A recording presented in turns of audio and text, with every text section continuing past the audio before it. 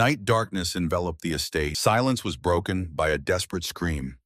The young man ran and called for his mother, not understanding what had happened here. His path was blocked by his father, who ordered in an icy tone to remove the son from here. The boy struggled in the hands of the guards, demanding explanations. The clan head ordered strictly to conceal the incident, and a tear rolled down the young man's cheek. The next words shocked him completely.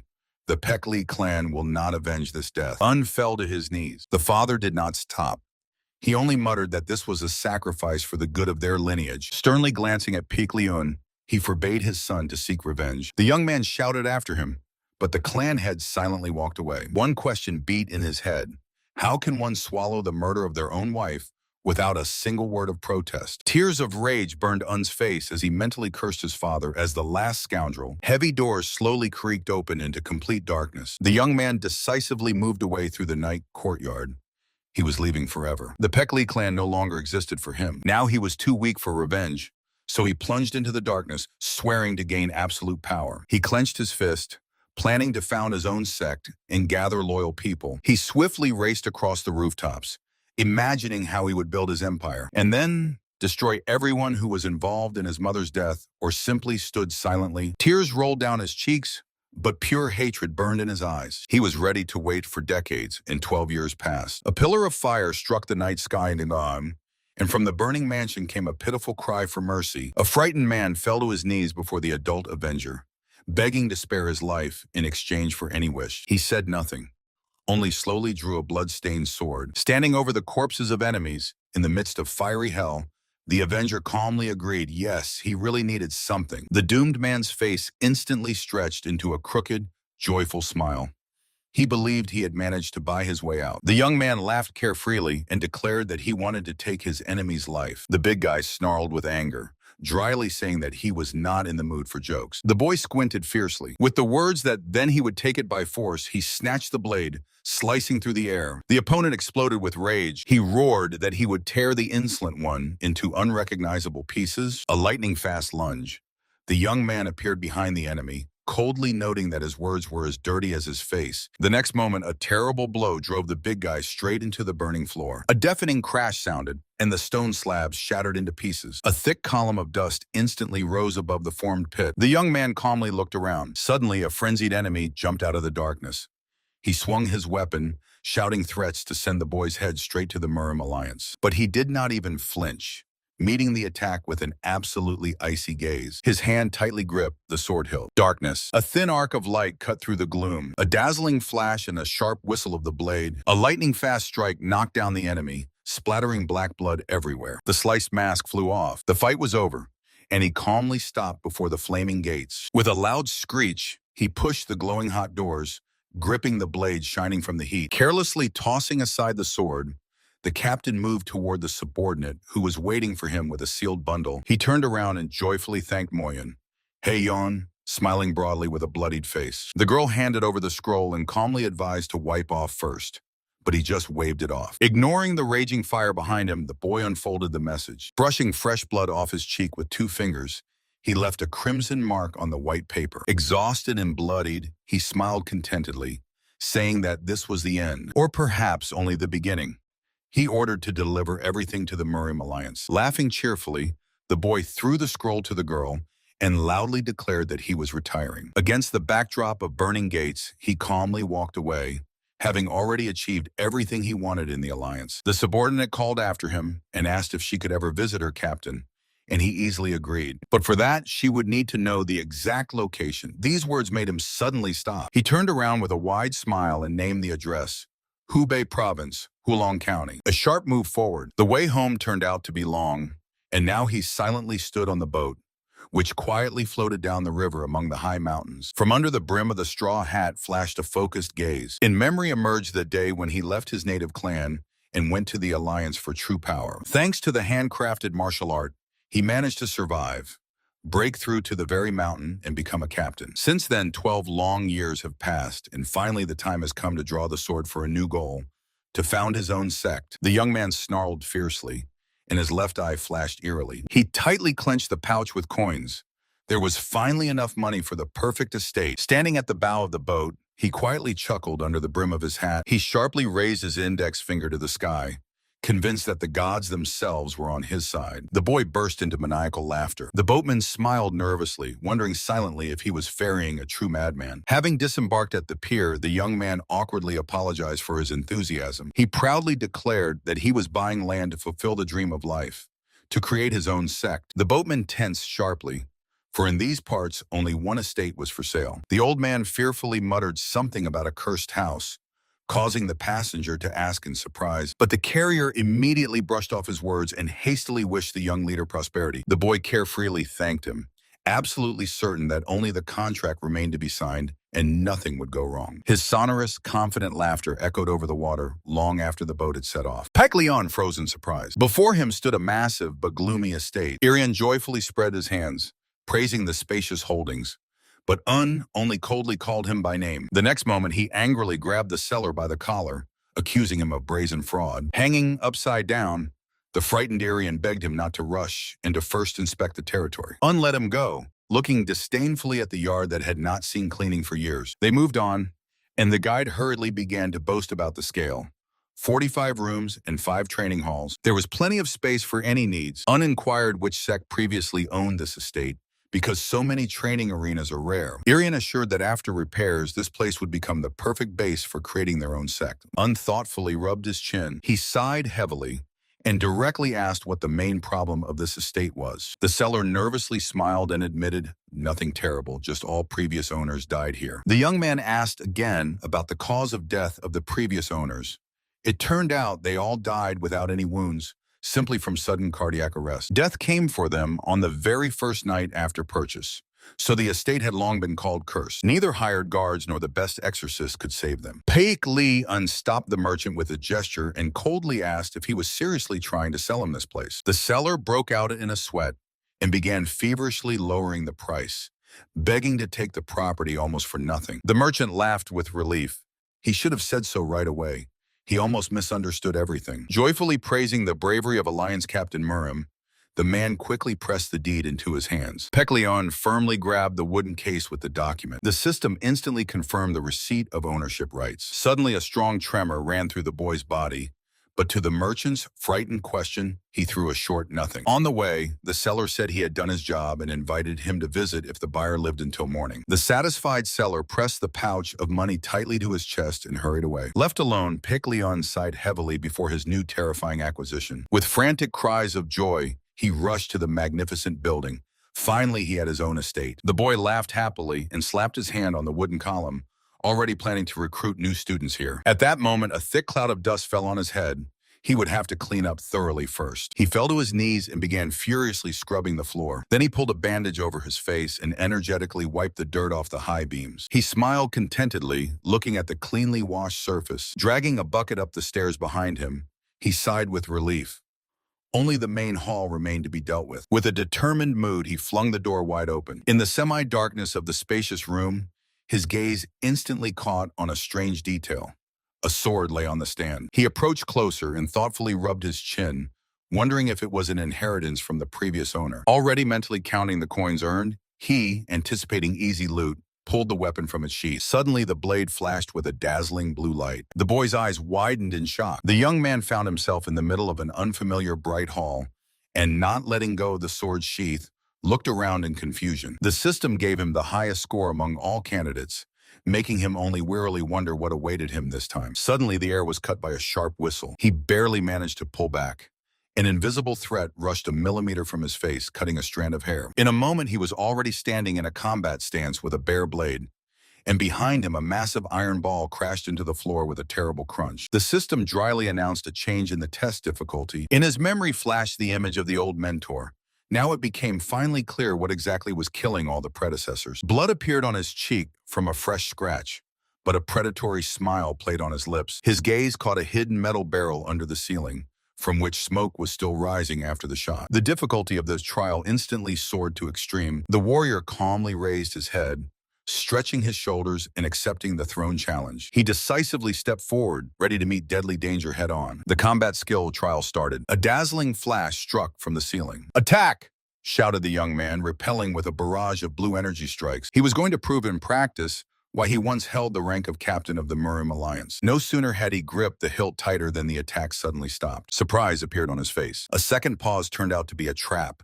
An invisible strike swept him off his feet and threw him across the entire hall. A hoarse cry burst from his chest. Forcing the sword into the floor, he halted and realized that the system had stopped because he had simply gone beyond its range. There was time to catch his breath, but the old blade began to crack and could fall apart at any moment. But suddenly, a new sword rose from the tiles. The local rules turned out to be not so strict after all. The young man picked up the whole weapon and confidently returned to a fighting stance. A plan quickly formed in his mind. If the mechanism couldn't reach him at this distance, it must have a blind spot.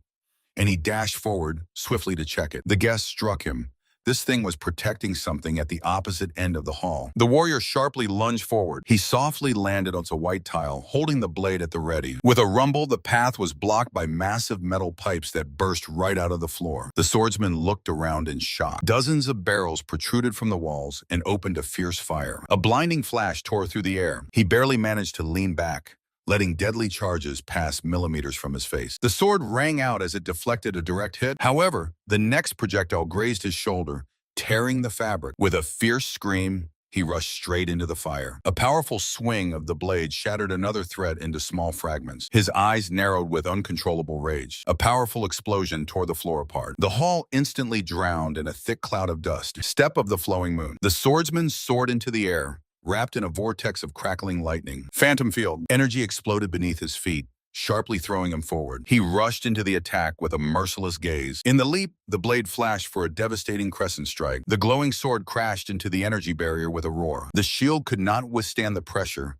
and was covered with deep cracks. In a moment, the defense shattered completely, and the opponent was thrown back. Shards of energy splashed in all directions like broken glass. The enemy heavily dropped to one knee and groaned hoarsely. He tensed sharply, expecting a blow as there were still dangerous steel bullets left in the hall. But he did not have time to react when the remnants of the blade in his hand simply crumbled into black dust. At that very moment, a notification about the completion of the test popped up before his eyes. The young man looked around puzzled, noticing that the manor just shattered in battle strangely began to look brand new. Collapsing weakly onto the floor, he finally exhaled, reading the system message about successfully passing the combat skill trial. The system generously rewarded the victor by unlocking all the manor's functions to the highest rank. Suddenly, a hum cut through the air, and right above him materialized an elegant sword wrapped in a bright blue aura. He raised his head in surprise, not fully believing that the system decided to hand the weapon directly into his hands. Confidently catching the shining hilt,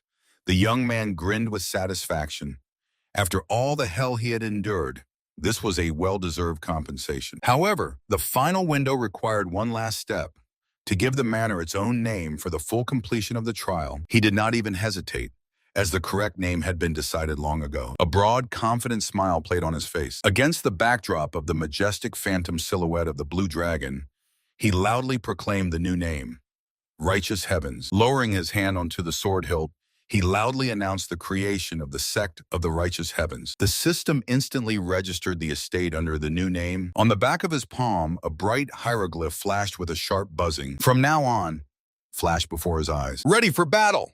The young man shouted into the void, demanding all local spirits to show themselves immediately. But instead of ghosts, the Sect system unexpectedly began to initialize before him. He froze in confusion. The silence of the corridor was broken by a loud scream calling for Irion. The door slammed open, letting in the enraged Pikliun. Irion calmly sat at the table with a brush in hand, kindly asking the guest about the previous night. Unrivcom grabbed him by the shoulders, shouting that someone had been watching him since yesterday. The young man frantically pointed at the blue system window, demanding an explanation of what this devilry was. Irion stared confusedly into the void and cautiously asked if the guest had hit his head. In despair, Un released the man and leaned on the table, threatening to take the estate back. Irion waved his hands fearfully, begging him not to do that. Having cooled down, the young man got down to business.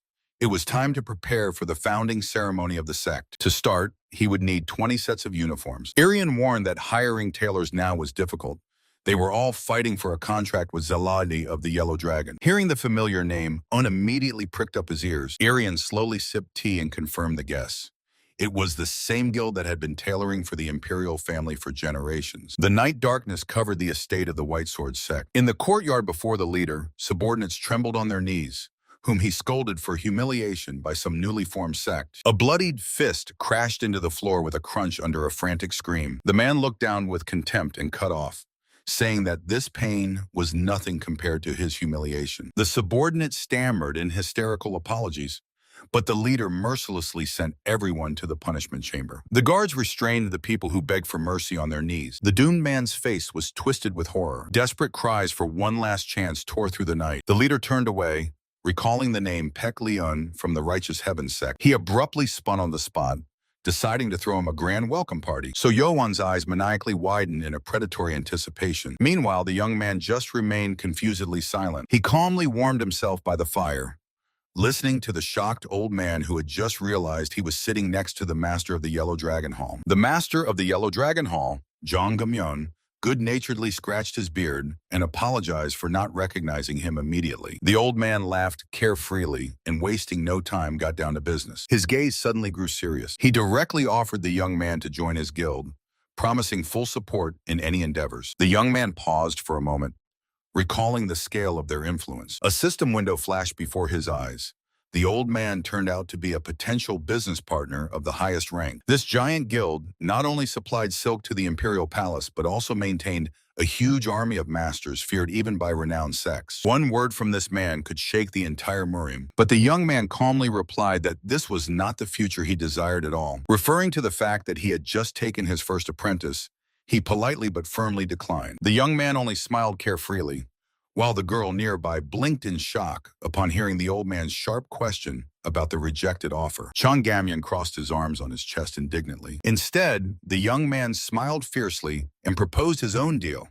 Instead of service, he would do business with him and bring unprecedented glory to the Yellow Dragon Hall. The old man flared up with a crimson aura, outraged that his kindness was met with arrogance. "You intend to grant us glory," he thundered. The youth did not flinch and calmly promised to create a sect equal to the strongest factions of all Marimaan within 10 years. He smiled relaxedly. The old man dismissed these words as absolute nonsense, since the youth's clan had not even undergone the founding ceremony. In response to the brief confirmation, a deafening laugh echoed from the hut. The master laughed so hard he was nearly breathless, openly enjoying such absurd audacity. Suddenly the laughter stopped. The old man sharply leaned forward and harshly cut in that the promised glory was not meant for him. The youth was unfazed and instantly asked to be introduced to the master's disciple. In the semi-darkness, the youth's face twisted into a predatory smile. His gaze darkened. He intended to personally negotiate the future of the Yellow Dragon Hall. The old man thoughtfully stroked his beard and agreed to send his ward to the guest sect. They froze in the half-darkness of the room. Now the fate of the entire deal entirely depended on the decision of the successor. The young man calmly held the gaze and put forward a counter-condition. He sternly warned, if the sect disappoints him even once, he will have to answer fully. In response, behind the elder's back, a golden aura of a dragon flared up with a roar. He snarled fiercely into his beard and assured that there was no need to worry about this. The young man smiled with satisfaction, releasing powerful energy of a blue tiger towards him. The demonstration of strength worked. The elder respectfully knelt, and the boy officially accepted the deal. Suddenly, the old man sharply turned around and shouted at the top of his lungs to bring the silk. Startling those present on the spot, a loud greeting shout sounded from outside. A squad in cloaks entered the yard, accompanying a loaded cart. The boy dreamily rubbed his chin, mentally calculating the cost of his new contract. In front of them, a huge stack of sparkling silk was unloaded, which the elder gave simply as a bonus for today's spectacle. The young man thanked for the gift, but anxiously glanced over the guard. These masters had come too close before he could sense them. A cold wind whistled over the night mountain peaks. The gray-haired man snarled fiercely. The stranger's arrogance only amused him, and he authoritatively called his subordinate. The driver of the horse-drawn carriage, racing through the darkness, instantly responded to the leader's call. The old man decided not to waste time and visit an old acquaintance. He ordered to drive straight to the Alliance of the Evil Path to drink with their leader. This idea brought a sincere, broad smile to his face. Dry leaves swirled against the backdrop of the high evening sky. Meanwhile, loud admiration echoed in the bright mountain estate. The young man in fresh black and blue robes spread his arms, sincerely rejoicing at the new acquisition. The garments of the righteous heavens instantly activated their properties, enhancing the dignity and charisma of the wearer. The boy spun around contentedly, testing the expensive silk, amid the loud applause of the little apprentice nearby. The girl smiled warmly, listening as he praised the incredible convenience of the cut. The system confirmed the flawless craftsmanship of the execution dryly but unequivocally. Suddenly, the young man's palm flashed with light. The unexpected offer to choose a reward made him freeze in confusion. A system window with 3 rare rewards flashed before him. The first 2 options looked wonderful, but his gaze caught on the last one. With a slight smile, he confidently touched the screen. The system reported the unlocking of exclusive traits. Now he could awaken the hidden talents of the students of his sect. Sokva blinked in surprise and pointed at herself with a finger, not understanding what she had to do with it. Her dossier unfolded before his eyes. The girl had powerful yin energy and a talent for martial arts, but her body was completely unaccustomed to exertion. Diligence and responsibility shone in the potential list, but the red warning dashed all plans. The student critically lacked internal energy. He clicked around the interface in confusion, trying to understand the reason for the blockage. The message about the necessity to first raise her rank made him frown in displeasure at such injustice. Quickly accepting the rules, he joyfully announced to the puzzled girl that they would immediately begin training. Sova gasped, barely believing that he was really going to teach her how to fight. She looked uncertainly at her palms. The fear of failure battled with gratitude towards the master who believed in her. The boy glanced at his palm. A doubt flashed through him whether he would ruin everything, but the decision was made. He smiled confidently. Stretching his fingers, he pushed hesitation aside for later. Now the main thing was to make a fighter out of her. The girl was practically glowing with impatience, clenching her fists in anticipation of the first real lesson. And at the command, she obediently froze in a wide rider's stance. Her shoulders dropped in disappointment. She had hoped to learn cool techniques, not just stand in place. The mentor leaned on a wooden sword and dryly explained that with her weak body, endurance needed to be improved first. To the timid question about the time, he cut off unflinchingly, exactly 1 hour. The student asked in shock, but the sect leader only barked cheerfully to start. The girl turned pale, losing the power of speech from such a verdict. A little later, she still asked uncertainly if she had any chance at all to master martial arts. The mentor immediately dispelled these fears. She was born with a rare inclination to yin energy, which naturally accumulates in the body. A dense blue aura flared between her palms. There was plenty of power in it. She just needed to learn how to form the dantian. He firmly decided not to let go of the girl with the absolute yin body.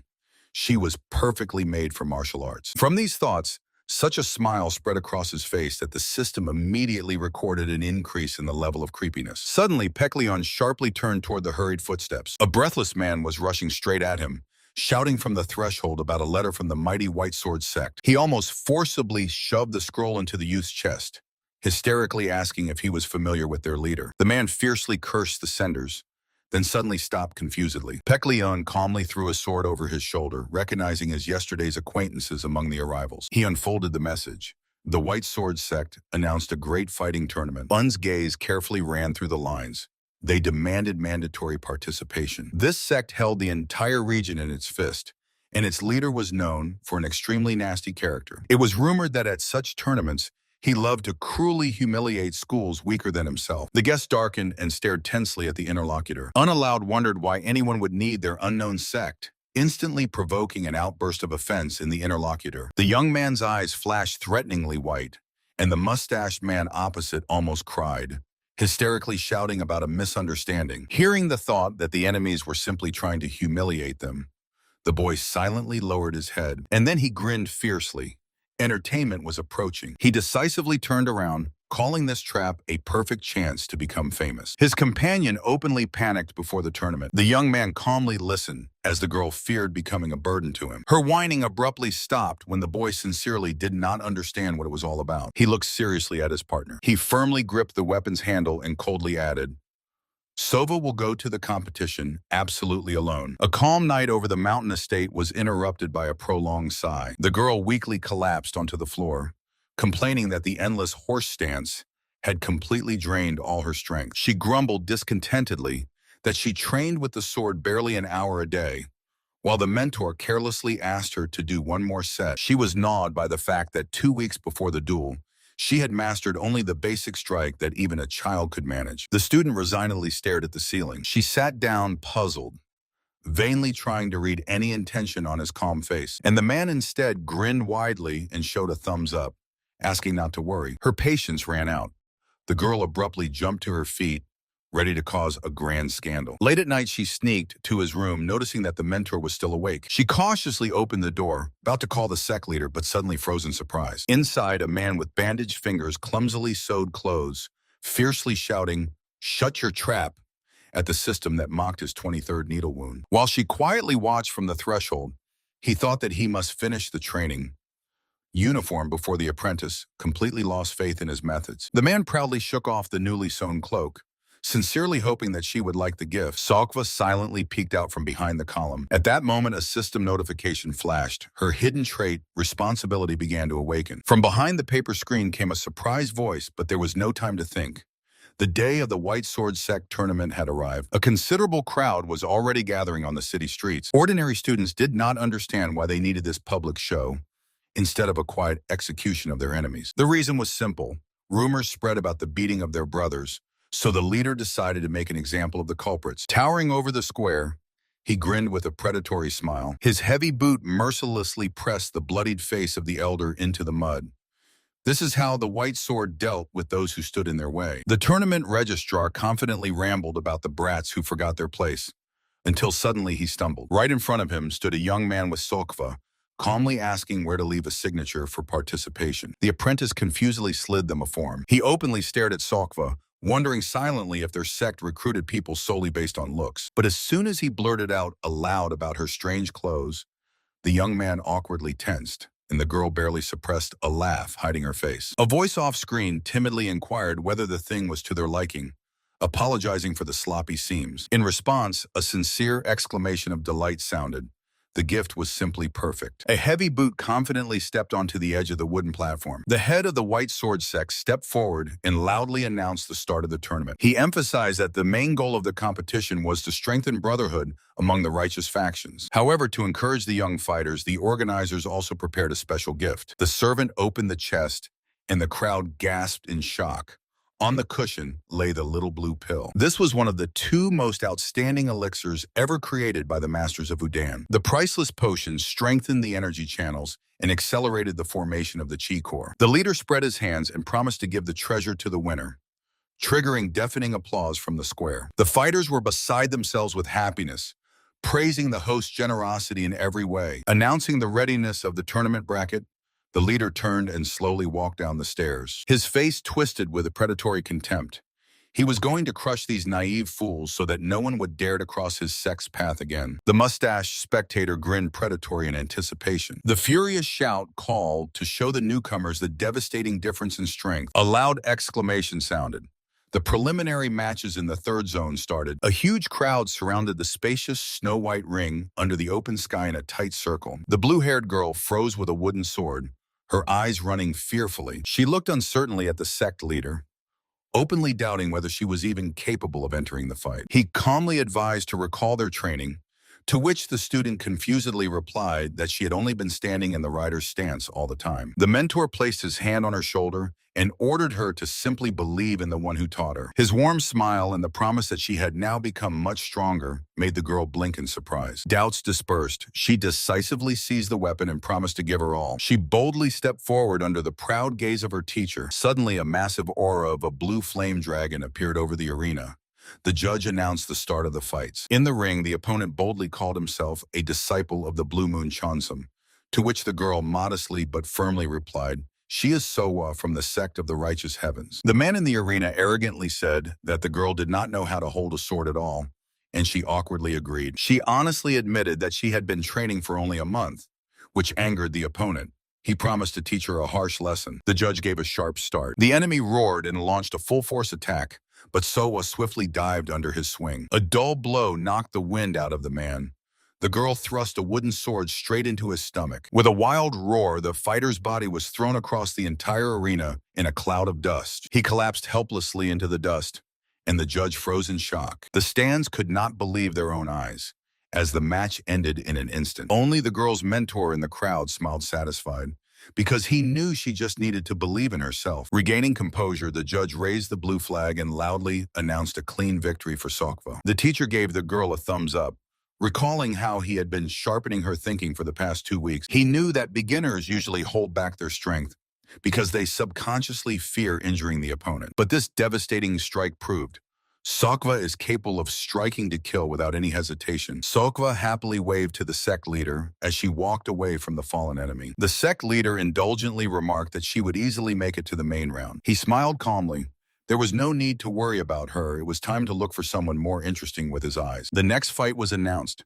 Jingguan from the White Sword Sect entered the arena. He instantly jumped at the opponent, swinging heavily to strike. The sword sliced through the air with a whistle. The wooden blade harshly struck the opponent right in the face. The young man, knocked off his feet, immediately admitted defeat. But Jingguan did not even think of stopping.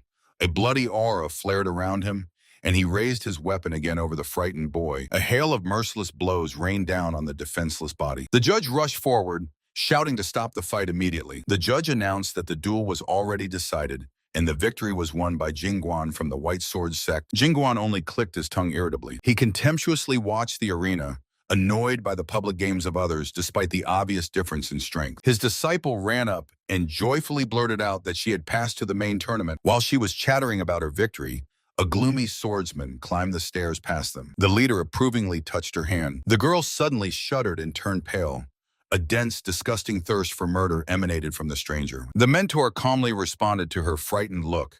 This very type would be her next opponent. Suddenly, a foreign voice sounded with greetings. It was Soyeon, the leader of the White Sword Sect in person. The old man falsely apologized for the former rudeness of his subordinates and immediately received cold advice to better train them. Instead of a reply, Soyeon loomed over the girl with condescending praise. He painfully squeezed her shoulder and with a smile declared that she was finished in the next fight, but she could save herself by coming under his wing. The leader gently but firmly intercepted the old man's hand and mockingly thanked him, adding that the White Sword disciples weren't so bad either. A vein bulged on Soyeon's temple.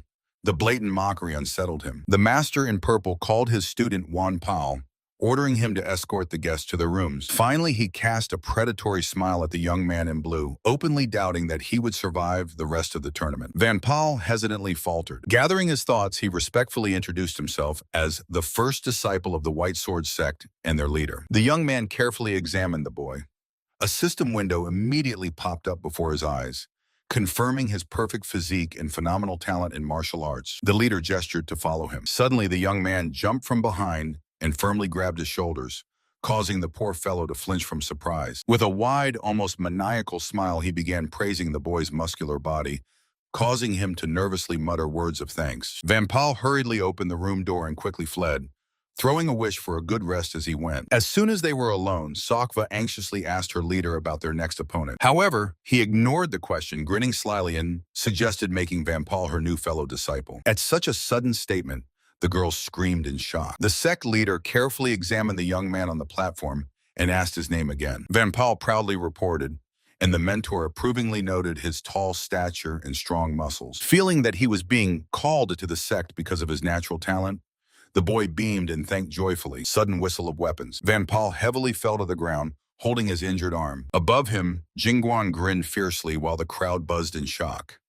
The boy had just defeated an opponent 3 years his senior. Pressed to the ground, Van Paul pitifully retreated and begged to stop, reminding that it was only training. The sect leader coldly looked away and dryly admitted his mistake. He turned away from the beaten boy, disdainfully remarking on his inner weakness. The final verdict sounded like thunder.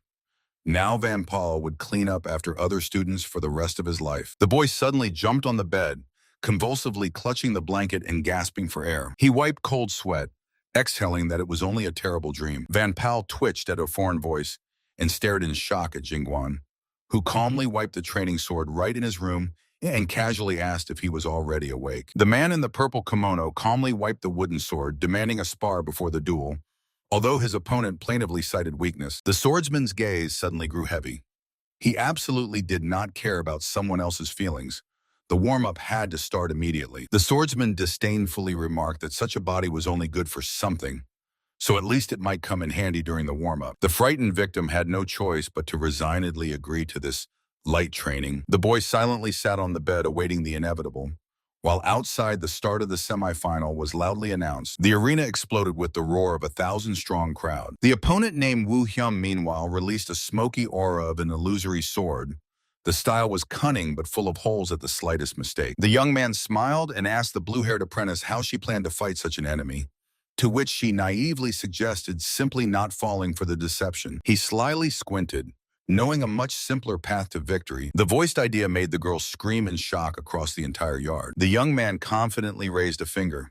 This tactic will definitely crush Woo Hyum. Only trust in him remained. The girl joyfully exclaimed her agreement, firmly gripping her weapon. Arian approached the sect leader, noting with surprise that the semi-final had come so quickly. Woosun sincerely congratulated his comrade, impressed by the progress he had made with the girl in just 1 month. He only asked in surprise what the congratulations were for. He grinned boldly and declared that he would accept them only after her victory in tomorrow's final, causing Woosun to freeze in shock. On the arena, 2 fighters took their positions, and words were spoken that luck alone could not carry her forward forever. The opponent leaned indulgently on his sword, reminding that the entire crowd was waiting exclusively for her defeat. The girl rang out a denial, for the sect leader firmly believes in her. The man burst out laughing, calling them both crazy. The signal to fight sounded. The girl instantly sprang from her place with a cry of victory. Wooden swords clashed with a crash, and the opponent acknowledged her bravery. He grinned fiercely. The next second, the man delivered a powerful sweeping strike,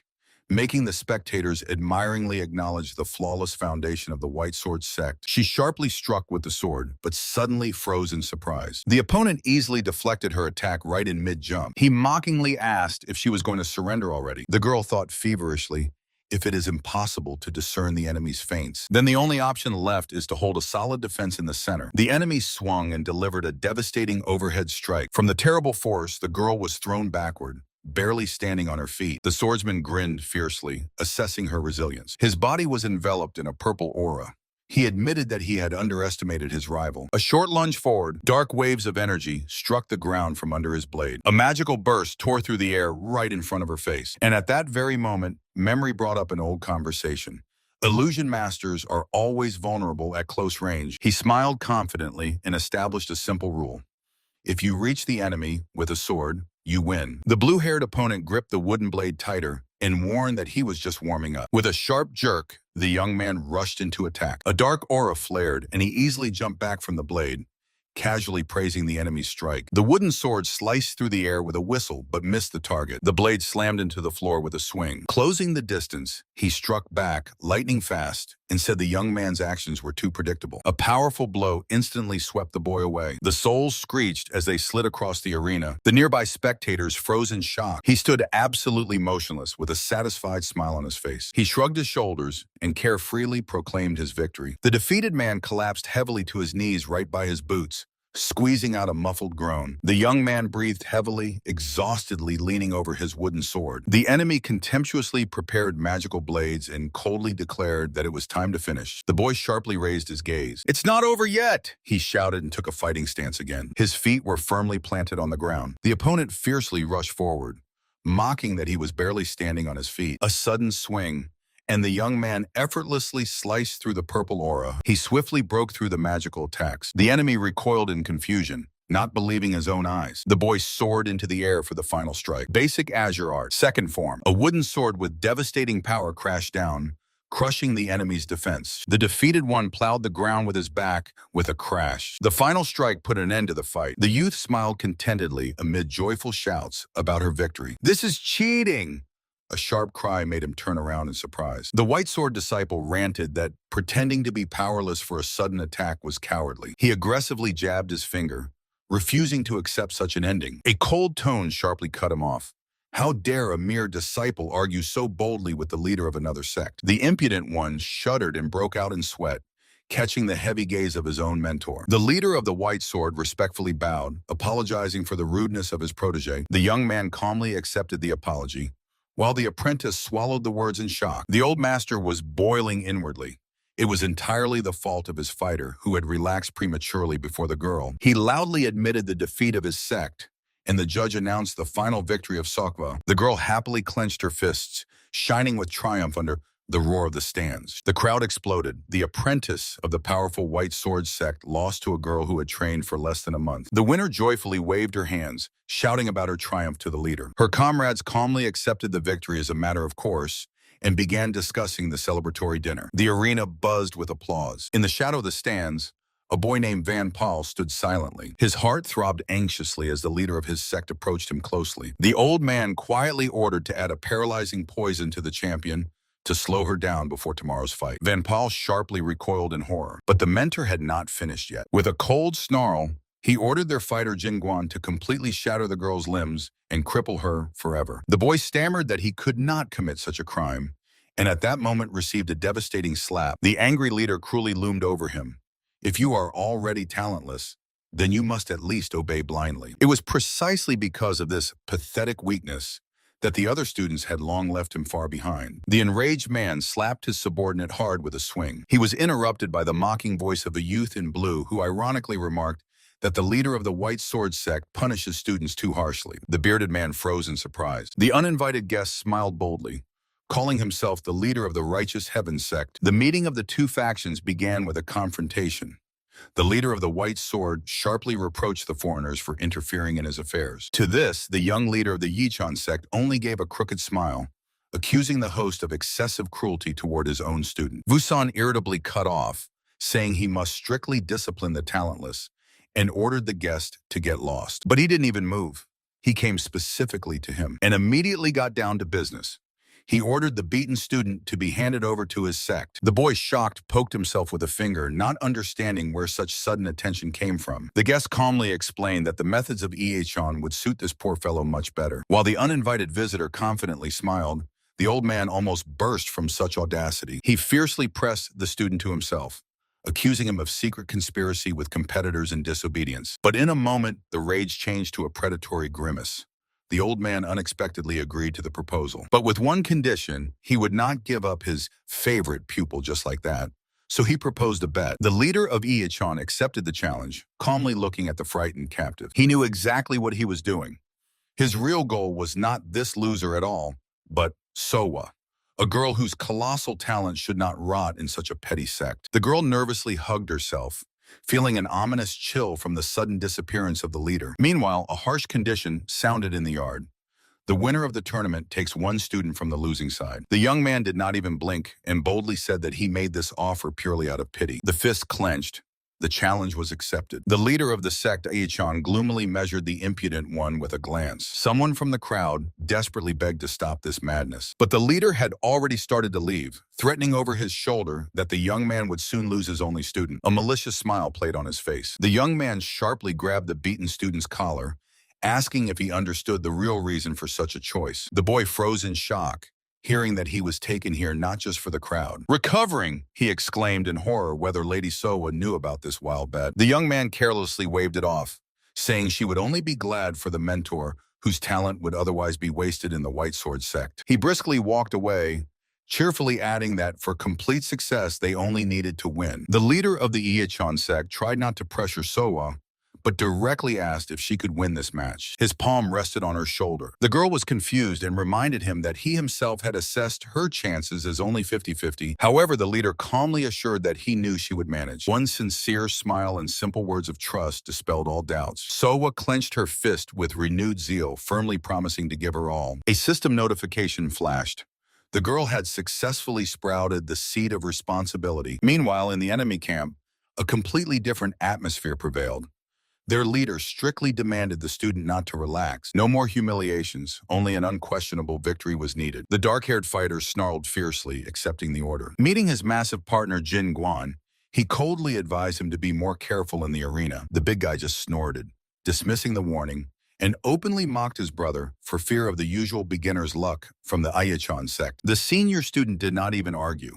A dull, sinister smile played on his face. He promised to crush the last crumbs of their hope with his own hands. The judge called both finalists to the arena. Snatching the blade, the man arrogantly declared that the girl's luck had ended here. The girl cold-bloodedly replied that only the duel itself would determine the stronger. The judge gave the start. The enemy smiled predatory, expecting only attempts to avoid direct combat from the weak opponent. But she suddenly rushed into a frontal attack. The wooden sword crashed with a bang into the held blade. From the blow, the man was dragged backward along the ground. His face was distorted by shock. The opponent's energy turned out to be many times more powerful than he had calculated. The girl continued the pressure, fully understanding that the enemy had underestimated her. She confidently seized the initiative. The blades clashed with a loud clang, and the man mockingly said that she had the body of extreme yin. The girl sharply closed the distance at his words about her innate gift of accumulating energy. With an icy gaze, she charged into battle again. She had only one chance, a high jump, took her right above the opponent's head, but he snarled fiercely and met her attack with a hard block from below. The recoil forced a hoarse groan from her. The girl was thrown back,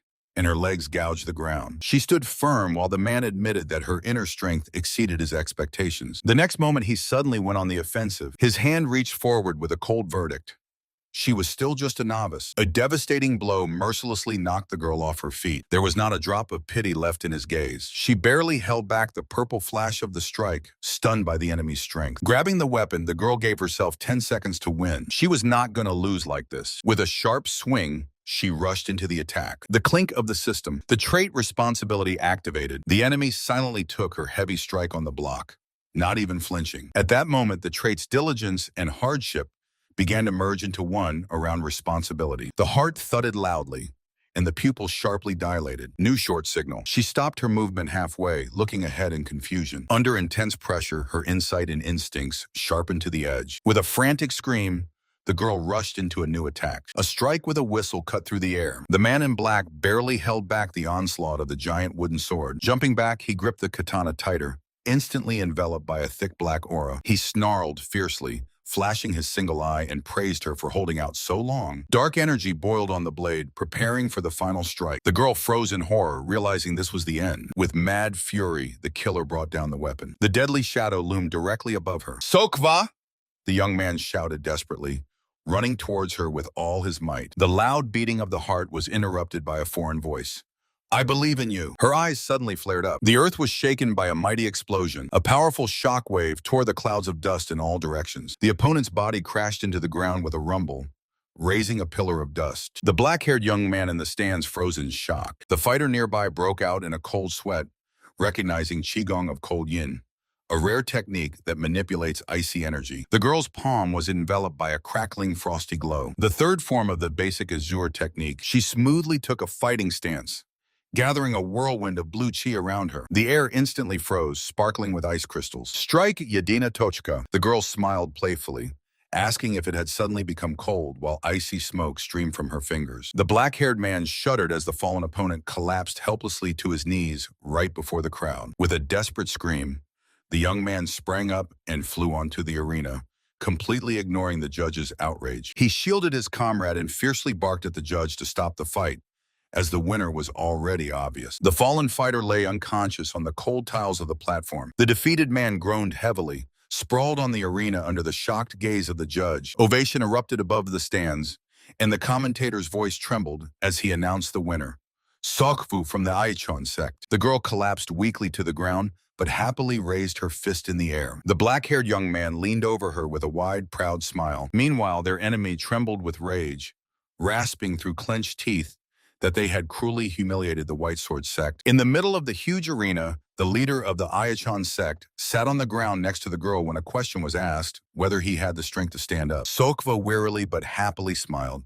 She kept her promise. The young man only looked at her warmly. He carefully lifted the girl to her feet and ordered to accept the ovation. The leader sharply threw her hand up, and the judge's voice sounded over the arena. The judge solemnly announced the winner of the Peckham tournament. Sokva was officially declared the winner of the Peckham tournament. The girl shone, drowning in the cheers of the 1,000-strong crowd. Suddenly, the young man stepped forward and asked the audience for a moment of attention. He bowed his head and loudly declared that exactly 1 month later, the official opening of their sect would take place. With a confident smile, the leader invited the entire audience present to become their guests. In the crowd, 2 men whispered in surprise that the White Sword sect had lost to some newcomers who had not even held the founding ceremony yet. Meanwhile, in the crowd, one of the elders almost burst with rage. This impudent fellow cunningly used someone else's tournament as free advertising for his own ceremony. The leader of the Peckham sect snapped with rage. It turned out that the opponent had hidden yin-cold qigong equipment. Accusing him of a brazen trick, he snatched a hidden weapon from under his coat. Someone's hand sharply grabbed his wrist. It was Wang Pao. He tried to stop the leader, urging him to keep his dignity. The old man did not want to listen, roaring that traitors must be executed on the spot. A flash of violet energy. A dark-haired youth flew between them and took the blow himself. From under the blade, he looked coldly at the attacker.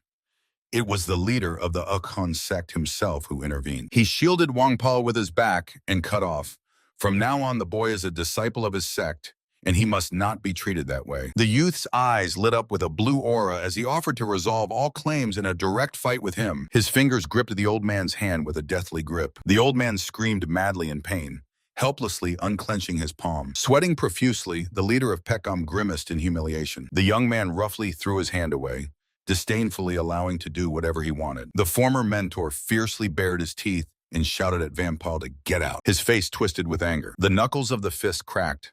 The old man swore to avenge the humiliation, and meanwhile the young leader of Ichon asked the exile if he was still clinging to the past. The boy confusedly lowered his eyes, admitting that he was afraid to start everything from scratch without a drop of talent. The leader confidently placed his hand on his shoulder, calling him a wonderful warrior. He assured that the boy would definitely prove it. Darkness, memory stabbed with painful recollections.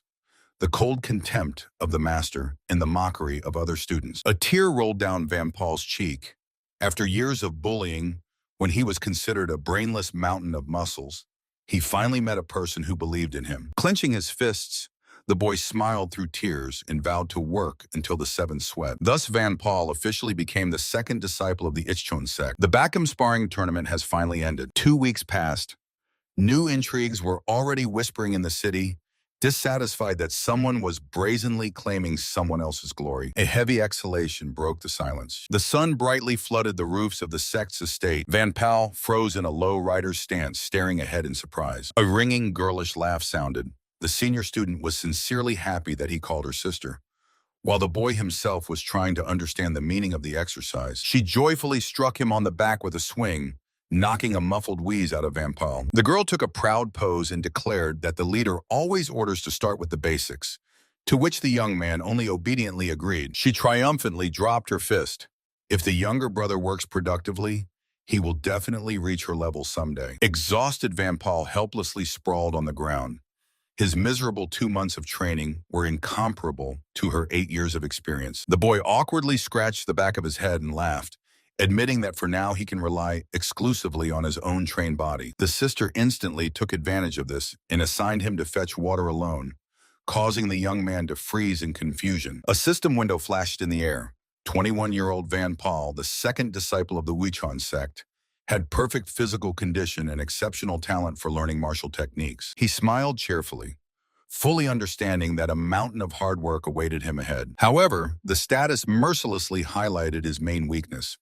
Due to critically low sensitivity, he gathered Kai energy too slowly, and only spiritual concentration could compensate for this. A blue system window hovered before his eyes. Unique character traits were still inaccessible. He looked at the courtyard where the disciples were training, finally confirming his own suspicions. Vanpal playfully lifted the boy onto his back.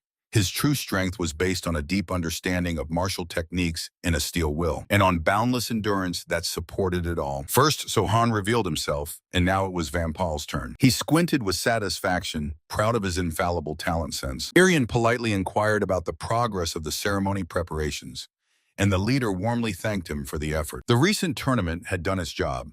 Now they were receiving a whole mountain of letters from those wishing to attend the ceremony. The mustached assistant happily handed him one of the green scrolls, but his tone suddenly changed.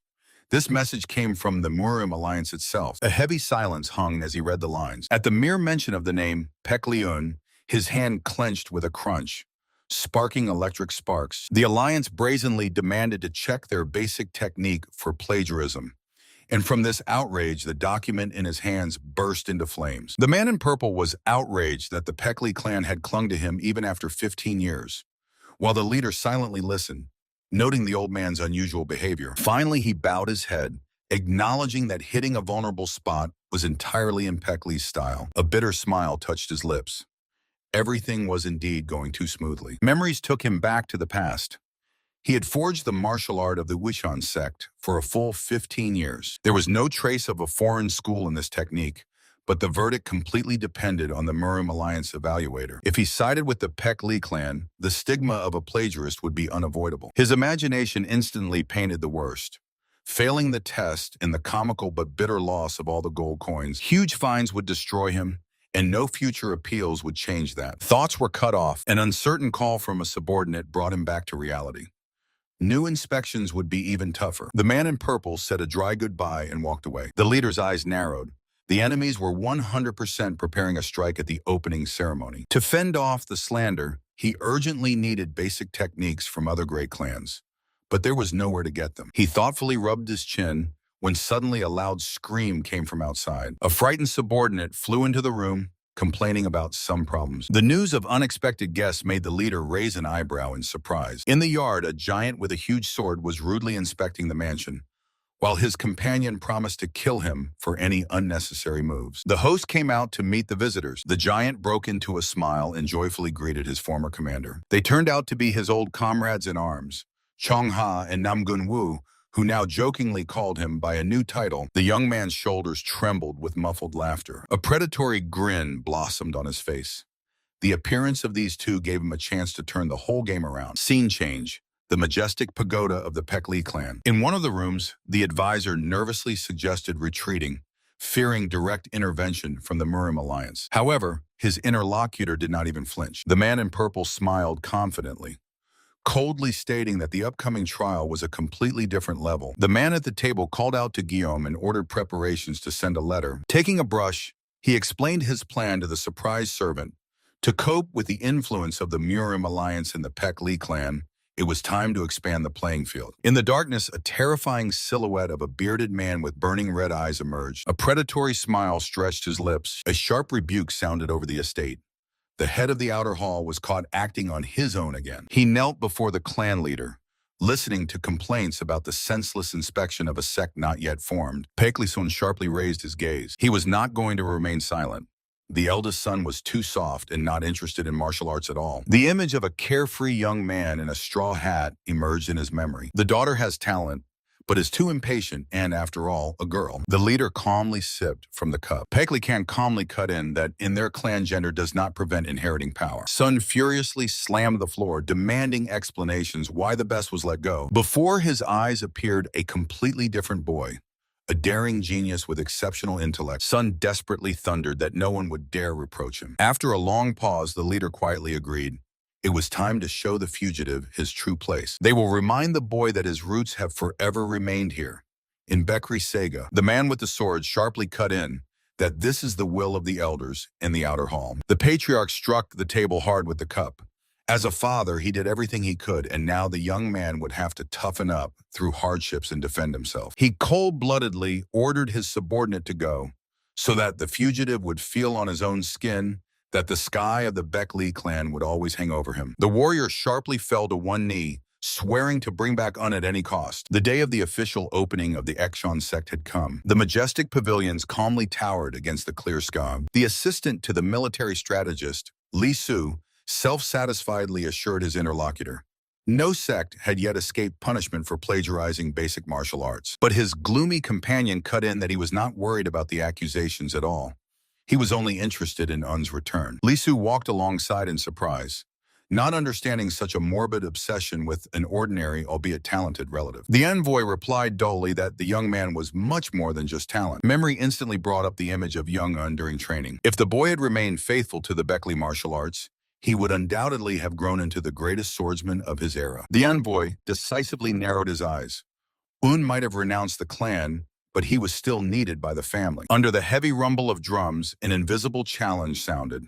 How Pek Lee Un will respond to the call of his blood before the huge crowd. The guards tensed when they heard the sharp order to open the gates. The massive leaves cracked open to the sides. Pek Lee Un calmly moved into the courtyard directly towards the hundreds of people. Suddenly, a system window popped up before his eyes, with a warning about accelerated pulse and advice to breathe deeply. The young man only smiled fiercely and mentally ordered it to be silent. In an instant, he swiftly soared high above the square, swinging a long halberd. With a shout of "Heavenly Gates!" he struck the weapon down with all his might. The blow to the ground generated a colossal shockwave right in the middle of the courtyard. The first rows of spectators were instantly swept away by a hurricane wind. Experienced martial arts masters froze in absolute shock. When the dust settled, Pek Lee Un stood with a proud smile, firmly gripping the shaft of a giant flag with a dragon. He cold-bloodedly thanked everyone for their presence and loudly proclaimed himself the new leader of the ActionToon Sect. A young man with a white flag stepped into the center of the arena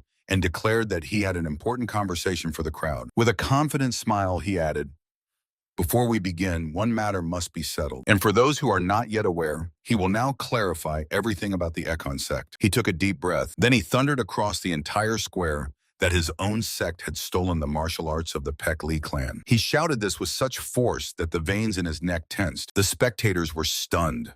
One of the men shouted in shock, not understanding why he would confess such a thing at his own inauguration. A confused whisper spread through the stands. The scarred stranger in a hood grinned fiercely. The events were taking an unexpected turn. The stern master nearby smugly decided that the Ekon leader had simply surrendered without a fight. However, someone in the crowd mentally objected. From the outside, this performance looked completely different. An unknown man drilled with his gaze at a lonely figure with a flag, wondering what he really intended. And on himself at that moment only smiled slyly. Suddenly, a loud call rang out over the square for the Alliance investigative group to step forward. The young man in blue confidently stepped into the arena, causing the crowd to stir with surprise. He calmly greeted the leader Un, whose face instantly darkened. A whisper ran through the crowd. The spectators recognized the sword of Changwol, the best master of the Pek Lee family. Unirritably demanded explanations, but the guest coldly replied that his plan was very simple. With a defiant smile, the swordsman announced that he would undergo a plagiarism test right now, publicly, in front of everyone. Un became angry, since usually such matters were handled behind closed doors after thorough investigation. A bearded elder nearby fiercely shouted that the results were strictly forbidden to be disclosed before the final verdict. Trying to maintain control, unreminded that the Alliance had gathered them exclusively for peaceful mediation, the leader hissed maliciously, cutting off that this was not the place to accuse the Ochkon sect. However, Changwol did not back down and directly pointed to the hundreds of witnesses from the small clans around. With one sharp step, he seized the initiative. The Alliance must not appear biased, so from now on he personally takes control of the situation. The young man jumped forward with a wooden sword and boldly asked the crowd if he could begin. Receiving a dry permission, he prepared to demonstrate the blue art, one of their basic techniques. A lunge forward, and he froze in stance, raising a whirlwind of pure energy. It was a reworked and deepened version of the old style. With a deafening whistle, the blade cut through the air, leaving a dazzling white trail behind. A powerful wave of force spread through the courtyard, striking directly at the spectators. The gray-haired elder squinted, recalling old rumors. This style was openly accused of plagiarizing the martial arts of the Pek Lee clan. The swordsman smoothly withdrew the weapon, and another master confirmed. The movements indeed rely on the principle of heaven, earth, and man. The elders crossed their arms, thoughtfully acknowledging the truth of these words. The boy sharply caught the sword while the judge's conversation continued. A new accusation sounded. The style also brazenly imitates the techniques of the Namgun family. Hearing this, the youth smiled fiercely and cast a superior glance over his shoulder at the elders. He carefully examined his wooden weapon, preparing to deliver his own verdict. A loud accusation rang out. 23 basic techniques of Yokon turned out to be copies of foreign martial arts. Silence fell. The old man even fell to the ground from fright, hysterically shouting that it was complete nonsense. The youth calmly looked at him and asked what exactly seemed so absurd to him. The old man stammered and began to justify himself, saying that there was no one from other sects here, so plagiarism could not be proven to anyone. Suddenly, someone's hand rose in the air with the words, "Here it is." The elder turned around stunned. Through the crowd, roughly pushing people aside, came a strong warrior, instantly recognized as the little ghost from the Namgun clan. On the other hand, the girl waved her hand joyfully, announcing the arrival of the Udan sect. The crowd buzzed in shock, not understanding why the Udan elite and the Qingha dojo suddenly appeared here instead of Changchande. The warrior Namgun lazily scratched his head and said that they were just on a mission nearby and decided to drop by the inauguration. Then he sharply swung his giant blade, slicing through the air, and firmly stated, "Their techniques are really the same." He explained that the infinite art of his clan works on the same principle of heaven, earth, and man. The girl handed the masters a wooden box. The Udan clan also gave their consent. Inside, letters from other sects confirming plagiarism in Ekon's books. She threw back the lid, revealing a thick stack of evidence. The techniques of the Bakley Sega clan turned out to be just as cobbled together from others' moves. Her eyes gleamed with a predatory excitement. The bearded master read the lines, refusing to believe his eyes. He threw the paper to the man on the ground. It was precisely such coincidences of forms that their enemy used to make accusations. He turned pale, realizing The Commission of the Great Alliance is simply fabricating pretexts. The official conclusion about plagiarism trembled in his hands. The papers flew to pieces under the furious shout about the brazen fool. The dark-haired young man met this hysteria with a cold, superior smile. The bearded man snarled with rage, growling only one name: Beck Lee Woon. The air was torn by a sudden jerk. He froze in shock, not understanding how he managed to check every detail. The swordsman behind tensed. Could it be that the basic technique was really sent by ordinary letters? The young man only smiled calmly, cutting off having already said everything necessary. He shifted his gaze to the gloomy figure in the shadow. Now it was Lord Changwol's turn to answer. The boy confidently stated that admitting plagiarism would involve 23 sects here, and the uncle would never dare to take such a risk. At these words, the opponent's hands trembled slightly. He muttered hoarsely, "Is that all he is capable of?" Fingers clenched the weapon's hilt until it cracked. Lord Changwol's face darkened with rage, and an unmistakable threat flashed in his eyes. A sharp rumble sounded. One of Changwol's fighters suddenly sprang from his place. The heavy blade sliced through the air with a whistle. The frenzied warrior unleashed a devastating blow on the young man with a fierce scream. The girl shouted to the lord in panic. The young man parried the heavy sword strike and shouted for him to stay away. A predatory smile flickered on his face. He coldly cut off, saying it was only his personal matter. The lord fiercely objected. The young man is true blood of the Peck Lee clan and his future support. The heavy blade fell on the boy, along with the question of whether he still clings to the past. The young man dodged and retorted that in fact it was the lord who was holding on to him. A deafening clatter of metal. The lord pressed harder, demanding to know if the boy still held a grudge against them. The man bitterly admitted their clan turned out to be worthless, since it could neither protect the young man's mother nor avenge her. From their new clash, a shockwave tore through the ground. The blade flashed again. The lord thundered that he would not allow the young man to bring ruin upon the Peck Lee clan. A beastly roar tore through the air. The man poured all his fury into a devastating attack. He sharply tensed his arm, preparing to strike. Blue lightning flashed in his eyes, and his gaze became icy. With one powerful jerk, he brought his weapon down. A blinding explosion of white energy tore through the space. A heavy blade with a devastating roar cut into the ground. Fragments of the arena flew into the air from the powerful shockwave. The opponent was thrown back, wheezing with effort, breaking with his own sword. When the dust settled a little, the man firmly stated that he was not going to renounce his native blood. The young man replied, "He does not hide past anger, but has long since let go of most of the insults." He calmly lowered his weapon. The interlocutor could not stand it and shouted, "Why then does he not return?" The face of the sect leader twisted with tension. He believed he had to become stronger on his own. But the young man cut in. He was no longer the person who once left the Peck Lee clan with a scandal. The bearded warrior heavily leaned on his massive sword and asked how much longer the young man could hold out. He calmly stood opposite, assuring that he was ready to withstand any pressure from the main family on their sect. The boy smiled confidently, adding that he would handle everything as easily as he did today. The uncle's eyes suddenly widened. A short pause hung in the air. Suddenly, a resonant cry broke the silence over the pavilion. With the exclamation, "Uncle!" the young man sprang up, launching a swift attack with a wooden sword. A lightning-fast swing. The boy winked happily, asking if the opponent managed to see this move. He proudly declared that he finally managed to take one of the uncle's direct strikes. In response, a thunderous laugh sounded. The senior warrior cheerfully suggested catching another strike, causing Un to cry out for mercy in panic. The boy barely managed to raise a block before he was simply swept away by a dull wall of dust. When the dust settled, the uncle again dropped to one knee, silently looking at the aftermath of his sparring. In the voice of the rightful head of the Iechon sect, the young man addressed the uncle. They froze on their knees opposite each other, leaning on their bare swords. He firmly stated that their techniques were not stolen, and he himself does not renounce the blood of the Peck Lee clan. Confident, bold smile. The boy only asked to wait a little, promising to reveal the whole truth one day. The old warrior grunted with satisfaction. Those present on the side screamed in horror at the sudden movement. Peck Lee Sung abruptly stood up, threw his giant blade over his shoulder, and loudly proclaimed all his regalia in the name of the bright moon. He stepped forward like a formidable mountain, shielding his nephew from the group of accusers with his back. The young man calmly stood up after him. With the power of his unquestionable authority, the uncle cut off.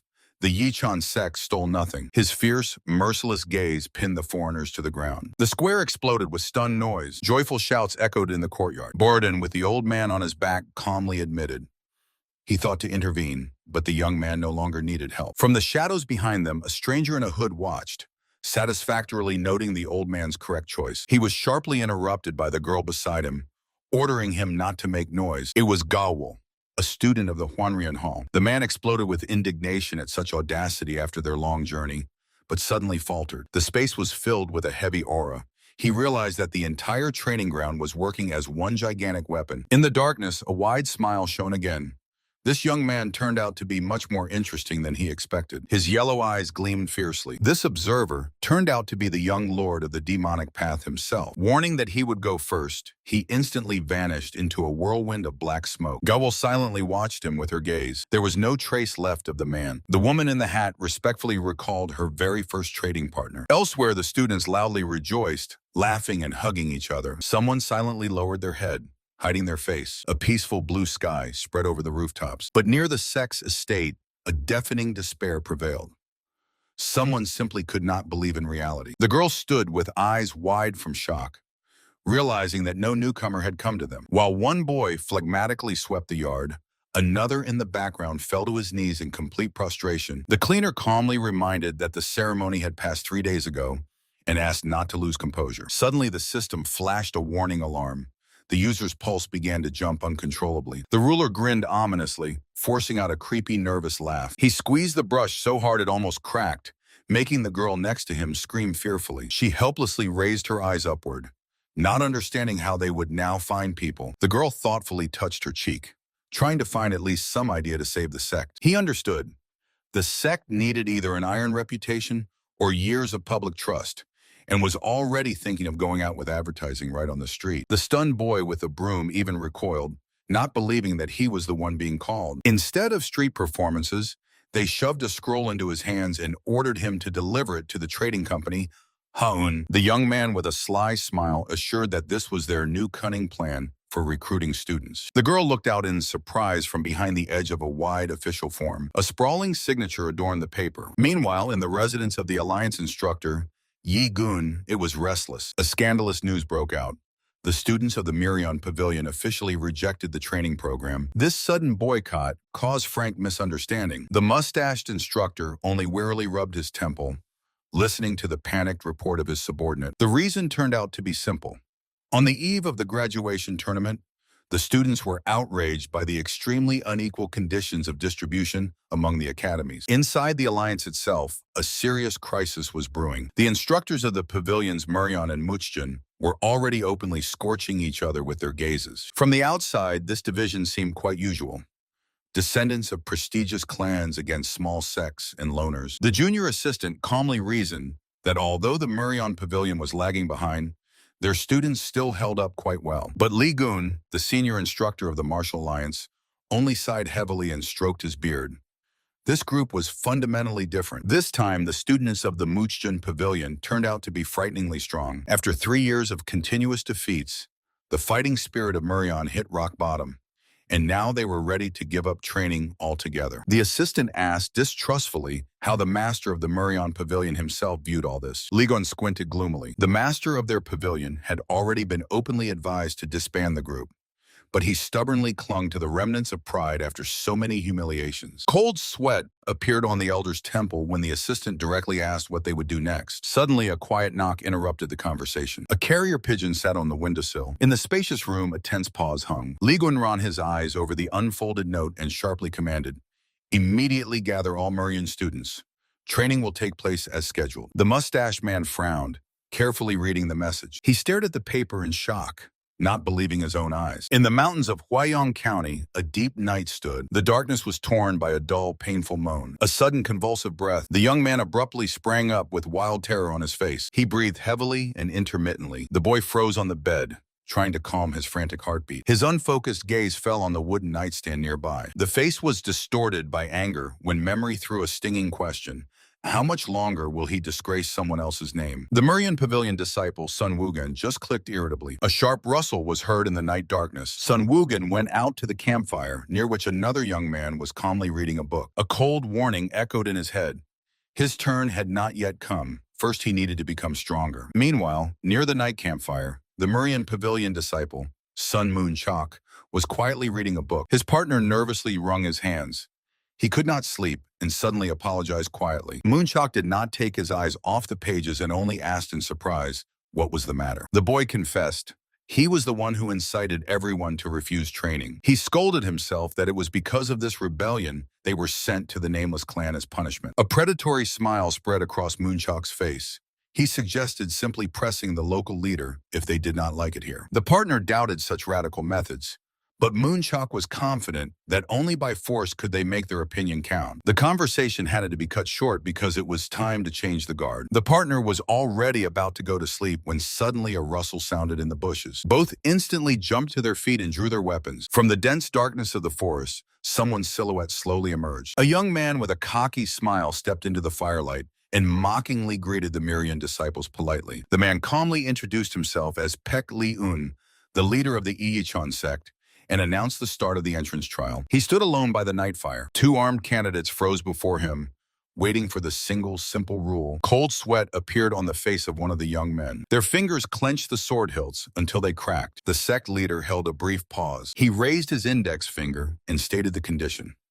It is enough for at least one of them to cross the sect's gate for the trial to be considered passed. At that very moment, the youth from the pavilion, Mirian, bared his teeth and fiercely shouted the order to prepare for battle. The foot sharply pushed off the ground. The sweep of the wooden sword, a lightning-fast lunge, the Mirian apprentice, in a jump, unleashed a furious strike on the sect leader, but Pek Li-un easily blocked the attack with his blade. The air trembled from the dull sound of a heavy clash. His eyes widened in horror. He suddenly choked, spitting out saliva. The night forest was torn by a frenzied scream. Sun Wu Gang! The man in white fell to his knees, convulsively clutching his chest, while above him stood a dark-haired youth with a sword. The cold blade gleamed ominously. The youth's gaze flared with icy blue. He smiled slyly and calmly said he would let the enemy go, if he, of course, manages to escape unharmed. Rumors about the Mirian Hall have already reached the outskirts of Mount Udan. Two students were carrying things along the forest path and were eagerly discussing the new training camp, some newly formed sect that no one had heard of before. The girl walking ahead cut them off coldly. She didn't care about those rumors. The boys behind just confidently snorted. Probably the Alliance of Martial Arts is trying to maintain balance, and some nameless master awaits them. She gloomily continued walking, convinced that everywhere was the same. Before her eyes, that cursed day flashed again, a silhouette in the light and a quiet "forgive me." Then her brother handed her a bracelet with a red bead and walked away, ignoring her pleas. He simply ran out the door into the blinding light, and the little crying girl by the abandoned bracelet swore to find out at any cost why he betrayed their clan. Returning to reality, Pek Li-san gripped her weapon tighter and firmly promised herself never to lose again. At that moment, from the thicket, a stranger flew out with a predatory glare and a raised blade. A deafening clatter of metal rang out. Sparks flew from the hard block. The attacker playfully dodged the spear strike in response and mockingly praised their counterattack. The wounded son, Wuhan, barely stood on his feet, while those nearby anxiously called out if he was still intact. The leader sharply grabbed the opponent by the collar, demanding to know his name. He shouted that his name was So Moonchok and asked in shock if before him was really the head of the Iyichan sect. The young man clenched the weapon shaft until his knuckles turned white, not understanding why they had attacked them then. The leader only smiled confidently. He called it his method of training, since first he had to understand who he would be working with. So Moonchok's gaze tensed when the master reminded his own condition. Everyone who reaches the sect automatically passes the entrance test. With a sharp lunge, So Moonchok rushed to attack with the spear, asking what then awaits those who fail. The leader easily parried the attack, coldly noting that weaklings who cannot handle such a simple trial, there is no point in sending them to the martial arts tournament. He soared into the air, unleashing a storm of lightning-fast strikes on the boy, and added that until the end of all the matches. So Moonchok was thrown back with pain, while the leader mercilessly promised to tie all the losers hand and foot and throw them into the warehouse. His blade relentlessly went into a decisive attack, leaving the students without a single chance to fight. "Wait!" So Moonchok shouted in panic, breaking out in a cold sweat before the inevitable blow. The loud whistle of the blade tore through the night air. Sun Wuhan, with one sweeping strike, repelled the attack of three opponents at once. The enemy snarled fiercely, and in his eyes reflected on the steel, hatred flared. He loudly shouted Wuhan's name. The trio again surrounded him, confidently declaring that victory here would automatically ensure them passing the entrance exam. Wuhan only smiled indulgently and cold-bloodedly invited them to attack. Two fighters instantly rushed into the attack. He calmly intercepted the weapon, mockingly calling their move a wise decision. A hard block, and the attacker froze, stunned, staring at the obstacle. A powerful counterstrike immediately knocked the enemy off his feet, tearing a hoarse scream from him. Yuhan slyly sneered, saying outright that such tactics might work on someone else, but not on him. The last swordsman never struck. He completely froze, covered in cold sweat from terror. It was all over. Yuhan exhaled heavily, standing over three fallen bodies. He aimed his weapon at the trembling enemy and contemptuously asked where all his famed confidence had suddenly vanished. Dan Rion rushed forward swiftly. The younger boy slipped right under his arm, dryly saying, "All right." Rion instantly grabbed him, recalling the name, Sun Wuhan. He noticed that despite all the zeal, the boy was holding himself too tensely. Sun Wuhan broke free and sharply jumped back into the thicket. At that very moment, the air behind Rion was cut by a heavy swing. Someone's fierce scream called Dan Rion. One of the witnesses froze in shock, staring at the shattered trunks. Rion calmly glanced over his shoulder, mentally noting the name, So Munchak. The new enemy furiously struck at him with his staff. Rion cold-bloodedly analyzed the attacker, guessing that he quickly assessed the situation and probably had considerable combat experience. He easily, without unnecessary movements, deflected a series of lightning-fast lunges, firmly blocking the next attack.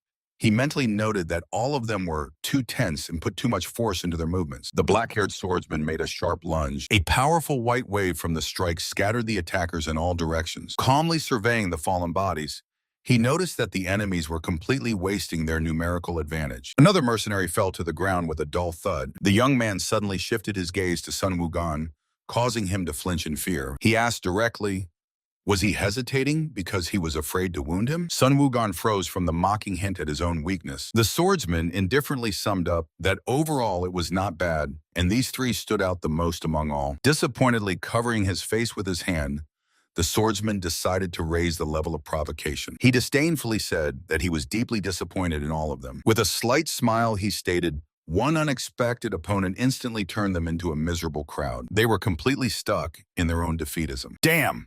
The enraged Sun Wugan grimaced helplessly. The senior warrior harshly grabbed Sun Wugan by the shoulder, ordering him to listen very carefully. He left the young man on defense, having seen through the enemy's bluff, who had already begun to adjust to their rhythm. Looking at the ominous silhouette of the opponent ahead, he added that together they could break through his defense. The plan was quick.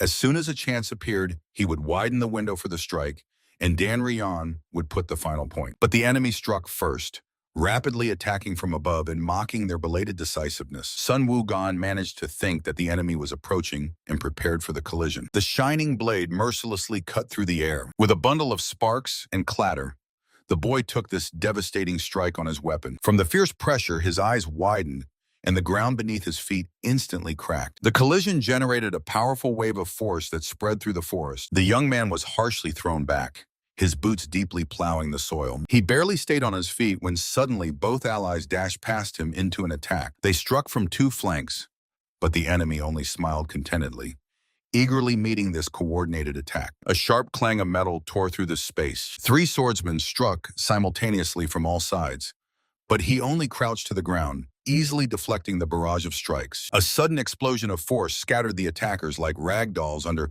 their own frantic screams. The wind died down, revealing his calm figure in the center of the whirlpool. Accepting defeat was impossible.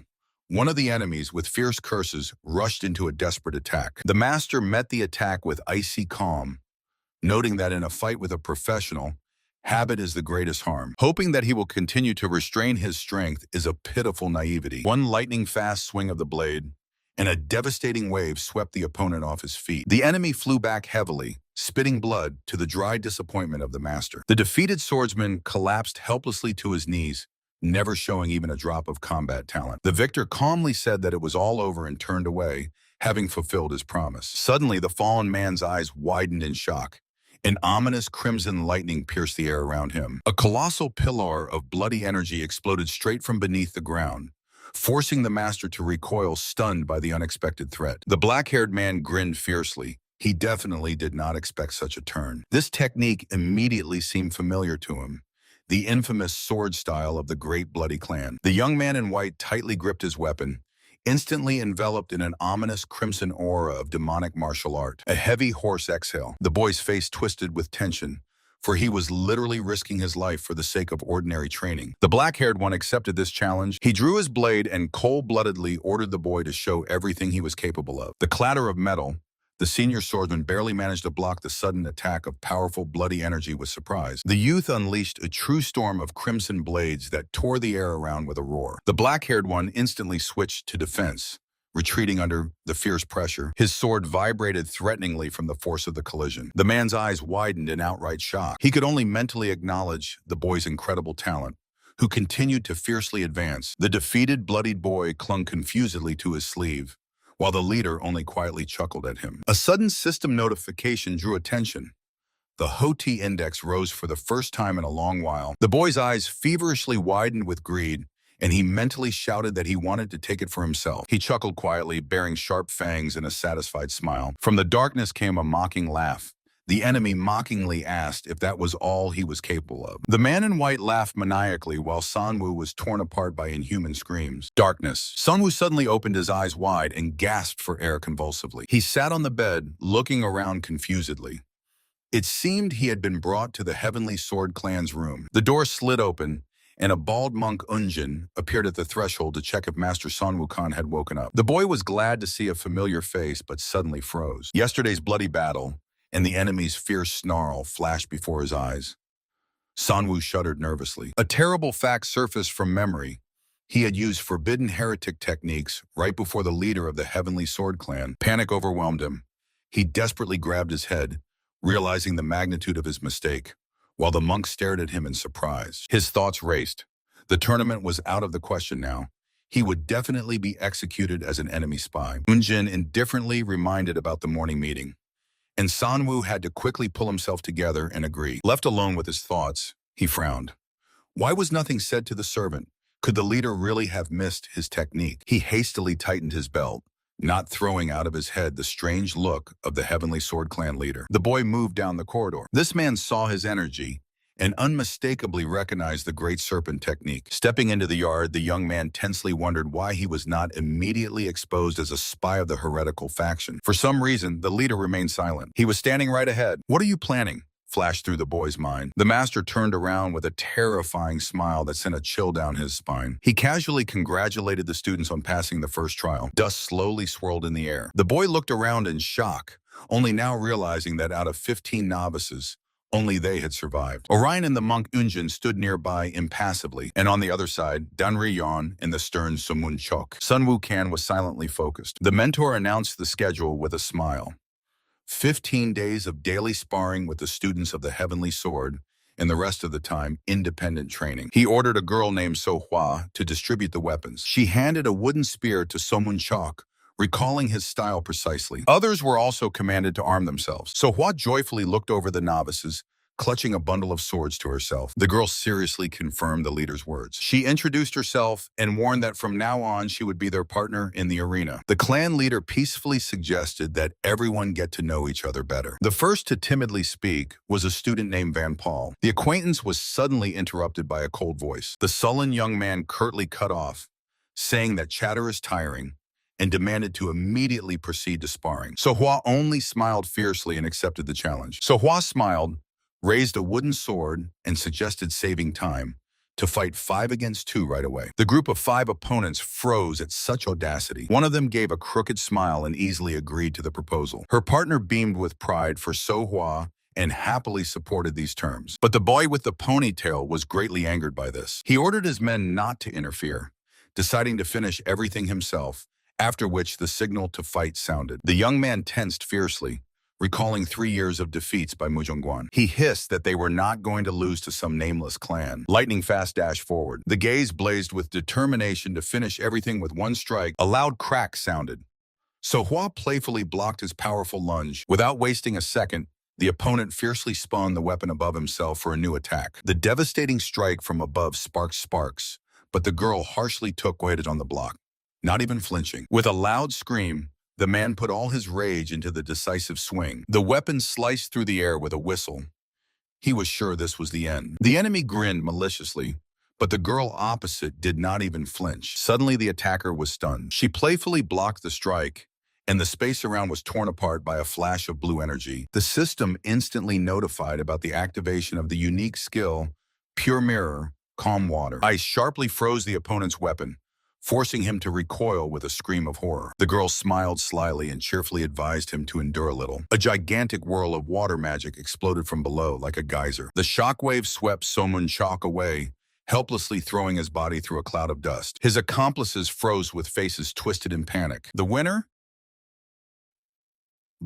wrapped in a glow, boldly suggested they not waste time and attack altogether. She smoothly brought her palms together, concentrating sparkling power for a new attack. Unjin groaned as she took a heavy blow from the bald monk, shouting that she was not just some leftover. The enemy was genuinely surprised by her strong stance and praised her for diligent training. The girl instantly blushed and muttered a confused thank you. But the monk did not let her breathe and rushed into a new attack, releasing blue energy from his hands. At that moment, Vampal jumped in front of Unjin and harshly took the blow with crossed arms. The bald man was sharply thrown backward. Vampal swiftly grabbed his wrist. With a broad smile, the boy declared that now it was his fight and swung for a strike. The fist crashed right into the enemy's head. The monk groaned dully, barely managing to raise the shaft of his weapon in defense. Vampal clenched his fist with a crunch. Suddenly, Unjin and another youth lunged forward simultaneously, acknowledging the strength of their opponents. The dark-haired boy shouted decisively that from now on, they would fight at full strength. The boy in blue swung his stick forcefully at the floor, causing two enemies to sharply jump back. They slid across the boards, barely keeping their footing. The youth continued pressing the attack, easily deflecting all their strikes. The black-haired swordsman cursed fiercely, cursing Mu Zhongguan. His blade flared with a bloody aura from the anger of having to deal with children from the nameless clan. A lightning-fast strike, and the red blade deeply cut through the chest of the boy in blue. His ally froze in shock. However, the wounded man ignored the pain and with a wild roar launched a counterattack. A powerful shockwave knocked the enemy girl off her feet. He put all his strength into a new swing, shouting the name Dunri Yon. A heavy club sliced through the air like a deadly whip. The black-haired man took the devastating blow and flew back with a dull groan. The fight ended. The young man aimed his weapon at the fallen enemy and coldly stated that now he was completely alone. The battle ended with a lightning-fast rush. Two opponents fell to the ground, dropping their weapons. So Hua extended her hand forward and calmly asked if they wanted to continue. The confused boy just looked at her in shock, unable to believe that their group of five was defeated so easily. All five collapsed to the ground exhausted. The teacher smiled contentedly. He finished them off with a simple fact.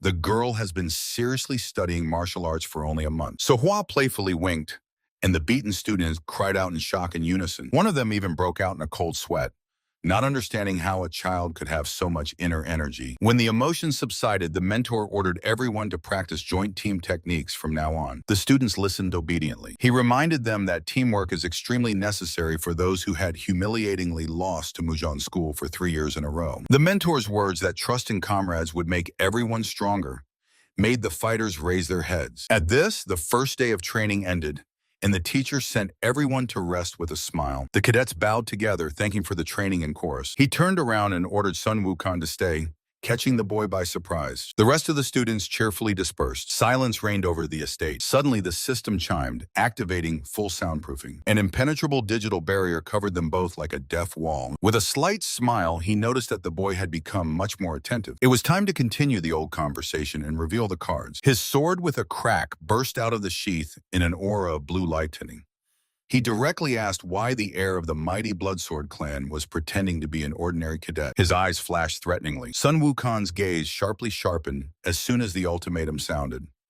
Either an honest answer or fatal consequences. The master in white clothing flared with blue energy and demanded an answer unequivocally. He pressed the young man with the question of why the true heir of the Bloodsword clan was hiding under the mask of an ordinary cadet. Sun Wukong turned pale with panic. His palms trembled treacherously on the hilt from the desperate thought of escape. With a deafening roar, he rushed to flee. But a calm voice behind instantly caught up with the fugitive. The master cut off all paths of retreat and harshly called him by his real name. The young man grimly clenched his teeth, drenched in cold sweat. A foreign question about why he was here painfully struck his tense nerves. And at that very moment, A message about the launch of the mysterious clan system suddenly flashed before his eyes. The memory harshly threw him back 5 years to his native clan. Then, still beaten and bloodied, he listened to accusations of a cruel reprisal against a weaker opponent. The massive figure of the patriarch against the backdrop of the Knight estate emotionlessly ordered him to rise from his knees. The clan leader fiercely glared at the young man,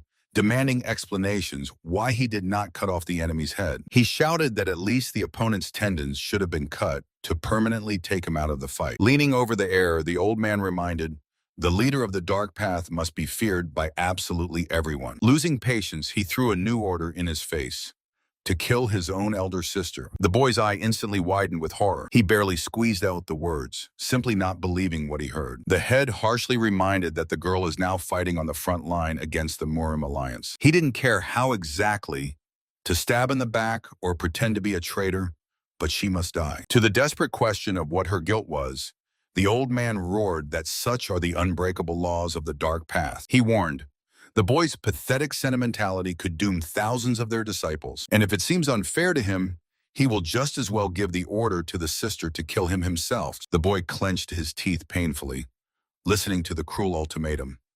If he tries to escape or commit suicide, the head will deal with the girl personally. Finally, the old man voiced his main goal. One day, the heir must kill him too, to finally lead the Bloodsword clan. The bearded master fiercely jabbed a finger. He threatened to slaughter all the boy's loved ones if he refused to kill him and his own elder sister. With a clatter driving the sword into the floor, he forced the apprentice to crouch to the ground and obediently squeeze out his consent. The young man promised to infiltrate the Murim alliance as a spy and kill the sister. However, his gaze burned with defiance. Turning around in flashes of crimson aura, he feverishly pondered how to buy some time. The plan was simple: break out of the master's sight and escape. Suddenly, a wild scream tore through his throat as his body exploded with red power. With a single leap, he jumped back with the sword drawn, leaving a bloody trail behind. His fingers clenched to the hilt with a crunch. The enemy only mockingly assessed this desperate frontal attack. The long-haired swordsman in white attire with a spirited smile rushed forward. He acknowledged the decision as correct and coldly demanded to see the boy's true skills in battle. Wrapped in a crimson aura, the boy launched an attack, demanding an explanation of what they intended to do to him. The opponent reminded that the boy came here to train and still would not be able to reveal his full strength with classical techniques. The opponent calmly replied that revealing true skills would greatly ease the boy's future fight against the training hall. With a powerful blue flash, he rushed forward and ordered to prove his worth. Their blades clashed. The boy grimaced painfully from the fierce pressure. He immediately understood that this level of power was incomparable to the entrance exam. One wrong decision, and he is dead. The boy sharply leaned back, miraculously dodging the deadly blade by a millimeter from his face. With a desperate roar, he unleashed all his fury, and his sword exploded with bloody fire. A powerful red strike with a terrible crash hit the enemy's weapon. The blades locked again in a fierce block. The opponent did not hide his surprise and admitted that this technique was much more effective than the boy's clumsy classical moves. The opponent smiled confidently and declared that the boy categorically does not fit the path of darkness. He snapped back, not understanding what the interlocutor was hinting at, saying that such a fight is not in his nature. The man swiftly closed the distance and delivered a crushing blow, saying that a killer's sword must be able to destroy everything in its path. In his memory, the angry cry of the elder about the true essence of the dark path echoed painfully. Holding his chest, the boy denied it, but the stranger immediately cut him off. There is hesitation in his sword. With a fierce swing, the youth rushed forward. The man playfully deflected the shining blade, stating that the boy lacks the thirst for killing. "What do you even know about me?" he exploded, putting all his rage into a new furious strike. The opponent again effortlessly blocked the attack. Doubts are useless to hide. A harsh blow to the face threw the youth backward.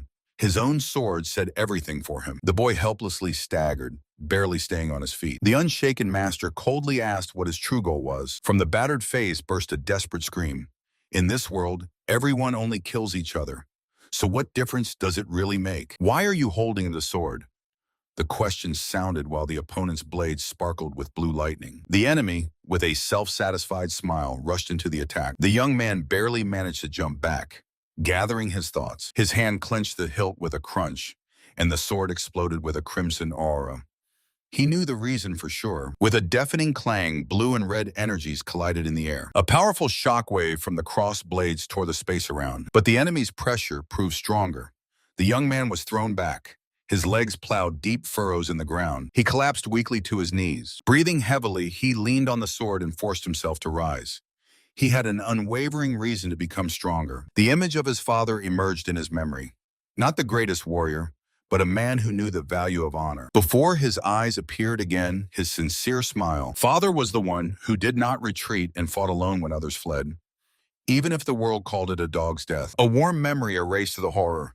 A giant enemy cleaver pierced Father's back right before the young son's eyes. He trembled with rage over the injustice, but he realized his complete helplessness. The young man clenched his fist, understanding one careless step, and he would die like a dog. Only one thing remained: to become stronger. With bloodshot eyes, he fiercely cut down enemies, forcing himself to endure until the end. But this blind obsession with power and the sword had its cruel price. Dead, bony hands lay on his shoulders. He transformed into the young master of the Bloodsword clan, losing the right to be called the son of Sun Wuyan. The man opposite calmly asked if he regretted his past. The exhausted boy quietly confessed on his knees that he did not know. A desperate cry burst from his chest. He just wanted to protect his father's honor, to prove to everyone that he died not as a miserable coward, but as a brave warrior. A warm childhood memory pierced the heart as the young man shouted desperately about his duty to carry on his legacy. But suddenly the flame went out, and he resignedly fell face down to the ground. Admitting that he had strayed from the path, he agreed to death or the Murim Alliance's judgment, begging only not to punish the other cadets. The beaten boy breathed heavily.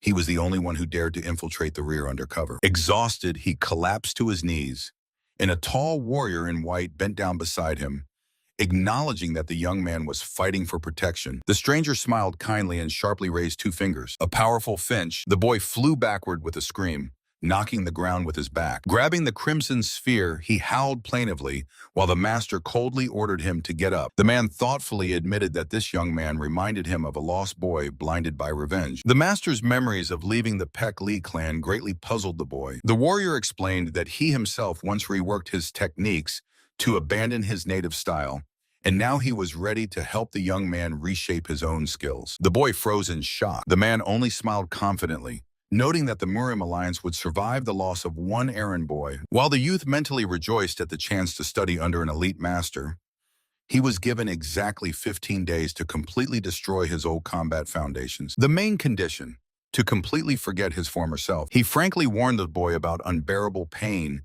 and asked if he was ready to fully trust him. The boy quietly uttered one question: would this really make him stronger? The youth smiled confidently, for this was exactly his task. Meanwhile, in the inner sanctuary of the Murim Alliance, the leadership marveled at the exceptional talents of this year's newcomers. Watching the courtyard from the balcony, the gray-haired master confirmed that the best mentors were already competing for these students. Suddenly, he was stunned by sharp news. The leader of the hostile Sato Alliance proposed a bet on the upcoming tournament. The legendary Holy Sword Wijihak bet on the victory of their training hall in exchange for a small favor. In case of his defeat, this bloody monster promised to stop any attacks in territorial expansions for a whole year. The elders immediately suspected a trap and an attempt by the enemy to brazenly flaunt their gift of foresight. But there was no choice, as a respite from attacks would give them the much-needed time to regroup their forces. The gray-haired old man sharply furrowed his brows and decided to raise the stakes. To guarantee victory, he appointed the clan Udan's absolute prodigy as the new instructor. And this first sword master named Chongryu was already confidently walking down the corridor past bowed students. The white-haired man squinted fiercely, and a confident smile flashed across his face. The name Pek Li-un from the training hall caught his attention.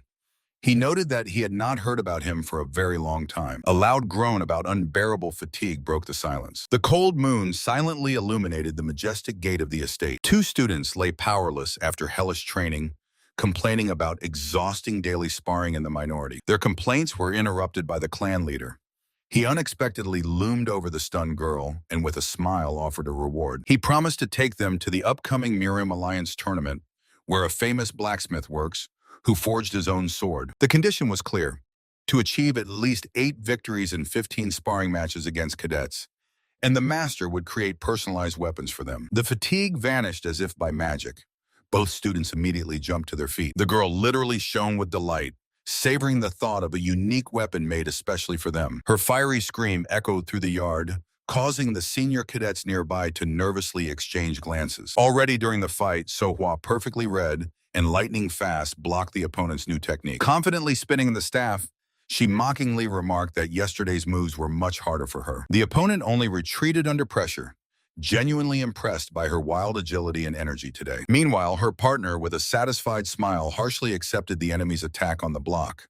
Now they had real iron motivation. Leaning on the wooden staff, the student directly asked if the clan leader only showed leniency to his favorites. He scratched the back of his head in confusion while behind him, another young man dragged a tightly bound cadet. Realizing who had been brought in, the commander burst out shouting, "Was it really so hard to follow the order and just do nothing?" The prisoner was thrown under a stone boulder, but he desperately resisted.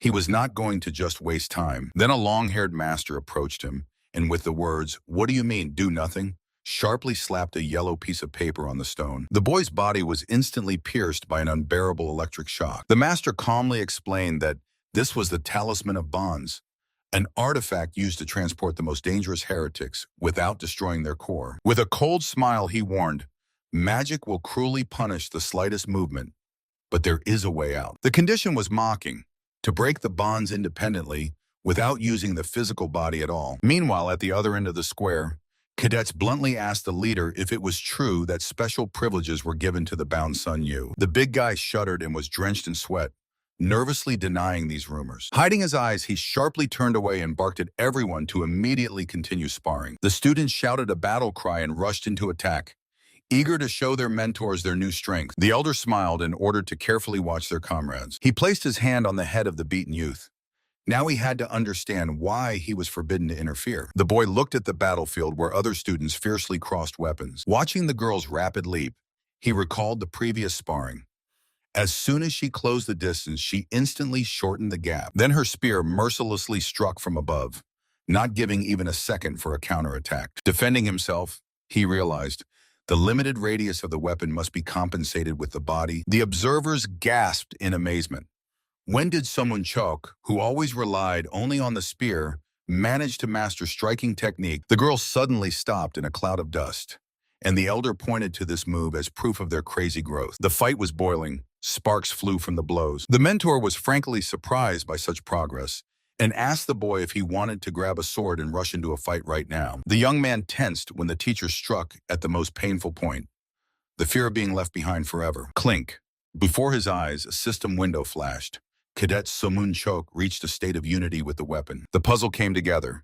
Striking with the tip, he finally understood that he would turn his own body into a spear. Somun Chok forcefully brought down the wooden sword, slicing through the air. The bound young man desperately struggled in the bonds, breaking into a scream. He did not want to be the only one just sitting. The mentor's voice cut off.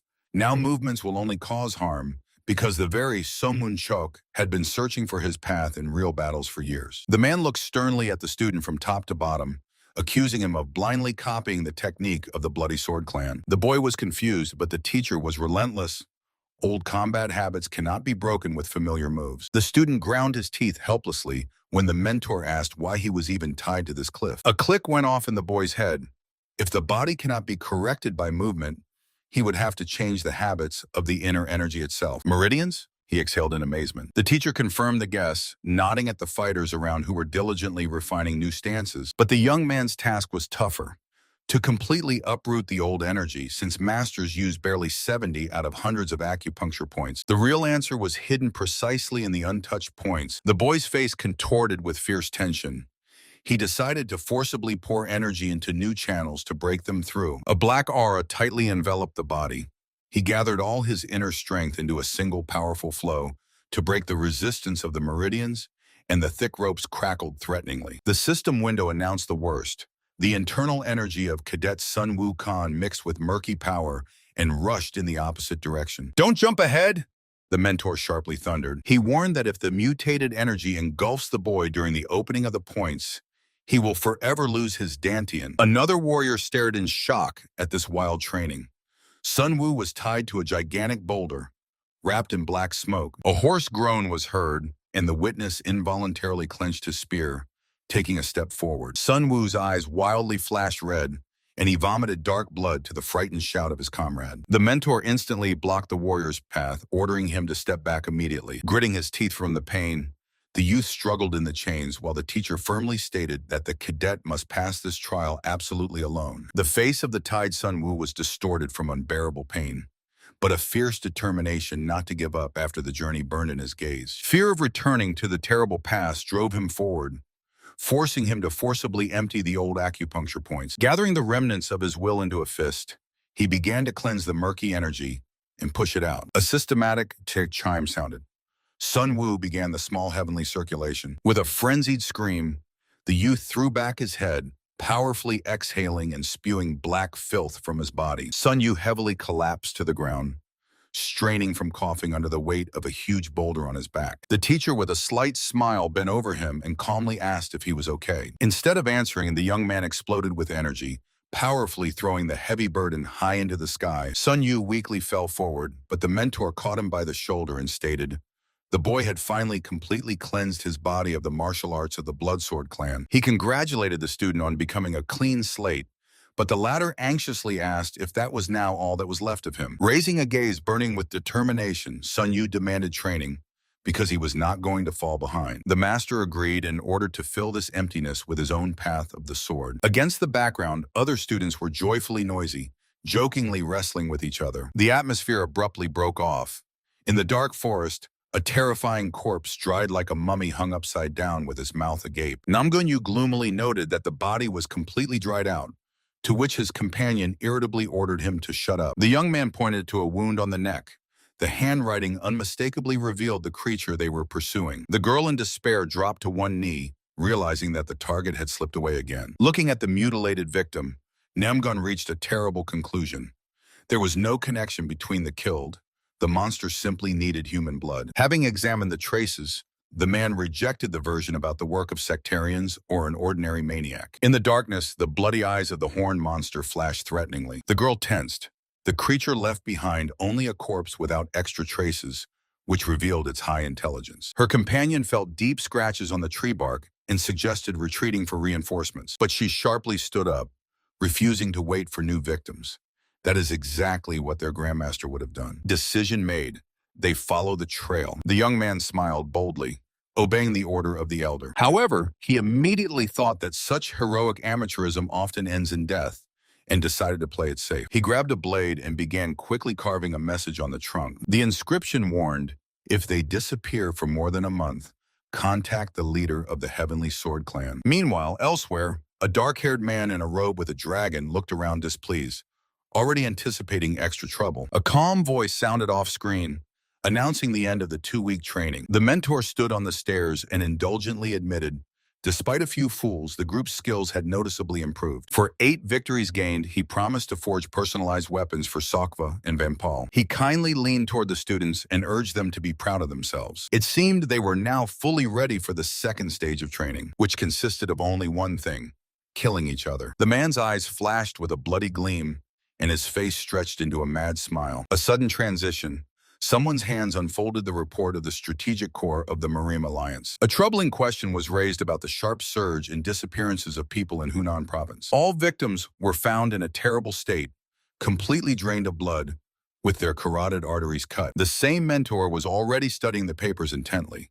Mostly ordinary lonely travelers were dying. He grimly remarked that it resembled the work of a serial killer or even a demon. The Marine Alliance has already started the hunt. Namgun Wu and the Taoist Chongha were sent to Hunan, and the investigation in Hubei was entrusted to the Fierce Tiger Squad. The black-haired young man smiled faintly. If these two took on the case, there was nothing else to worry about. The warrior swung his massive blade through the air.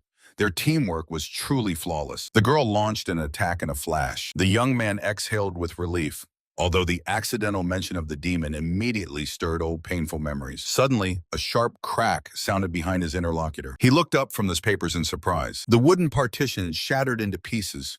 The boy barely managed to jump aside. The bald fighter burst into the room with a scream, breaking through the wall during a fierce fight. Fragments rumbled down onto the floor. The young man asked carelessly how the man in green was feeling, who was completely covered by the broken door. The bald man fiercely pinned his opponent to the ground, shouting why the hell they had put on this circus in front of the guest. The beaten one immediately snapped back, reminding that the mighty warrior Taiji had already intervened in the matter. The room instantly turned into an arena for a chaotic mass brawl, which the young man watched with a slight embarrassed smile. He sharply turned around upon hearing the name Chong Ryu, the strongest master of the new generation. The air was cut by a flash of green energy from the man's techniques, who was already breathing down the necks of the world's best warriors. The gray-haired master personally demonstrated the moves, which was an absolute surprise to everyone. He silently observed, usually natural-born geniuses to whom everything comes effortlessly are completely unable to teach others. Rubbing his chin, he wondered where so many true talents suddenly appeared in the Mujon school. His thoughts were interrupted by students who unexpectedly bowed in apologies for their own ineptitude, completely confusing him. Then he decided to encourage them and recalled his 4 years at the Murion Academy, where in the finals he constantly fought the same opponent. A confident smile lit up his face. He proudly added that he had never lost to him even once. The interlocutor asked skeptically and immediately changed the subject. The bald student dared to ask who the hero was in those times, to which he only sincerely wondered if he really had not told about it yet. He casually named his old nickname, White Dragon of the Sword, and this statement instantly made the crowd explode in shock. The faces of the monk and his companion twisted in horror, as if struck by lightning. They finally realized that before them stood the former commander of the Heavenly Squad. In a moment, they were already devotedly shouting that they would follow this legendary leader of the righteous heavens, Sect, to the ends of the earth without hesitation. A gloomy rain flooded the courtyard of the righteous heavens Sect, while the leader summed up, "In this month, the disciples exceeded all his expectations." The group of 5 protégés lined up in a row, shining with pride. But at the proposal to finally rest, they fiercely shouted that they were ready to continue working. The disciples immediately rushed to practice strikes on each other, causing the mentor to burst out yelling and order them to shut up. They obediently froze, but admitted, no matter how hellish the training was, by morning there was no trace of fatigue. One of the fighters looked at his own palms in surprise. The body was regenerating right before his eyes. The leader knew perfectly well the reason for this miracle. He summoned a blue holographic window before him. The temporary status of his personal disciples gave them a powerful buff to regeneration. However, the mentor remained unyielding and declared that the regime must not be violated. He looked intently at his squad. Mental exhaustion hits no less than swords, so today they have a day off. Time to head to Lake Dunton to clear their heads. The platform instantly exploded with joyful roar. The students saluted happily, but in the end the leader coldly warned, "From now on, they are the face of the sect, and it is better for them not to cause trouble outside its boundaries." His eyes flashed with cold light as he promised that after these trainings, they would crawl to the Murim Alliance. The frightened students waved their hands, swearing to remember everything. Soon a joyful shout rang out. They had reached Lake Dunton. The tension eased, and the girls sweetly stretched after the exhausting journey. They walked along the lively street, discussing absent friends and the very short time for rest. The crowd led the company to a famous establishment, the House of the Falling Flower. 2 younger ones joyfully rushed to the entrance, but they were sharply disappointed. No free seats. The entire group of 5 froze in shock. They were explained that the first 2 floors are already completely full. Above, indeed, a noisy crowd of visitors was incessantly buzzing. The waiter shrugged. The 3rd floor is designated exclusively for the most outstanding masters. That's why the prices there are not cheap at all. The girl indignantly rushed headlong, but the tall young man sharply pulled her back by the collar. The young man abruptly cut off his companion's whining and ordered to look for another place. The group trudged away, dragging their beaten comrade directly on the ground, when suddenly a figure in a bamboo hat stopped them. The stranger calmly offered to cover all their expenses, but he put forward one condition.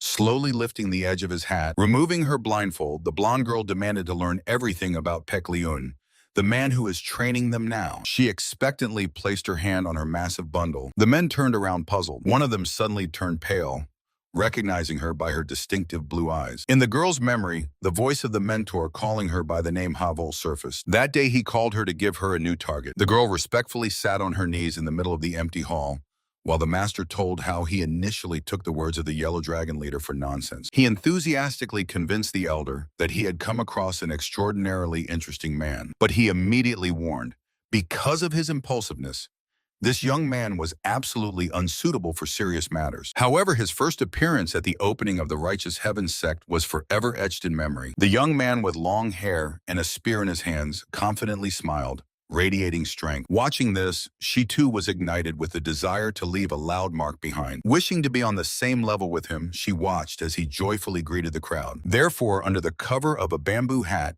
the girl decided to first open a clothing shop nearby. She had no doubt that her tailoring talent would quickly bring the desired reputation. The girl was certain the leader of the Yellow Dragon Hall would definitely send him a letter, so their meeting was only a matter of time. But as soon as she took off her hat, preparing for action, the plan burst. It turned out there was no news from him. Now the disappointed blonde sat in the tavern, warming a cup in her hands and quietly resenting the sect leader's incompetence. The dark-haired interlocutor cheerfully poured her wine, happily declaring her a friend for the paid drink, while she was surprised by the sudden familiarity. It turned out the new acquaintance was quite surprised by questions about the sect leader, as at first she took the blonde for a spy of the unorthodox alliance, but she just sighed calmly. Due to her specific appearance, she was used to such suspicions. The blonde smiled joyfully while the man behind him waved his hands in fear. He began to apologize and sharply changed the subject, asking if the leader of the Righteous Heavens sect had mentioned him. A confused pause hung in the air. The dark-haired guy at the dining table, not letting go of a chicken drumstick, lazily suggested that the leader simply forgot. The blonde almost cried from such a blow. The bald monk instantly lunged to strangle the straightforward comrade, shouting that the leader was buried up to his ears in affairs and training. The conversation was interrupted by a mention that the leader's tensions were further increased by a bet with the unorthodox alliance. The students suddenly froze. None of them knew what bet was being talked about. Noticing their reaction, the informant leaned closer to the table. He explained that for the sake of the tournament, both alliances had paused their hostilities, and their chiefs decided to see whose eye for talent was sharper. The unorthodox alliance bet on the Murion school. The silhouettes of two mighty elders clashed menacingly in an imaginary duel. The Marimu alliance, however, chose the Mujon school, but the listeners were shocked by something else. The leader of the unorthodox could not even be present at the tournament. The bald fighter almost overturned the table in surprise. If the unholy alliance lost, it would cease all attacks for a whole year. The blonde woman glanced seriously, calling this bet extraordinarily risky. But in a moment, she smiled softly.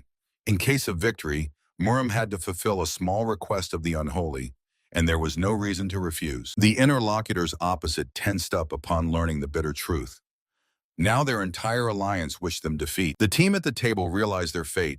They had become ordinary pawns, whom the leadership considers expendable material. The brunette with a ponytail indignantly bowed his head, as he had waited so long for an honest battle, and now passionately demanded to go to the top for explanations. His partner loudly slammed her palm on the table and sharply jumped to her feet. The young man coldly advised her to think about her own sect, emphasizing that he had nothing to lose. He reminded her that she was completely dependent on the will of the alliance. Even a loss would not stain her honor, and the promised compensation would easily smooth over all the rough edges. He pierced her with a heavy gaze. His fingers gripped the edge of the table tightly as he asked in a low voice if she really believed in this, and if she seriously thought she could just win her fight and walk away calmly. Someone present exclaimed indignantly, "Do those who have something to lose always have to retreat and act cautiously?" Someone Chok calmly confirmed this. The woman opposite glared fiercely at him from under her brow. She burst into a scream, growling whether Soman Chok was seeking his own death. A loud bang on the table and a sharp shout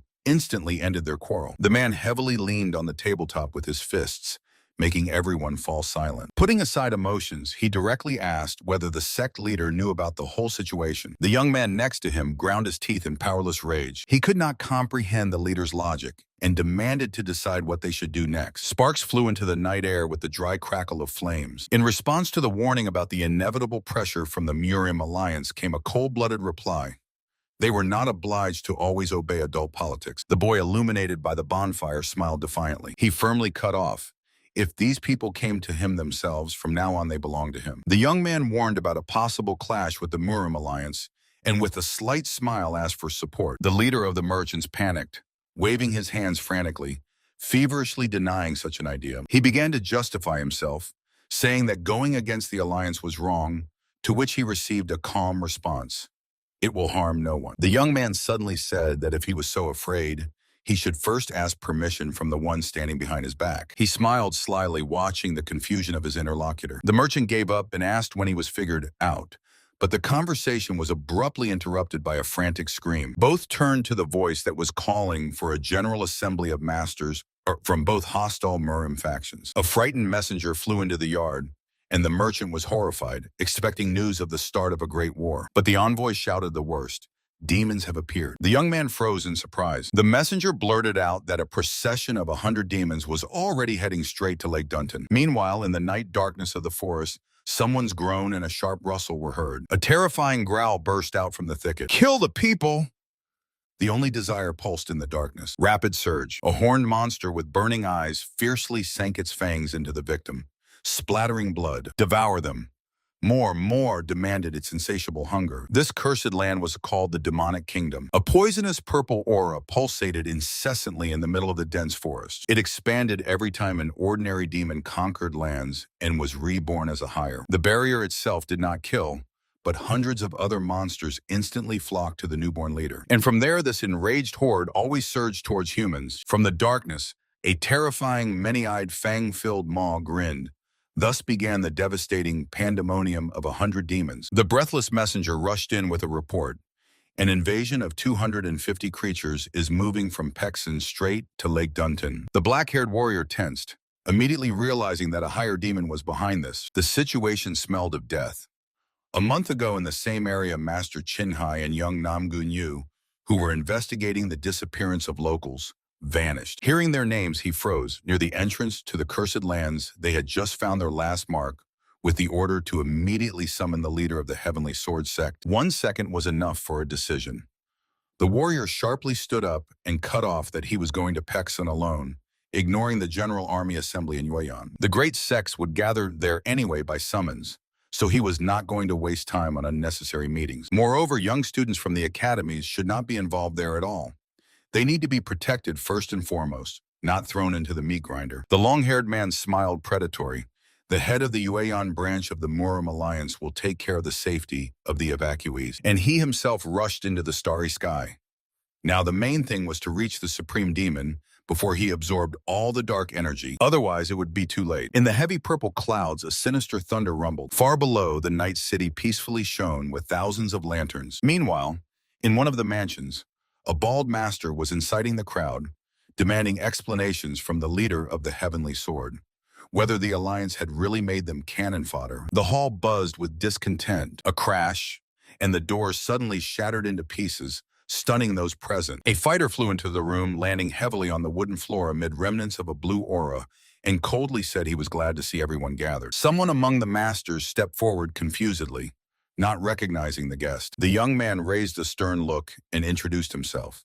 He was Guan Yan, the very head of the Yueyang branch. He warned that right now a whole hell was rushing towards them, 100 demons, and with a confident step, he moved straight into the bewildered crowd. An order sounded to immediately retreat to the training ground, as this place was about to turn into a battlefield. The instructor burst out shouting. The girl was outraged, asking if they were being ordered to shamefully flee the battlefield, and heard in response that it was not a flight but a retreat. He reminded them of the Murim Alliance protocol to protect students, but the youth stubbornly insisted they were also capable of fighting. The mentor's face twisted, and he barked that this was a direct order. The man clenched his teeth in rage. He sharply waved his hand, cutting off harshly that there were plenty of powerful sects around, and that the brats were of no use now. One of the girls tried to object, but he cut her off coldly. The students meekly shrank back, and the enraged instructor breathed heavily, looming over them. The dark-haired young man squinted suspiciously. The instructor was right, but for some reason he was suspiciously hurrying. The main character silently stood up upon hearing the order to end the break. Suddenly, the instructor jerked sharply. A moment later, a scream of horror rang out. Outside, an absolutely sudden mass invasion of demons began. During dinner, a heavy thought was voiced. The branch head had lied to them. The man nearby was outraged, not understanding why they were being sent away when the battle would unfold right here. Somunchak looked gloomily at the table. The leader simply knew that the defensive line would be broken through. The bald student reminded about the promised reinforcements, but Somun assumed the worst. The great orders might not come. Because of this, the leader was preparing for fights in the city, deciding to hide them in a safe place. The girl with the ponytail coldly cut in that these were only guesses and they must follow the order. Someone irritably burst out shouting, not recognizing Somun. In the darkness, advice sounded to think about their own orders, but the young man flatly refused to run away. He firmly stated that if they left, everyone would die here. Samoon recalled the leader's words. Now they temporarily belong to the Heavenly Sword clan, and a true disciple of this clan would never abandon people to their fate. He went out into the yard and smiled boldly, throwing the sword over his shoulder. Two junior disciples instantly drew their blades, eagerly taking his side. The girl confidently reminded, as disciples of the martial arts hall, they also bear the responsibility of the righteous path on their shoulders. Crossing her arms on her chest, her interlocutor added decisively that righteous sects do not retreat in such situations. The young man with gathered hair sighed resignedly and accepted the fight, earning loud approval from his comrades. Clear orders immediately followed. The swift Denri Yan was tasked with assessing the scale of the threat, and Unjin and Orion were to scout the area. The bald monk Somunchok silently nodded, receiving the task to find the perfect spot for an ambush. The squad decisively moved forward. From now on, they themselves become hunters of the pandemonium, 100 demons. The blonde behind only awkwardly smiled, realizing that in the heat of planning, they had completely forgotten about her. Far away in the eerie purple thicket, the former Grandmaster recalled his first lesson for the subordinates. He calmly walked through the forest, whose truth was always one: survive and escape in time. He cold-bloodedly calculated that the allies trapped inside would soon run out of food and water. Surveying the area, he grimly stated that the corruption had taken too deep root here. A bad premonition made him release the blue energy of the sword. This had to be finished quickly. The white-haired monster suddenly shuddered, emitting a muffled roar. His crimson eye flashed in the darkness. He sensed an outsider, but these were not the ones he was looking for. Clutching the bloodied body in his paws, the demon raged at the people who interfered with his feeding, although it was precisely thanks to their intervention that he was able to become higher. The giant rushed through the forest, going mad at the fact that a bunch of worthless people managed to hide in his own domain. "Come out already!" His furious roar tore through the night silence. The creature's muscles tensed to the limit. Meanwhile, the girl cautiously peeked out from behind the thick trunk. She clenched her teeth, reluctantly admitting the mistake. The beast should have been finished off before waking up. Her companion only squinted and dryly reproached her for pointless bravado in the previous fight. Getting even more irritated, the swordswoman jumped down, snapping back that she had enough strength to slit him herself. She could not come to terms with the fact that she had almost cornered the demon, if not for the sudden appearance of that mysterious stranger. Suddenly, the boy sharply put a finger to his lips. Clawed paws were already emerging from behind the tree. The demon pounced on them fiercely. But at that moment, a dazzling flash of a blue blade cut through the air. The dazzling light strike sliced through space along with his audacious shout to the small demon that was searching for them in vain. The young swordsman landed sharply after the attack, holding the blade at the ready. The horned demon roared as a new strike from above crashed down on him, but the monster instantly swatted away with its clawed paw, throwing the warrior away. The man in green did not miss the chance, and with a swing slashed the monster. The swordsman harshly braked on the ground. The demon staggered from the precise hit, and the man in green cheerfully encouraged his partner. His triumph was abruptly cut off by a scream to look ahead, and the youth's face twisted in horror. The creature was already rushing at them in a leap. A terrible blow shattered a piece of rock into fragments. The man in green was buried under debris. A painful wheeze escaped from his mouth. The monster loomed over him with a terrifying smile amid a desperate scream. Namgun Wu! A flash, and the demon's severed paw simply fell down. A giant claw crashed down, but the bearded man managed to jump back into the crater when a sudden flash of lightning took the blow. The savior in a white cloak sharply turned around. From the darkness, a horned demon with burning eyes roared terrifyingly. The black-haired swordsman calmly stood over the fallen comrade, and with a smile said that he saved him time searching. He turned his head to the girl, who exclaimed in shock and called him the Great Master. Clenching his fist, he proudly corrected her. Now he was the leader of the Heavenly Sword Sect. The wounded bearded man on the ground grinned with relief and complained why the reinforcements were so late. The sect leader calmly waved it off. He was busy and did not expect to have to clean up after these two again. He gripped the sparkling sword tighter, reliably shielding his comrade. The demon was not going to tolerate their chatter and fiercely bared his fangs. Hearing the girl's desperate scream behind him, the swordsman cold-bloodedly shifted his gaze to the monster. The monster's eyes flared with bloody light, but a devastating lightning strike already hit it. He added confusedly that it was strange.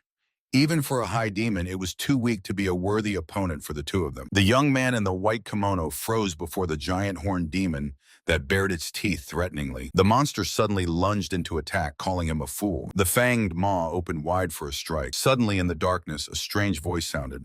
offering help. The swordsman drew a blade that flashed with blue lightning and challenged the enemy to a fight. But the mysterious voice spoke again, gently calling him its child. The unknown one said that a lot of time had really passed. From the purple mist emerged a woman in black robes who smoothly placed a finger to her lips. Her golden eyes looked with a barely noticeable smile. The young man froze in confusion, asking what had happened here at all. Suddenly his face twisted in pain, and a hoarse cry burst from his chest. He convulsively gasped for air, bleeding. Around lay dozens of bodies, and he, clutching the wound on his chest, fell to one knee and desperately croaked the name Heron. Approaching the man in white, he asked through clenched teeth how he could do such a thing, but heard only a muffled sorry. At that moment, dark energy cruelly threw him back, while the traitor screamed that he no longer controlled his own body. The demonic entity burst out and sank its deathly grip into his throat. A memory flashed before his eyes, bloodied Heron screaming his name with her last strength. The silence was cut by a sinister voice mockingly reminding how over 10 years ago,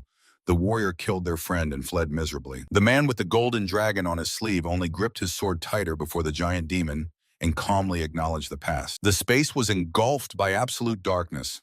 Black night. In the purple haze, a silhouette barely emerged. From the darkness appeared a woman with black lips, tightly bound with thick ropes. The mistress of the Valley of the Immortals, who once single-handedly destroyed half of the Imperial Palace, was to be sealed forever. He stared intently at her dark tails, feverishly wondering if an ordinary clone stood before him. The female demon with crossed arms on her chest indifferently looked away. From the darkness emerged a gigantic skeleton with burning red eyes. A confident voice sounded.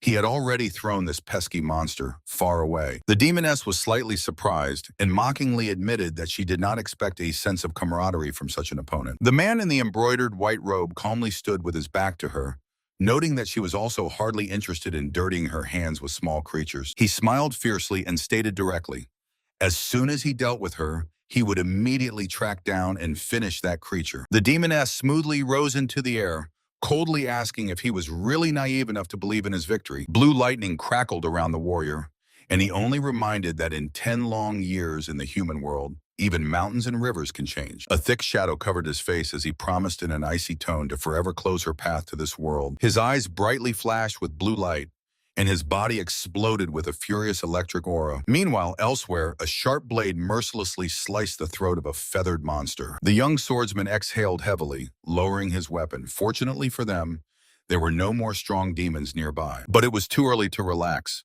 As soon as Sun Yugen jumped on the beast's back, a sharp order sounded to immediately leave this territory. Sun Yugen, with one sharp strike, cut the giant praying mantis in half, and was surprised to catch himself thinking that the victory came too easily. The partner reminded him on the fly about their continuous training over the past 2 weeks. Sun Yugen said confusedly that he hadn't done anything like that yet, and the partner barked irritably that it was about the next stage. The enemy master with burning red eyes only spread his hands admiringly to the sides. Dodging the black whip, the warrior with a tail shouted that all this time they had been learning to hide their presence and look for others' weaknesses. He gripped the spear tighter and added that demons must be killed the same way, hitting precisely the open spots. A confident smile played on his face from realizing how much they had grown in this month. Sun Yugen swiftly rushed through the air, suspecting that the sect leader had predicted this dash from the very beginning. Everyone around had become many times stronger. He clenched his teeth, admitting to himself that he was holding back the blood sword sect's techniques from an uncontrolled explosion with all his might,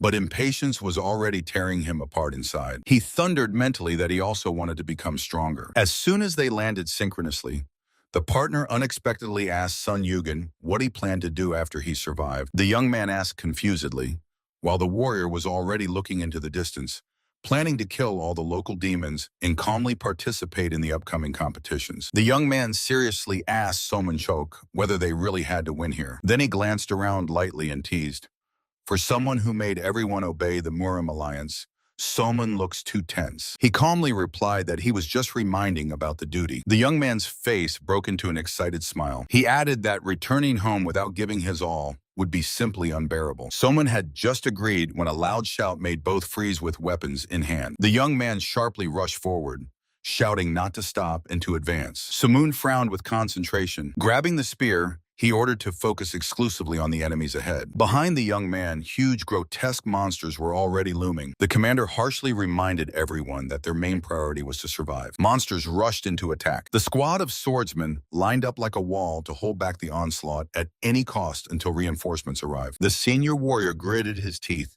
preparing for battle, while the shaggy youth tensed behind his back. Weapons were grasped with a loud order not to give in to fear, the main food of demons. The youth fiercely snapped at the shout, reminding about the people behind them whom they had sworn to protect at the cost of their lives. With a battle cry, the squad charged at the unclean for the safety of their families. But suddenly the boy realized the advance of the night parade of demons was somehow greatly delayed. In the thick of the battle, the warriors noticed strange, chaotic movements of the monsters. The creatures were not advancing at all. They were fleeing in terror. At that moment, a giant werewolf was smashed by a huge spiked tentacle. The senior warrior reacted instantly and swung his weapon lightning fast. A powerful strike cut the massive tentacle in half. The young man stared in shock at the weapon of his rescuer. It was a spear. The man looked coldly at the boy and asked why he had ignored the order to retreat immediately. The boy stubbornly lowered his gaze and cut off, saying he had heard the order. The commander threw the monster aside with the spear and barked that this was no place for kids. The young man sliced the creature in half and boldly said he had already heard that, and immediately shouted indignantly, why then had he come here himself? Suddenly, a new monster jumped at him. At the last moment, a comrade covered him, blocking the fanged maw with a sword. He calmly reminded that although they were students of the Murion school, they were above all true warriors. The young man silently frowned. A horde of monsters was advancing on them, and the commander ordered them to hold out for 15 minutes until reinforcements arrived. Trinity lined up in battle formation, and the elder warned that he would deal with their disobedience later. At his stern shout, the young man loudly reported. A short approving word was heard, but at that very moment, dark energy flared behind the boy's back. An invisible blade swung and tore open his chest. Suddenly appearing out of nowhere, a giant demon grabbed the warrior by the throat, stunning the entire squad. It opened its jaws to devour him alive, and the poor fellow screamed wildly. The monster bit into the boy's flesh, while his comrades shouted in rage. The commander instantly rushed to the rescue with a spear at full speed. A painful scream from the strong blow, the commander was thrown backward, barely stopping on the ground. He grabbed his mangled arm and croaked to flee, because they definitely could not defeat this enemy. The demon only grinned bloodthirstily, raising its claws for the final strike. But he did not manage. On the battlefield, reinforcements suddenly burst in, immediately commanding the wounded to fall. At that very moment, a colossal flash of white energy tore through the space. With a short, contemptuous exhale, the savior put all his strength into the swing. The blow was so powerful that from the mighty demon, only severed legs remained in the air. Somun shouted desperately that they could not just run away. Somunchoku, beware! A scream tore through the air, and a youth with a black sword flashed past him like lightning. From the darkness, a giant clawed paw wrapped in a deathly aura crashed down on them. Somun froze. Cold sweat appeared on his face.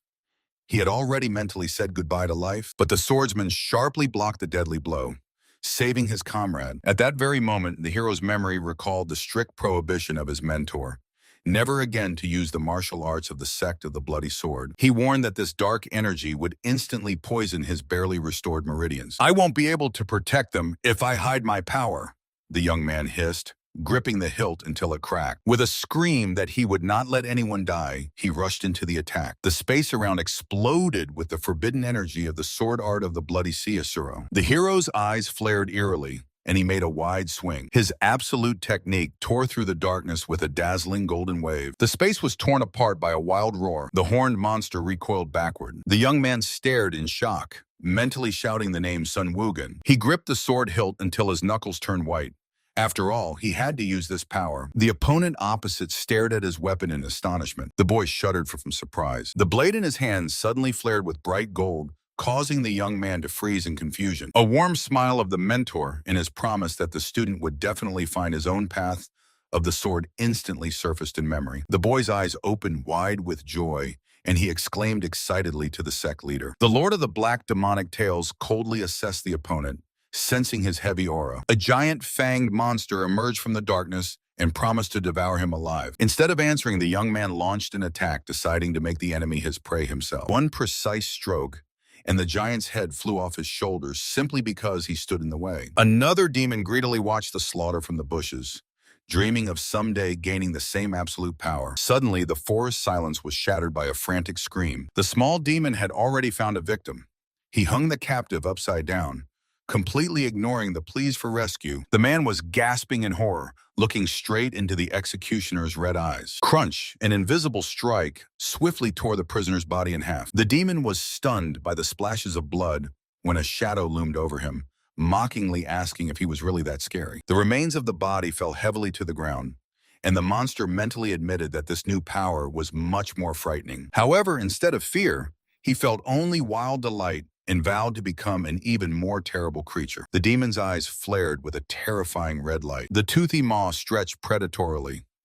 He felt like an absolute predator. The monster roared wildly, causing people to freeze in fear. The young man sharply raised a shining sword before him, tensely preparing for a strike. The demon roared angrily, demanding not to be ignored, and unleashed a bloody blow from which the young man swiftly dived. The ally barked for him to pull himself together, saying this was not the end yet, and brought him out of his stupor. The swordsman jumped sharply, letting a huge wave of bloody energy pass beneath him. A deadly arc cut through the air with a whistle. The demon jerked sharply from the unexpected blow. A bold smile blossomed on the young man's face. It was his turn. The monster stared in shock. The young man sprang from his place, turning into a swift shadow. The creature swung its fist forcefully forward, opening itself up for a decisive attack. With a loud shout from the monk, the giant monster was thrown back by a powerful blow, giving the fighters a saving moment of respite. The comrades gratefully called out each other's names, thanking one another for the timely rescue. A spear bearer burst into the fight immediately, with a bold smile on his face. 5 students of the martial arts hall stood shoulder to shoulder to finally crush the demonic onslaught. But suddenly, a new horned giant rose before them, whose dark aura physically pressed them to the ground. One of the fighters grimly assessed the enemy and realized before them stood the very master of the cursed kingdom. The wounded branch leader was barely standing on his feet. Clutching his chest, he rasped a warning about the strange attacks of the enemy's claws. The girl with the sword suddenly lunged toward the monster, ordering her comrades to stay behind. A lightning-fast dash. The demon grimaced terrifyingly and formed a sphere of dense black magic in his hand. The girl shuddered in shock as the enemy instantly closed the distance. The creature lunged to tear apart the victim, but the bald monk was already hanging in a jump right above her head, preparing to strike. Someone's silhouette froze against the gloomy sky. The girl tightly gripped the weapon's shaft and smiled excitedly. The young man rushed forward, saying that so far they had only been defending. With a predatory smile, he promised, as soon as this beast falls, they themselves will start the hunt. The horned demon wildly flailed its claws, tearing the air with blind strikes. After being repelled, the monster growled about its unbearable hunger. His eyes flared, and his jaws opened in a wild roar. The monster sharply turned to the young man who was aiming at it. But instead of attacking the human, the beast leapt at another armored demon. With a crunch, the fangs sank into the relative's neck, releasing a fountain of purple blood. The hunters were stunned, watching as the mad creature devoured its own kind. The young man shouted in despair to finish off the creature immediately. The young man tensed. He realized that the fear of the other demons made this monster even stronger. Someone's hands tore apart the purple seal with a crunch. The demon with bloody eyes roared deafeningly. It was a true predator. The bald monk paled at the realization of the terrible truth. The creature even devoured human fear. In a whirl of crimson energy, the many-armed monster scattered the warriors like dolls. The young man desperately shouted to the monk to run away. A clear order to follow the commander was heard. The air was cut by a swift rush. The swordsman, without hesitation, rushed straight at the enemy. The team instantly distributed roles. Can struck from above while Choke restrained the monster. The young man charged at the demon, pushing it back to give no chance for a strike. Maintaining such a pace was difficult, but the swordsman did not even think of retreating. However, the true Ki Shinchan demanded a terrible price. It devoured the very life force of the fighter. The branch leader's body was already smoking from overstrain.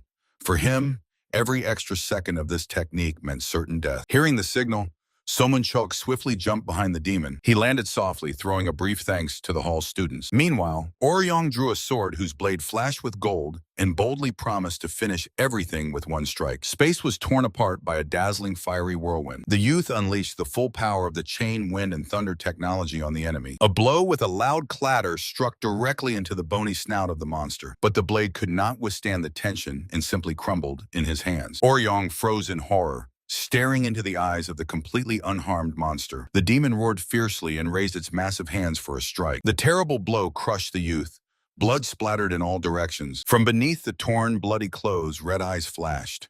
The monster croaked its victory. Bound and bloodied, he desperately vowed to survive. Someone in despair shouted the name Sun Wukong, when suddenly an unknown voice softly said that he had done excellently. The time has come to rest. At that very moment, a giant blade of blue lightning descended from the sky. A powerful blow tore the space to shreds. The horned demon froze in horror. The man in white robes looked around in confusion, not understanding what was happening around. A confident step forward, and a joyful shout rang out. "Leader of the sect!" The man in white robes blinked in bewilderment. He gripped the sword scabbards, not understanding why they all suddenly appeared here. From the darkness emerged a pale woman with a face shrouded in hellish shadow. She hissed that her child had grown up, even if this plan had cracked. An ominous purple aura instantly flooded the dead rocks. The gloom completely swallowed the gates. In the complete darkness, a thought flashed. He had been waiting for this future with even greater impatience. With a furious roar, the crowd of warriors charged the attack, while the youth in white calmly stood behind. "Leave no demon alive!" A cry cut through the air, and the fighters plunged downward. Steel instantly pierced the flesh of giant spiders and horned monsters. The young man sharply lunged forward. Dark energy covered the space, as if the very black night had descended on the battlefield. His gaze sharpened. Everything was happening much faster than he had anticipated. The plan would have to be accelerated. In the majestic halls of the Yaoyang branch, they only talked about how just 5 students of the Marian school stopped the terrible demon parade. However, behind closed doors, 2 officials were already deciding how to devalue this feat. The plan was cynical, to claim that the children were just getting in the way, and all the dirty work was done by the Murim Alliance warriors. The blind leader of the Guanyang branch shook his head. "You can't hide a needle in a sack." This upset Vice Chancellor Yongjin, and he burst out shouting, demanding not to make heroes out of upstarts. From the tension, he even clenched his fist, fearing that uncontrolled fame would loosen the hands of enemy sects. Guanyang sharply interrupted. "You are simply afraid that you won't be able to make them lose the upcoming tournament?" Cornered against the wall, the advisor tried to press with authority. Hiding behind orders from above and a higher good, he continued to shout about the interests of the alliance, ignoring how the branch leader suddenly bent in half and spat out black blood. Yonjin irritably turned towards the exit, but a harsh message for the leadership flew into his back. Guanyan croaked that he had seen those students in battle. They were no longer children, but true masters. Meanwhile, one of these masters was carelessly strolling down the street, loudly boasting how he single-handedly destroyed 22 demons. The students were noisily feasting, boasting ahead of each other about dozens of enemies killed. The black-haired young man awkwardly bowed his head, apologizing to the guests for the noise. He just waved it off. Euphoria after a bloody battle was quite normal. But his next phrase made the fighters choke on their food. It turned out the Murim Alliance had wished them defeat from the very beginning. A silent shock fell over the table. The guests calmly sipped from the bowl and inquired what their next actions would be. The young man frowned and laid out the whole essence. Defeat would give a year of peace, but victory now would only betray their allies. The guests slammed down the glass with a sharp knock. If the alliance respected them, they would at least humanely ask to concede this battle. A heavy second of silence hung in the air, but the leadership did not even try to negotiate. The guests' eyes flashed coldly. They are disregarded simply because they are considered pathetic weaklings. He sharply finished off his interlocutor with a fact. In the last 4 years, they have not once been able to defeat the students of the Muzhon school. The young man staggered forward, stunned, having nothing to respond to this merciless truth. Pouring wine, the leader calmly stated, "The Murim Alliance has already written them off, only waiting for defeat." Suddenly, a heavy aura covered the room. The students tensed. He looked at them intently and asked what they really wanted. "To win!" the girl blurted out, clutching the cup until her knuckles turned white. The table instantly erupted with a roar of agreement. A predatory smile spread across the leader's face. Then he ordered to smash the Muzhon school and prove to everyone the blindness of the alliance leader. They had to drive into their heads that they too are true pillars of Murim. The students froze, struck by his fervor. The leader abruptly broke the silence, asking if there were any objections. A unanimous none tore through the room. The satisfied leader announced that today, the head of the Yaoyang branch would treat everyone, so they should eat to their fill. And only the boy with the headband flinched.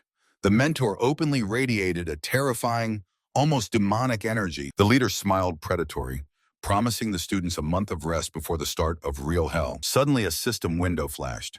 Thanks to recent victories, the sect rose to the 9th level. His loud laughter echoed over the rooftops. Now the system demanded choosing the global development path for the school. The first option is a mass expansion, with hundreds of new students and rapid spread of influence in Marim. The second is a unique succession only for a handful of chosen ones. This elite format guaranteed a crazy acceleration of the leader's growth and perfect preservation of martial arts. Meanwhile, evening fell on the city, lighting the lights of the large multi-story inn. The leader was still thoughtfully studying the blue hologram when dinner was brought to him. He tore himself away from his thoughts so as not to let the dishes cool. The trio settled at a generous table in a noisy establishment near the Murim Alliance. The choice of direction was irreversible, so the leader decided to postpone this decision. The student anxiously called the mentor, who again froze before the glowing system window. The establishment was buzzing. Everyone around considered the triumph of Mujon's students a done deal. The young man shrugged because he had not seen them in action himself and asked Soa about the rules of the tournament of the two great academies. The girl carelessly waved it off, saying these were ordinary one-on-one duels. He shook his head. The inter-school tournament was a completely different beast. With expertise, the boy explained that these academies forged the future leaders of Murimu. After graduation, students go through the meat grinder of the Alliance's combat squads to return as hardened commanders of their factions. They are required not just to have technique, but real combat experience and the ability to think on the battlefield. Therefore, the tournament has 3 stages, and the first is a tough breakthrough through obstacles. The second is classic individual duels. The third is a large-scale group battle. Whoever takes 2 wins out of 3 snatches the champion title. The young man sadly recalled the younger brothers from the Murion school, who lost 4 years in a row without a single win, which incredibly shocked Sokvu. Suddenly, their conversation was broken by someone's loud laughter and a bold declaration of Mujon's inevitable victory. During a quiet lunch, the girl suddenly broke the silence with a loud question to Unmom. From the side came the confident laughter of a stranger. He was pleased that an old rival recognized him even after 7 years. In front of them stood Pengek, the young leader of a powerful clan. Un blinked and directly asked who this person was anyway. The girl whispered the name, but Un still called him Pengu, instantly angering the uninvited guest. While Un indifferently recalled their old school fights, one of his companions nearly fainted from panic. Realizing the stranger's status, Pengik, with a predatory smile, heavily placed his hand on the frightened boy's shoulder, pretending to forego formalities. The poor guy went numb.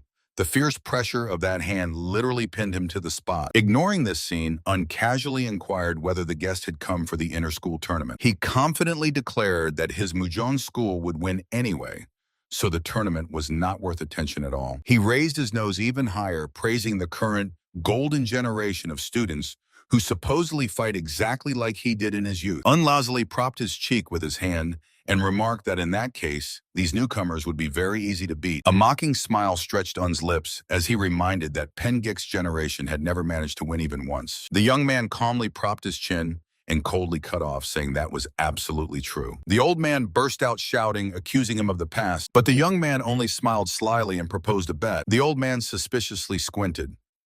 What this scoundrel was plotting this time? Just from his smug look, he already felt sick. He leaned over the interlocutor, making him flinch from a piercing question. Isn't he afraid? The man irritably agreed, convinced of Mujon's victory, and asked about the stake. The tag of the divine healer was put on the line. The young man confidently declared that this artifact could bring back from the other world. The old man stared in shock, not understanding where this imp had a thing that resurrects the dead. Instead, the young man raised a finger and named his price. Cold iron. According to rumors, it was the Pen clan that hid this rare ore with endless icy energy. The man nervously laughed and broke out in sweat. He could not just put the clan's treasure on the line. The young man propped his cheek with his hand and smiled mockingly, asking if the old man was scared. The man fiercely snapped at the scream, accepting the terms of the bet. Hitting the table with his fist, he began demanding to show the praised students of the Murian school, who were supposedly already on their way. The brunette stared in confusion. The interlocutor calmly replied that his wards were currently undergoing special training. Meanwhile, the students themselves stood in the yard, stunned by the order to depart immediately. Their mentor smiled slyly and gave what seemed like a simple task at first glance: to safely reach the Murim Alliance. One of the youths blinked in surprise upon hearing that they would move in designated groups. 2 boys confidently bumped fists, ready for the challenge. Names were called. The first and second groups received 2 fighters each. The short-haired girl and the bald youth exchanged glances when the most interesting was announced. Dan Rion would form the entire third group alone. The girl shockingly poked herself with a finger. The strict time limit finally broke them. They were given only 10 days for the entire journey. The students froze before the mentor in complete stupor. An order was announced to gather at the Murium Alliance 3 days before the inter-school tournament. Night enveloped the mountain peaks. An unexpected question tore him from deep thoughts. Sitting by the campfire, the young man confessed to his comrade that he was quite nervous before the upcoming tournament. He clearly understood. There was no way back anymore. Changing the fighting style did not sever his ties with the Bloody Sword Sect, and the reaction of their leader was seriously frightening. Suddenly, a rustle sounded in the dark bushes. Both instantly turned toward the sound. A figure in red clothing slowly emerged from the forest, calmly noting their vigilance. The students immediately took battle stances with weapons ready, demanding the stranger to identify themselves. The girl stepped into the light and proudly introduced herself as Moyon Hyen, captain of the Heavenly Squad. The youths froze in amazement, not understanding the purpose of her unexpected visit. Instead of unnecessary explanations, the girl gripped the sword hilt and boldly challenged them to a training fight. His hand with the blade suddenly froze in shock. The girl in red firmly grabbed the hilt, her gaze promising nothing good. The heavy blade plowed the ground with a clatter. She dryly clarified whether before her were truly Sun Yugen and Somun Chok. Jumping directly onto the youths, the captain of the Heavenly Squad ordered them to immediately draw their weapons. Ugen backed away in terror, begging to stop and not understanding why such a person would personally fight them. He instinctively held his hands forward, hearing an absolutely illogical answer. It was to repay a debt. With a predatory smile, the warrior reminded how during the demon hunt the boy saved 2 of her subordinates, and repaying debts is an unbreakable law of her unit. The boy froze, barely keeping up with her insane speed with his gaze. He shouted desperately, "Why then does this gratitude look like a cruel attack?" The captain calmly threw over her shoulder that other teams had already taken on the rest of their comrades. The path to retreat was suddenly blocked by a new enemy, a bald giant with a gigantic sword and a sinister smile. Without letting the youths recover, the girl struck down with her sword in a devastating blow, carving a sheaf of dazzling sparks. The young man sharply dived under the blade, now understanding what the leader meant by a safe path to the Murium Alliance. The enemy swung the halberd with wild excitement, rejoicing at the chance to cross weapons with the captain of the Heavenly Squad. 2 fighters stood shoulder to shoulder, ready to give the opponent a harsh rebuff. The girl with crimson eyes smiled fiercely in the darkness. She gripped the sword hilt, and thick steam poured from the blade. The crowd erupted with shouts. The Mujon School students were approaching. Amid the enthusiastic roar of the audience, 2 fighters in black and red clothing confidently stepped to the gates. Namgun Hyun grumbled irritably that all this noise was unbearable, and that was exactly why he wanted to come quietly. Namgun Hyun frankly did not understand why they needed these fans, but his bald comrade advised him to simply accept it. Hyun confidently added that they would still crush the Murion School and called out to his acquaintance. San coldly passed by, throwing a remark that he should not talk to her and infect her with failure. The big guy cheerfully grabbed Hyun by the neck, laughing at the fact that his long tongue would bring trouble again. Their jokes were suddenly interrupted. Unknown people respectfully folded their hands on their weapons, addressing them as juniors. The white-haired mentor sharply reprimanded the students who were already mentally celebrating an easy victory. One of the boys was outraged because their school had also been working hard in training all year. The master threw a heavy look over his shoulder and cut off, saying that this time everything was different. On the opponent's side now stood Baek Un. The girl student froze in shock. The boy could not believe his own ears. The mentor calmly reminded the girl that Un was her blood relative, and it was he who took on preparing the Murion School for the tournament. Before his eyes emerged the image of this unpredictable fighter, capable of clawing victory from the worst situation. The master warned his squad not to relax for a second. His face darkened with tension.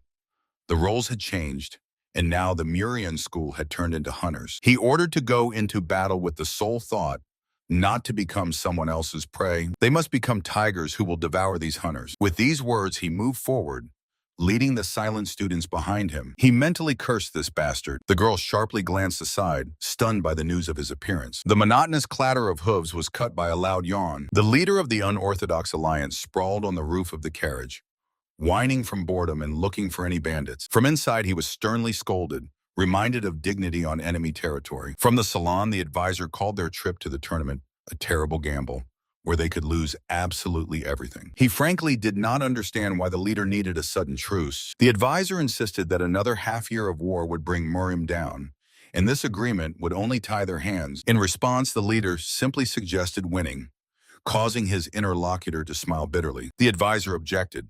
It was impossible because Muriam would never allow the students of the Murion school to win. The enemies would be afraid to act openly to avoid provoking a scandal, but they would send their elite fighters. For the sake of protecting their own sex, they would resort to any treachery. The leader laughed fiercely and confirmed that he truly intended to stop the war. The bearded man sat back relaxed, smiling crookedly. He definitely was not going to lose the bet. He glanced over his shoulder and asked the Sword of Great Evil about the student he had never accepted. The young man remained silent, but the interlocutor just waved it off, saying it was a pity to abandon the boy since the Muriam alliance was so large. He openly mocked the alliance, which was unable to see the uncut diamond right under its feet. To the measured clatter of hooves, the man thought that for them this would be a trivial request, too awkward to refuse. The satellite asked confusedly what he was leaning towards. The bearded man's eye flashed predatory. He only needed a tiny doubt to crack the enemy ranks. The time had come for them to make their investments. While somewhere far away in the Murian school office, someone was already raising their voice due to the lack of news. In the luxurious residence, the leadership vainly tried to calm down and justify the delay of their delegation. The head of the school irritably hid his face in his hands. He did not understand why the students went to the tournament despite the order to lose, when suddenly a report came to the door about the arrival of guests. The deputy sighed with relief and ordered the children to rest from the road, but the messenger stammered in fear. Standing at the threshold were not their wards at all, but the leader of the non-Orthodox alliance himself. The woman froze in shock. The bearded man slammed the table with a bang, not believing his own ears. He clicked his tongue irritably, glancing at the relaxed young man with a cup. He only squinted with satisfaction at the taste of elite tea and familiarly addressed the former captain, Pek Lee. Pek Lee burst out shouting, demanding to be told when the students would finally arrive. The young man calmly reminded about his status as the leader of the Righteous Heaven Sect and assured that everyone would soon be there. Borden sighed wearily, acknowledging his talent for training and strengthening the Heavenly Squad. The sect leader laughed joyfully, brushing off the praise, which made Pek Lee shout again, demanding to be heard until the end. Even the guards behind the door heard the captain's desperate cries that time cannot simply be created out of thin air. The ceremony was at risk of disruption. The Mujon disciples had already returned, and for the start, they were only waiting for the delegation of the unorthodox alliance. Pek Lee once again desperately slammed his fist on the table, to which the young man indifferently replied that the alliance leader did not care about these formalities. However, the captain refused to disregard the reputation of Orthodox Muriam, especially since a subordinate reported the delegation's arrival in half an hour. Pek Lee groaned helplessly through clenched teeth. He could only order to leave the Murian school premises empty, understanding that there was no time left. The grim guard frowned, knowing that the guests were already nearby. The leader of the unorthodox alliance smiled fiercely, promising that absolutely everyone would appear at this meeting. He barely noticeably turned his head. Their crew stopped in front of the gigantic gate, surrounded by a dense crowd of fighters, whose whisper merged into a continuous hum. The leader mentally assessed the cunning of the old holy sword, who had lured him into the very heart of the enemy alliance under the guise of a solemn reception. His bearded companions sneered disdainfully at this childish performance, fully understanding that they were simply being pressured before the negotiations began. Right in front of the closed doors, a single man awaited them. The leader mockingly noted that, for his sake, the divine strategist himself had broken his isolation. He maintained a polite mask and invited the guests inside for the prepared feast. The first advisor of the alliance, Uyan Jacques, folded his hands in a bow and shouted to open the gate. The guards responded instantly, and the heavy doors trembled with a rumble. The wood creaked mournfully. Beams of light fell on the colossal square of the Muriam Alliance, where countless ranks of masters stood still facing the small delegation. The leader of the unorthodox alliance grinned fiercely. Such a reception clearly exceeded his expectations. Emperor of the Sword, Pek Lee Gan, and Empress of the Sword, Chon Soren, came out to meet him. The guest ironically noted the generosity of the hosts, as two of the three swords immediately came out to greet him. Pek Lee Gan calmly offered to escort him inside, provoking a teasing chuckle from the leader. He had never imagined the day when this man would become his guide. He rather expected the moment when they would thrust their swords into each other's hearts. Chon Soren sharply frowned and asked if this was an open provocation. The leader cast a sly glance at her and burst out laughing loudly. Down below, the students of the Mujon school were training, young fighters who were soon to enter the arena. Observing them, the leader admitted that even in his alliance, only a handful of worthy opponents could be found for this golden generation in terms of talent. Soren barely smiled at such a generous assessment, but the guest had not yet finished his thought. His face suddenly stiffened, and he dryly cut off, saying that what he had seen greatly disappointed him. His eyes narrowed with a heavy predatory threat. Pekligan calmly looked at the guest and asked if he was only saying that because his own chances of victory had just dropped. Turning their backs, the masters walked away, and one of them confidently threw out that he would definitely win this bet. The young man frowned in surprise, but the scarred warrior beside him only snarled fiercely, "They are already here." 5 shadows dashed like stones from the heights onto the courtyard, a heavy rumble from the impact of feet on stone slabs. The squad instantly grouped and surged forward as a single front, raising dust. Observers coldly noted that by the harsh standards of the criminal world, the Mushjon school was lagging behind. The fighters simultaneously froze on one knee, respectfully folding their hands. The squad leader, Sun Yugen, loudly reported the return from training. A sharp voice broke the silence. This unit exceeded absolutely all expectations. Sun Yugen raised his eyes, and a sharp, defiant smile played on his face. The giant gate opened with a rumble before the noisy crowd. The young man with his tail nervously swallowed, and his dark-haired partner smiled fiercely. The leader of the unorthodox alliance was just entering. The gates opened for the first time since the start of the Total War, so for Murim, this was an event of unprecedented significance. And despite all the danger, these two brazenly headed straight into hell. To bypass Captain Nebesny's squad, they had to make their way through dense thickets. The dark-haired one crouched in the shadow, breathing heavily after a tense week. They counted on the fierce captain not daring to start a fight near the elders of the alliance. Suddenly, both shuddered. They were spotted. The guys instantly sprang from their place and soared high above the rooftops. Someone's shadow below reacted lightning fast to their movement. The fugitives, still in the air, stared down in shock. A squad of battle monks was already flying towards them. A heavy blow shook the stone slabs right by the column of the inner courtyard. 6 fighters swiftly landed from the air right in front of 2 grim figures. Their commander, Sun Wugen, loudly reported that the Murion school group had successfully returned from training. The students simultaneously dropped to one knee in a traditional respectful greeting. The man opposite mentally rejoiced. The fact that everyone gathered here on their own saved him considerable time searching. But cold sweat suddenly rolled down the cheek of one of the boys. Only now did the children realize that they were standing right before the leader of the unorthodox alliance. His terrifying black aura instantly engulfed them completely. Someone among the students was perplexed and could not understand where his own mentor had come from here as well. The senior female student in red calmly looked around, assessing the thoughtfulness of this maneuver. She clenched her fist and mentally wished the younger ones to survive under such incredible pressure. The leader of the alliance squinted with interest. By the harsh standards of the criminal world, these students fully passed the test. A predatory, satisfied smile spread across his face. One of the boys, dripping with sweat, nervously admitted that they had deliberately staged this pompous entrance to get his attention. The tension was broken by loud laughter. The powerful leader frankly liked their audacity. The bearded man confidently grinned and asked directly whether they really expected to win. The young man almost recoiled from surprise, and his companions tensed and froze. The stranger immediately explained his curiosity.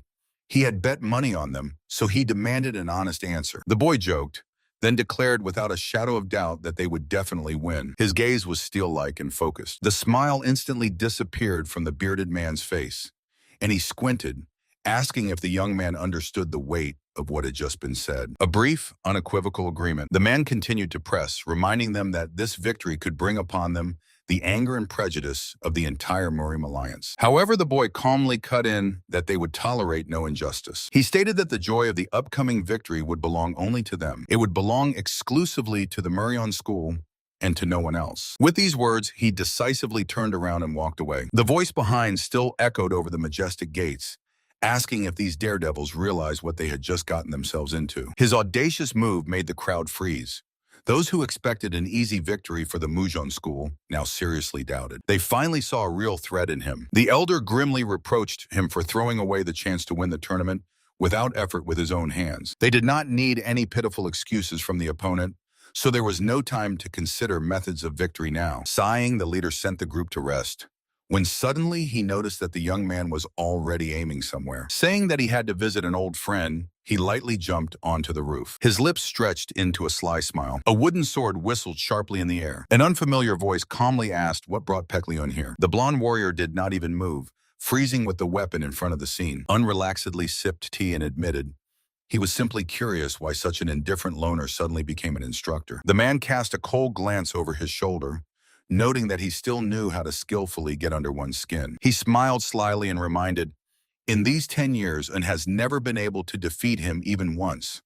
So now he has a great chance to try again. The young man with a cunning squint suggested turning the inter-school tournament into an elite 5-on-5 match. He smiled confidently and added that he was not going to waste their time. The bearded man panicked and began shaking him by the shoulders.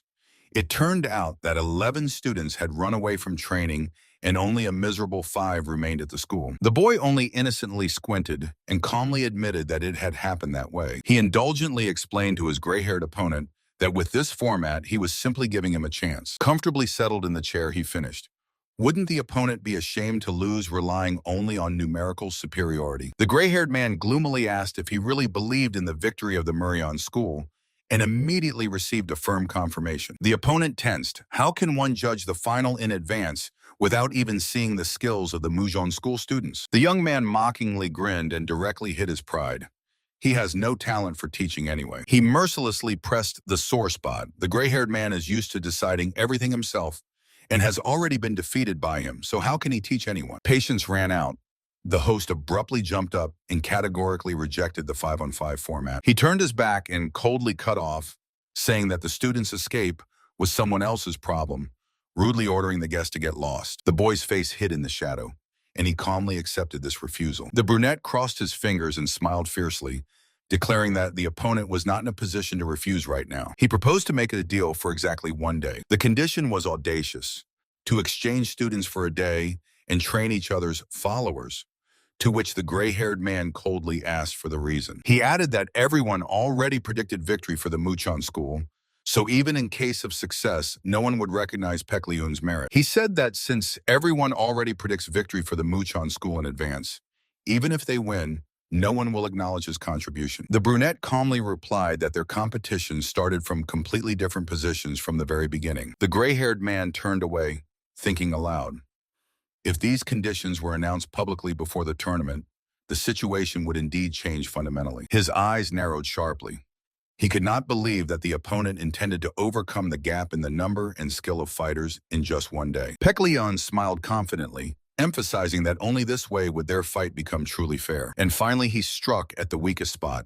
Could it be that the old friend is simply afraid to lose? The gray-haired man could not stand it and furiously growled the name Pekleon. He exploded with anger, shouting how far he was going to go in his mockeries. From the furious outburst of his aura, the stone bowl instantly cracked and shattered into pieces. With a loud splash, the girl emerged from the hot water. Sighing heavily, she admitted he still would not answer her. Her gaze suddenly grew serious. The hot steam slowly dissipated over the wooden wall. Already in battle attire and with a sword at her waist, she headed for the exit. The plan to track Pekleon had to be rapidly accelerated. She would personally smash the students of the Murion school to pieces, and only then extract the truth from him. Stepping outside, she mentally threw him an accusation. Was the goal really so important as to betray the native clan? And until that moment, no meetings. Her face hardened with determination. Time to focus. The silence was suddenly cut by a calm greeting addressed to the students of the Mujon school. A green-haired stranger stepped forward to the students with a broad, self-satisfied smile. Pekleon stepped out to the crowd of students and casually stated that he would conduct the training today. Student Chungyeon asked discontentedly why they needed an instructor from another school. Pekleon explained with a slight smile that this was a chance to broaden their worldview, arranged for them by mentor Chunryu. It was recalled how the old man almost burst out shouting during the negotiations. He admitted that it was difficult to come to an agreement, but promised not to injure the younger comrades. The crowd murmured anxiously. Pekleon suggested that the dissenters leave, but in response, there was only dead silence. Not seeing any deserters, he ordered Chungyeon to step forward. The instructor stood in the middle of the yard and announced a one-on-one sparring. Chungyeon respectfully bowed upon hearing the advice to hold out as long as possible. The student abruptly sprang from his place. He showered the opponent with strikes, but Pekleon played with him, smoothly dodging in the air. A lightning-fast lunge and a hard blow to the chest threw Chungyeon back with a painful groan. The warrior's eyes widened in shock. The opponent promised to fight him on equal terms, But reality turned out to be different. The fighter helplessly fell to the ground, unable to touch even a hair on the enemy's head. Above him calmly looked the swordsman in white, who turned out to be an absolutely unreachable opponent. The broken warriors stared into the sand, refusing to believe in such a colossal gap between their strengths. The victor only smiled confidently and called the next one. From the air, a new fighter swiftly swooped down, unleashing a barrage of fast strikes on him. The young man playfully deflected the powerful lunge with only the scabbards. The attacker gritted his teeth in frustration when the swordsman ordered in a matter-of-fact tone to call the next one. The third enemy tried to crush him with a massive jumping strike, but the young man with a predatory smile dodged the attack. A total beating began. He swiftly knocked out one fighter after another, relentlessly demanding new victims. Another body helplessly flew head over heels. The young man casually slung his weapon over his shoulder in the middle of the yard filled with fallen enemies, causing the burly observer to freeze in horror. Grinning fiercely, the young man carelessly asked if there were any others willing to fight. Someone's stunned thought pierced the silence. The power of this warrior could surpass even that of instructor Chun-Ryu. In a fierce clash, Nam Gun-hyun proved his undisputed superiority, although Sun Yugen might not have been inferior if he hadn't wasted so many years. The satisfied mentor smiled gently and announced that sparring was over for today. "Not yet!" A sharp shout cut through the air. The young man in white suddenly stopped and turned toward the voice, kicking up dust with his feet. A stranger woman walked heavily toward the arena, indignantly asking why everyone was allowed to fight except her. The mentor was not angry at all. He only calmly remarked that they hadn't seen each other for a long time. He smiled warmly, saying her name, Sunman. A gloomy girl with short black hair appeared in the light, placing her hand on the hilt of a huge sword. From beneath her lowered lashes came an icy coldness when she advised the young man to prepare if he did not want to die today. The girl's face was distorted by icy rage, and the blade slid out of the scabbard with a metallic clatter. "Draw your sword." Little San decisively raised a finger and flatly refused. She loudly declared that she also wanted to go outside. The girl broke down in hysteria on the floor while the mentor sternly reminded her it was dangerous for the young lady of the Peck Lee clan to wander the streets. Her duty was study. Upset, San hid under the blanket, sure that her mother would have allowed her, when suddenly she heard a quiet knock. Unpeeked from behind the door and whispered, asking if she wanted to go for a walk. The girl's eyes instantly widened with surprise and hope. Soon the night city heard the ringing laughter of children. Un ran through the illuminated streets, carrying San on his shoulder, and asked to keep this outing a strict secret from the servants. He promised to run away with her for walks as often as she wished. The boy laughed sincerely when the little one readily agreed to endure any drowsiness for such moments. The next evening, the girl was again lying in bed, joyfully planning a new route. But instead of her brother, she heard an alarming rumble. The door suddenly slid open and a frightened maid froze on the threshold. The woman blurted out terrible news. Young Master Peck Leun had disappeared without a trace. Childish confusion was left in the past.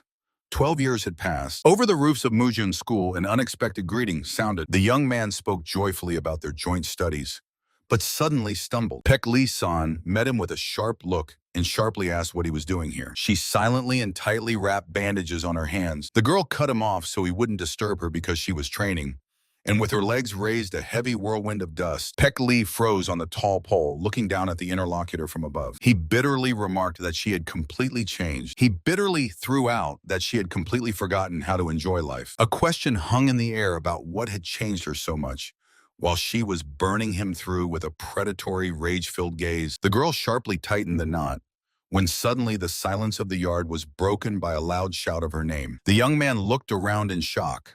San was already standing in the middle of the square, pointing a blade at the opponent in white. "Draw your sword," she ordered emotionlessly. San drew a shining sword, her eyes blazing with rage. From the dazzling flash emerged a man in white who greeted with a soft smile, as if saying, "Long time no see." Instead of a greeting, she unleashed the art of the burning white flower and delivered the first strike. Immediately, the second followed.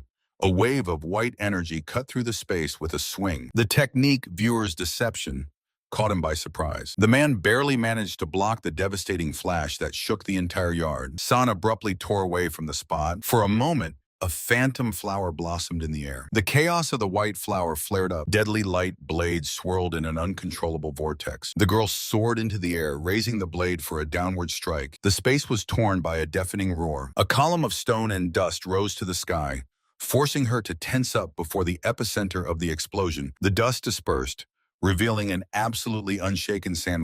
She was breathing heavily after the attack, while he indifferently noted her progress and persistence. The girl gritted her teeth in anger when he suddenly asked why she was using the art of the fiery white flower. San coldly explained that this technique relies on brute force, and therefore is completely unsuitable for her. What right does he have to lecture her? She fiercely sprang up from her place. The swords clashed, and the girl painfully threw an accusation of betrayal in his face. San barely flinched at the mention of his old promise to always take her with him. Then try to find an excuse, she exclaimed in despair. With renewed pressure, she demanded to know why he left the clan back then. With an elegant sword movement, San deflected the attack and curtly said he could not explain anything. She only smiled grimly, as she had been expecting exactly those words. The very next moment, the girl activated the dispersion of magical petals and delivered a wide strike. San only smoothly retreated backward, allowing the blade to whistle through the air. The girl swiftly launched into an attack. The instructor sharply jumped back, avoiding a heavy kick that raised a cloud of dust. She fiercely glared from under her brow, demanding an answer to how much longer he would remain in stubborn defense. Her fingers clenched the sword hilt until white. It still refused to fight at full strength. Wild energy exploded around her. Once like this, she would strike exactly at this weakness. A dark whirlwind of power enveloped the girl as she swung to perform the secret technique. A deadly wave crashed down, tearing through space. The instructor froze, instantly sensing a real threat. For his own salvation, he drew his sword, deflecting the attack with a dazzling blue flash. Two forces collided with a deafening crack. When the dust cleared, witnesses of the fight gasped in amazement. The exhausted apprentice sank to the ground, but the instructor was still forced to bear his weapon. However, only one thought pulsed in the man's mind.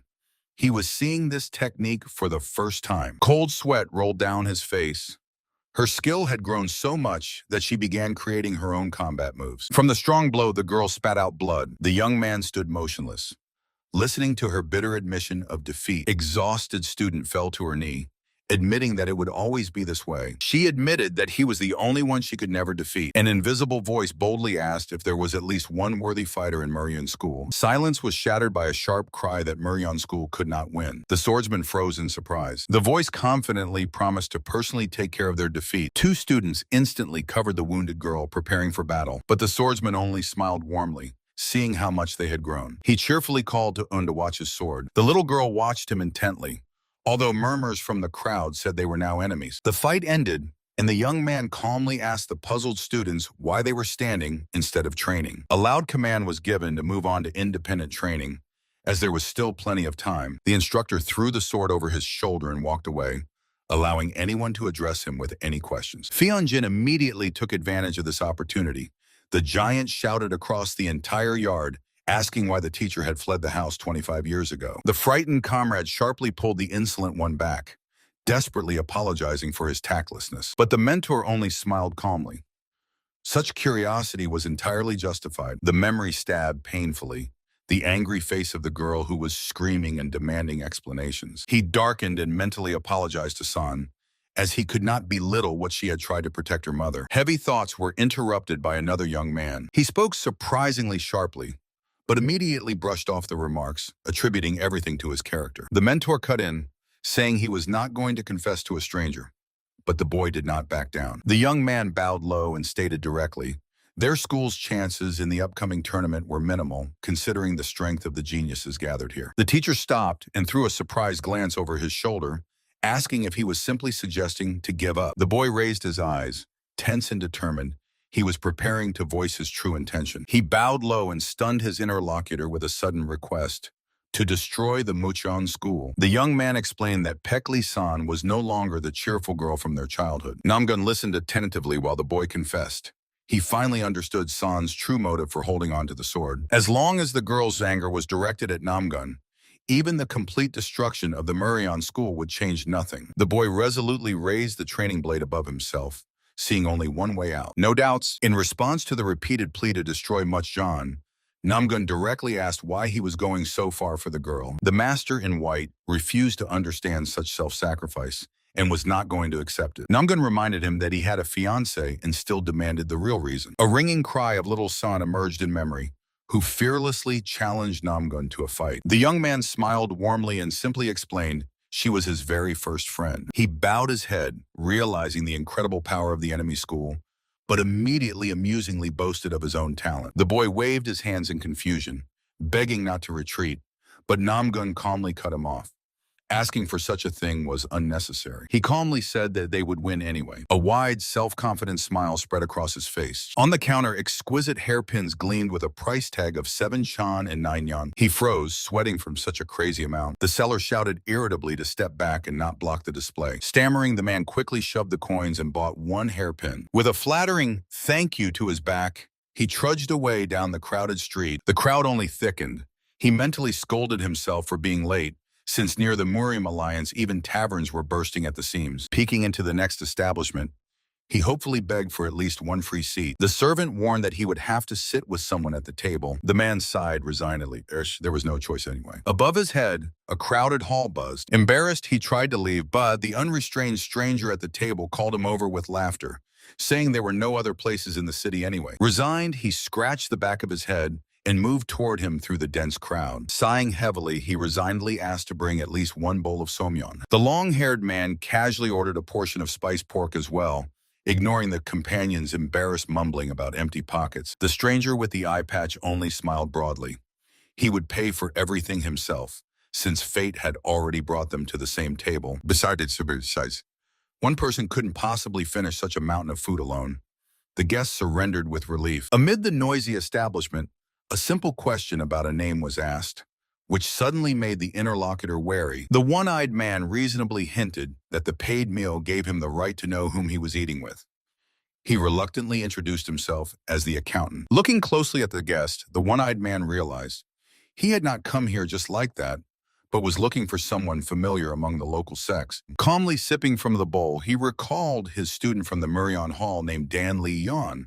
The accountant immediately showered him with compliments until the interlocutor suddenly cut in. How does he know him? He leaned fiercely over the table, forcing the accountant to recoil in panic and quickly deny any acquaintance. The tension was broken by the waiter with the noodles. The one-eyed man was already laughing loudly, forcibly seating the frightened guest back on the chair. It was just a joke. The accountant took the bowl but suddenly froze, quietly noting that the Murion Hall was currently in an extremely disadvantageous position. A crowd was noisy around. Rumors came from everywhere.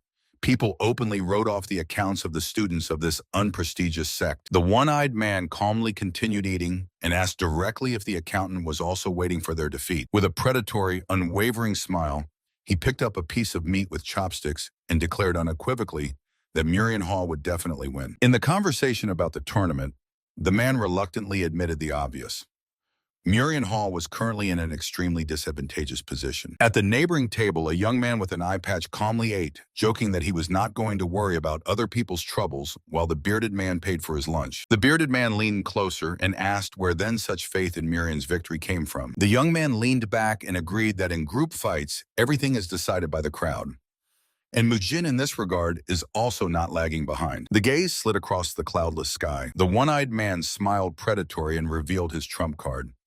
Murion has a fighter who never enters a losing battle. The puzzled bearded man suddenly realized that he still did not know the name of his interlocutor, to which the latter jokingly suggested calling himself the elegant young master. When the jokes didn't work, the young man reluctantly gave up and briefly named himself Sun. The bearded man asked in surprise, "My name is Pekri-san." He revealed all his cards, causing the man to freeze in surprise. Having named himself, Pekri-san only lazily yawned. Soon he was already settled on the roof of the large pavilion, watching the start of the long-awaited tournament with satisfaction. Meanwhile, below, the relaxed leader of the alliance waved off his masked guard, as if to say, why bother and keep a posture if no one is watching them anyway. The leader of the alliance sternly reminded the subordinate with the demon mask that true habits always come out. He nodded carelessly, but the leader coldly warned, "It is from such small things that fatal mistakes grow." Changing the subject, he asked the disheveled great swordmaster his opinion about the tournament. The master squinted slyly,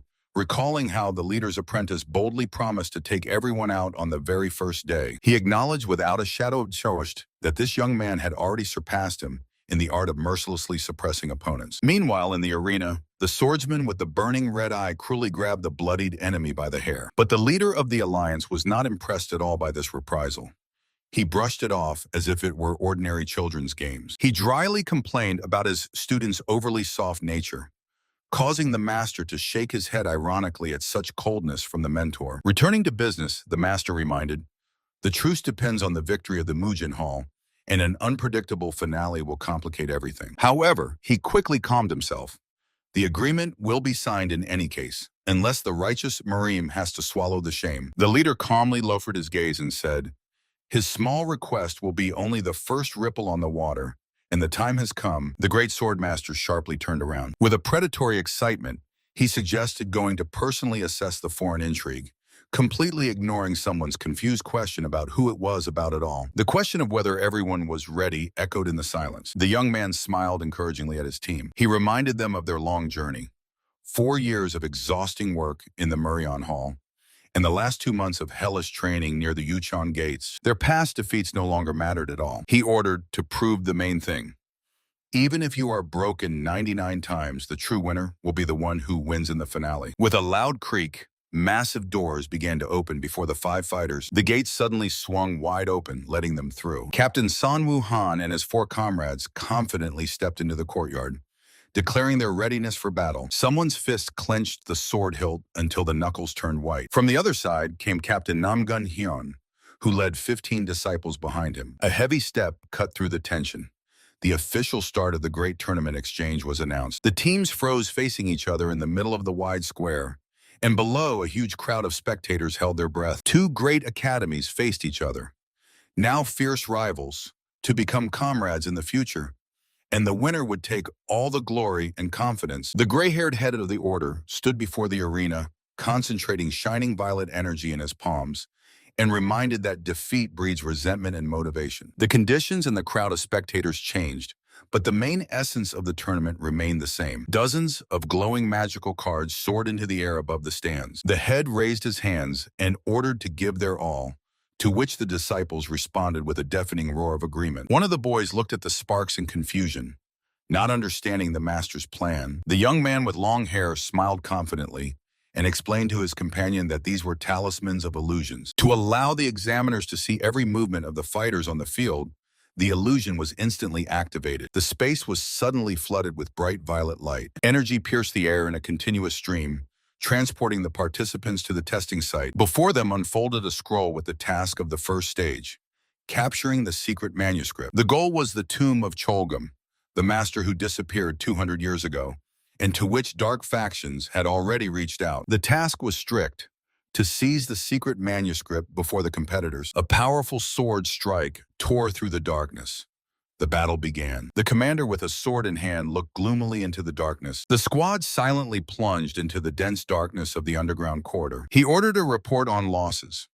Someone behind struck a flint, and the first group reported that everything was clear. Fighters in black and red mantles froze in the stone corridor, confirming their readiness. No losses, all were in place. Then he turned to Dansol and ordered her to deal with the mechanical barrier. The girl carefully touched the wall. She would remove simple mechanisms, but warned of a high risk of hidden illusions of chi. The leader reacted instantly and sent a second squad to clear the mines. The rest remained in the rear for cover. He soberly assessed the enemy. There were few of them, and alone they were much weaker. The only way out for the opponent was to hide in corners and set traps. They definitely would not engage in an open fight now. The plan was simple: use numerical superiority and find the secret manuscript first. Namgun Hyun urged the ally, asking if they could quickly get through the trap. The bald master replied that he would easily remove small obstacles, but the main pillar must not be touched. It holds the entire ceiling. He added that there was nothing to worry about without a strong blow, until suddenly the space was torn by a crack. The walls trembled from a powerful explosion. From the thick dust came a mocking voice that called Namgun by name. A dark silhouette emerged in the gray haze. Hyun sharply turned around. From the dust came Sanwoo Gan, wrapped in a dark aura, and mockingly assessed the tattered appearance of his opponent. He carelessly said that he was just making his way through the mechanisms. The massive illusions of the labyrinth required colossal energy. Because of this, there was no longer enough strength for complex traps, and they rather poisoned than physically maimed. Knowing this, Sanwoo Gan relied on his wild inner energy and went straight through the poison. Namgun exhaled in shock, recognizing such a brutal method as complete madness. The warrior in black and red gripped the hilt and arrogantly praised the youth for his courage to come alone, planning to take him alive for interrogation. Suddenly, someone's hand sharply blocked the attack. The man with a tail raised his eyes. A dark silhouette in a torn cloak fell on him with words of doubt. From under the hood flashed a cheeky smile of a carefree young man who easily took a fighting stance. He cut off, saying that this was unlikely to happen. The sword swiftly cut it through the air.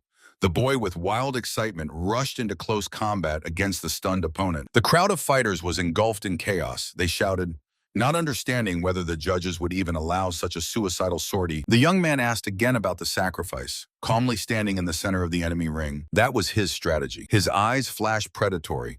A golden aura exploded, and someone from the crowd screamed his name in horror. Sun Wukong. The leader instinctively crouched in fear, waiting for the blow. The next moment, Sun Wukong unleashed his power in one colossal swing, flooding everything around with dazzling light. Pitch darkness. The ceiling shattered into pieces, causing the enemy to raise his head in horror. Through a cloud of dust and stones, a swordsman in white was rapidly falling upon him. Shall we change the arena? He threw out, while the opponent helplessly flew into the abyss. A predatory, eager smile stretched across his face. The key question sounded, what exactly is needed to win the tournament? One of the students confidently blurted out about strength, and the mentor, agreeing, immediately struck back with a question. Are they really stronger than the Mujon school now? The young man smiled confidently and replied that strategy is the weapon of the weak against the strong. The most important thing is to be the first to obtain information that competitors do not have. With a heavy thud, he threw a huge stack of books onto the table and unequivocally ordered the students to memorize everything. The logic was ironclad. Illusionists are ordinary people, and their imagination has strict limits. Each arena for trials copied real places from these reference books. But the students broke out in a cold sweat. Memorizing such volumes in a week was unrealistic. The mentor only smiled slyly and summoned a glowing system window before him. The interface suggested spending 20 drops of essence to instantly enhance the student's memory. The young man crossed his arms on his chest with satisfaction, while the embarrassed wards hesitantly babbled about cheating. He calmly cut in, going against the examiner's intentions does not mean making a mistake, since only the achieved finish matters. The trio resignedly sat down at the table before piles of folios, and the young man casually added that cramming before the exam is perfectly normal. A predatory, sinister smile spread across his face.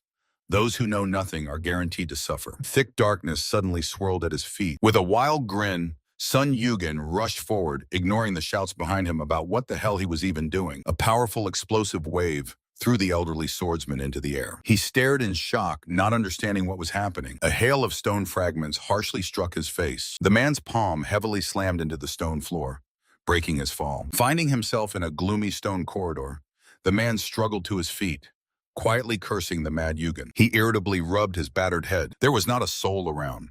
The space had strangely changed after the training, and the swordsman immediately suspected a foreign trap. He could not sit still. A doubt flashed in his mind. To search for the manual himself or first unite with others? Finally, the man looked into the depth of the tunnel and decided to move there. It won't work. The blood-red inscription suddenly flared from the darkness. The whip whistled as it struck the ground. The bald swordsman recoiled. Could it really be a whip? The stranger coldly warned that his interference would ruin their plans. She smiled predatory. It was Orion. The girl slowly squeezed the whip's handle, acknowledging that over the last 2 months the enemy had grown considerably stronger. Clenching his teeth, the swordsman hissed that he could not allow himself to lose to her so easily. Clang of steel, the swordsman tensed, refusing to lose so easily. Orion mockingly stated that expecting an honest duel was too naive. Behind the swordman, a shadow silently landed. The girl laughed confidently. 3 against 1 is the perfect advantage to kill even such a giant. The warrior's gaze fell on the wooden tag of the Mujon school on the newcomer's belt.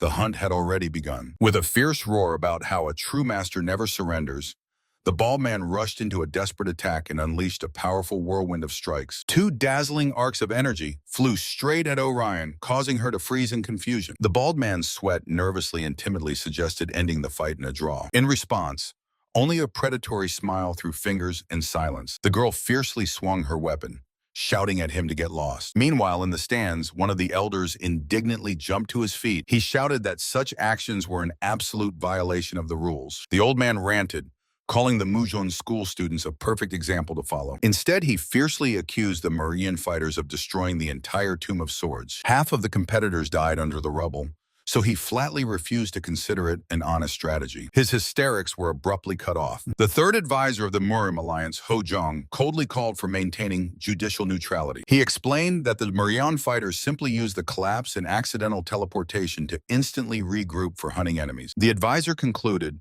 it was a perfect tactical move. The old man could only helplessly gnash his teeth at the warning not to organize baseless witch hunts. The man dismissed the idea of betrayal by the illusionists, as they were bound by an unbreakable magical oath until the end of the tournament. But the enemy clearly studied every inch of the arena, and such information could only be obtained from the closed archives of the academies. His face twisted from a sudden suspicion. Could it be that the opponent memorized hundreds of ruin maps, devised tactics for each, and managed to train his people in time? And all this in just 1 week. Before his eyes, the confident snarl of Pek Leon appeared instantly. While he was horrified by the scale of someone else's genius, somewhere deep in the ruins, a voice sounded, coldly counting the 6th victim already. Someone's hand tore a token from the fallen student.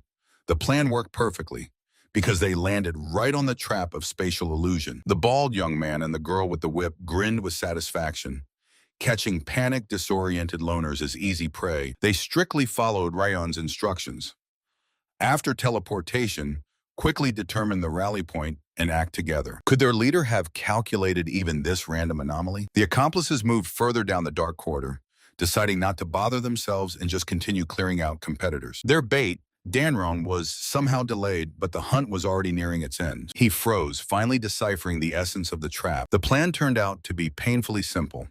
Lure them one by one with a quick bait, then finish them off with the crowd. Dan Ryan was already lying motionless on the floor. The girl and the monk froze in shock, realizing the full depth of the stranger's plan. The enemy panicked and stared at the hand that had gripped his clothes with a deathly grasp. A lightning-fast movement and a sharp clang of metal. The warrior in black and red barely parried the sudden strike, groaning dully from surprise. He instantly struck back, pushing the opponent away. Memories overwhelmed him.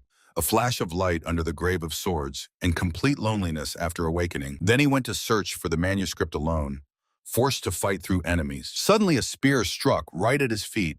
An ambush had been waiting for him from the very beginning. He miraculously dodged the deadly tip. The attacker turned out to be Somun Chok, but even this sudden appearance still fit into his calculations. A powerful hook flew straight into Namgun's face. He coughed painfully, realizing the scale of the problem. Flying back, he tore up the ground with his boots and barely kept his balance. Leaning on his sword, these two turned out to be much stronger than he had expected. The young man smiled fiercely. He already knew that victory was theirs. Together with his partner, he took a fighting stance, proving that their words were not just a bluff. Namgun clenched his teeth and reluctantly admitted their strategy was brilliant. However, he immediately snapped back. Such cheap tricks won't work in the second match, and in the final they face a crushing defeat. Retreating across the roof, he shouted indignantly that attacking in pairs in the dark is a complete disgrace for true masters. The young man kicked in a jump and openly mocked the pathetic attempts of the great Namgun Hyen to buy time with talk. After all, he was left completely alone. Suddenly, above Namgun's head, a massive mount broke with a crash, causing him to freeze in shock. The enemies coldly cut in.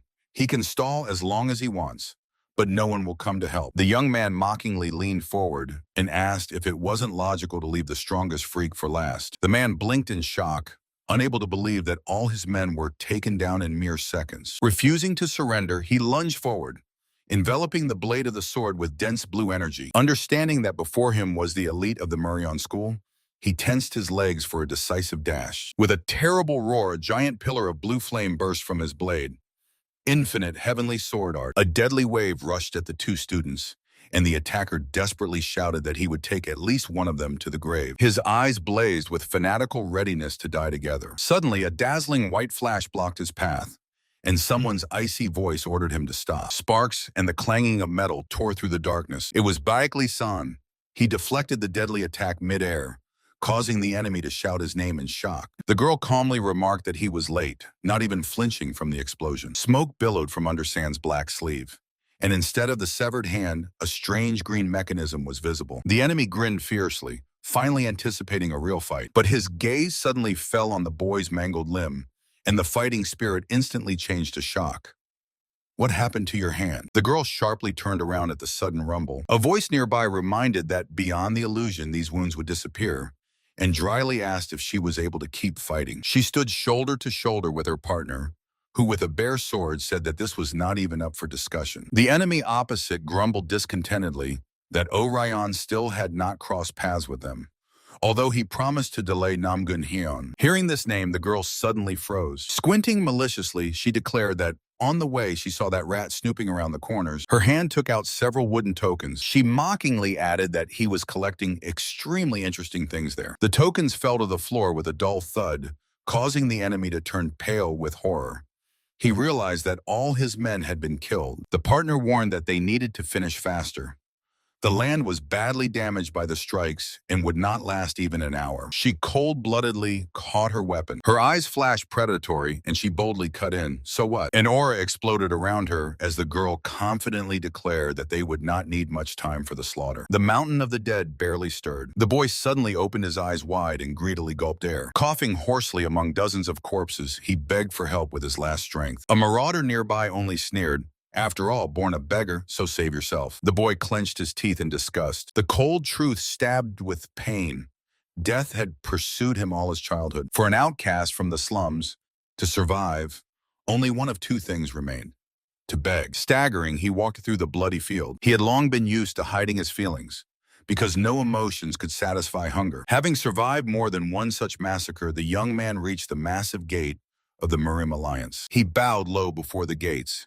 It was the only chance to abandon street begging and become a master of martial arts. Harsh spear training became his new reality, where the main goal remained survival, and luck finally smiled upon him.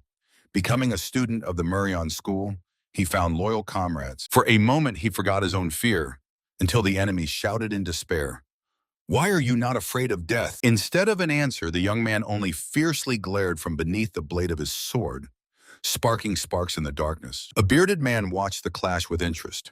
The fighter's strengths turned out to be surprisingly equal. He was frankly impressed how the hopeless slaughter of 16 against 5 instantly boiled down to an honest duel 2 against 2. Suddenly, the smile disappeared from his face, and a pink aura enveloped his body.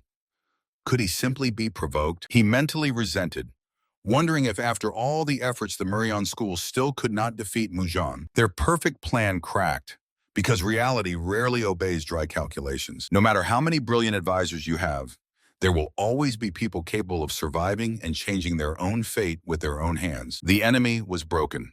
In such a state, Murion students physically could no longer win. The cold gaze from behind the shining blade confirmed the truth. Only one who has also accepted death can stop someone ready to die. Sun Uhan desperately swung his sword, completely losing all his former pride. His partner shouted for him to shut up, holding back the opponent's fierce blow with his last strength. Meanwhile, in the winner's mind echoed an old instruction: to hide one's true swordsmanship until the very end. The young man blinked in confusion. He had just freed himself from the influence of the unorthodox alliance. So what were these words about? The long-haired interlocutor frowned. The leader of the alliance would personally appear at the inter-school tournament and immediately recognize his technique. The interlocutor waved it off. It didn't matter, because after the tournament, he still planned to leave the Murion school. The man added that it no longer made sense for the boy to stay in the Murim alliance for revenge against the master, or to return to the bloody sword sect. He smiled faintly.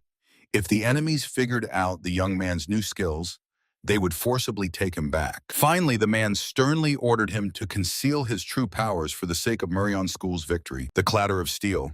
The young man cursed, barely parrying a heavy blow. Namgun Hyun turned out to be too powerful an opponent for him alone. The enemy pressed relentlessly. Under the hail of attacks, the boy realized that he would definitely lose this way. He mentally cut off the thought that no, he must believe in Soman Chok. Until the ally defeats Pekli-san, he will have to simply survive and hold the defense stubbornly. He clenched his teeth until they cracked, praying for quick reinforcements. Namgun Hyun looked down arrogantly. The advantage had already shifted to his hands, only the secret manual remained to be found. The enemies began to narrow the circle. They had already searched all the outskirts, and now this exhausted boy was their last target. The young man narrowed his eyes, realizing that the secret manual was hidden somewhere very close. But there was a problem. Because of his previous attacks, the ground had become too unstable, and a new sharp move could collapse everything terribly. The girl had also felt this and sharply ordered Pekri-san to restrain his strength. They needed to finish this fight before the cave collapsed. Pekri-san gripped the sword hilt as the enemy contemptuously called him the student of that very freak. The spearman grimly intercepted the weapon, cutting off that it no longer changed anything. With a fierce scream, he rushed forward, releasing a dazzling flash of fiery technique. Strike! Pekri-san instantly counterattacked with the power of the 5 elements. A series of devastating strikes threw the opponent high into the air like a rag doll. A terrible roar tore through the space. A powerful shockwave shattered the floor into pieces, raising a thick cloud of dust. Pekri-san, stop!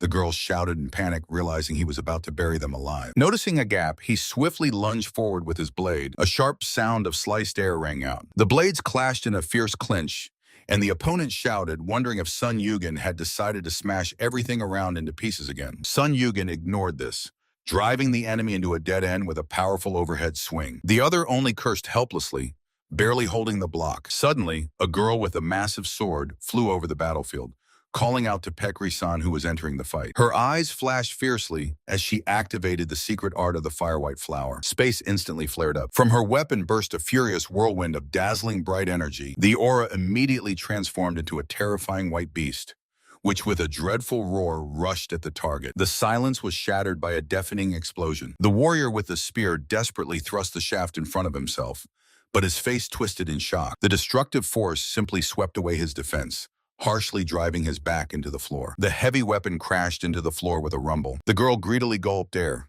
fiercely staring ahead. The opponent opposite also barely stood on his feet. The enemy screamed in shock, not believing that she still had so much strength left. From the powerful blow, the stone wall nearby suddenly collapsed. Behind the rubble, a secret passage opened, where people were already fighting. She instantly called Pekri-san to come down and seize the secret manual. The enemies had already rushed to the stash. Her gaze twitched sharply. Clenching her teeth, she rushed after. Blind thirst for revenge against Pekli-un completely clouded her mind. The young man below desperately dodged the enemy's blade. She barked at Sun Uyan to get out of the way, ready to take down anyone in her path. Clashing blades closely, Pekli-san shouted Somunchok's name with his last strength, begging for support. He only frowned, sincerely not understanding why San was going so far. Hands clenched the shaft until it cracked under the sharp question about fear of death. The wounded girl wiped blood from her lips and slowly laid her palm on the sword's hilt. She had no other choice but victory.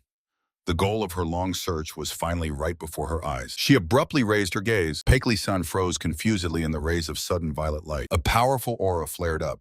The girl was not going to let him go again. She snatched the weapon, raising a whirlwind of energy around her. A lightning-fast lunge, wrapped in radiance, the girl rushed at the warrior with a spear at a crazy speed, sweeping everything in her path. His mind was pierced by a clear feeling of inevitable death. Looking at this attack, the warrior realized one thing: to survive today, he must dodge at any cost. He tensed, feverishly imagining how the leader of the righteous heaven sect would act in his place. A dazzling flash of the art of the fiery white flower cut through the space. A powerful explosive wave threw the opponent backward. But the young man sharply rejected the foreign images.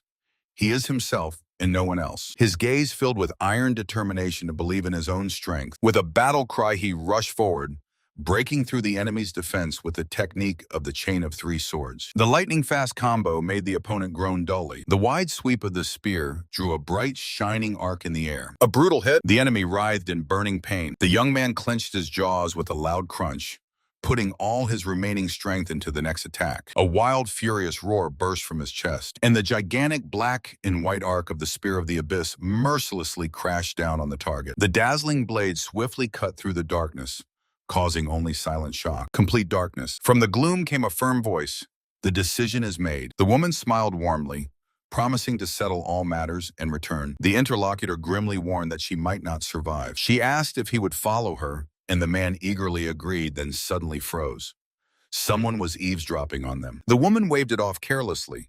His interference would only complicate the situation. She became sharp. This war must end in her generation.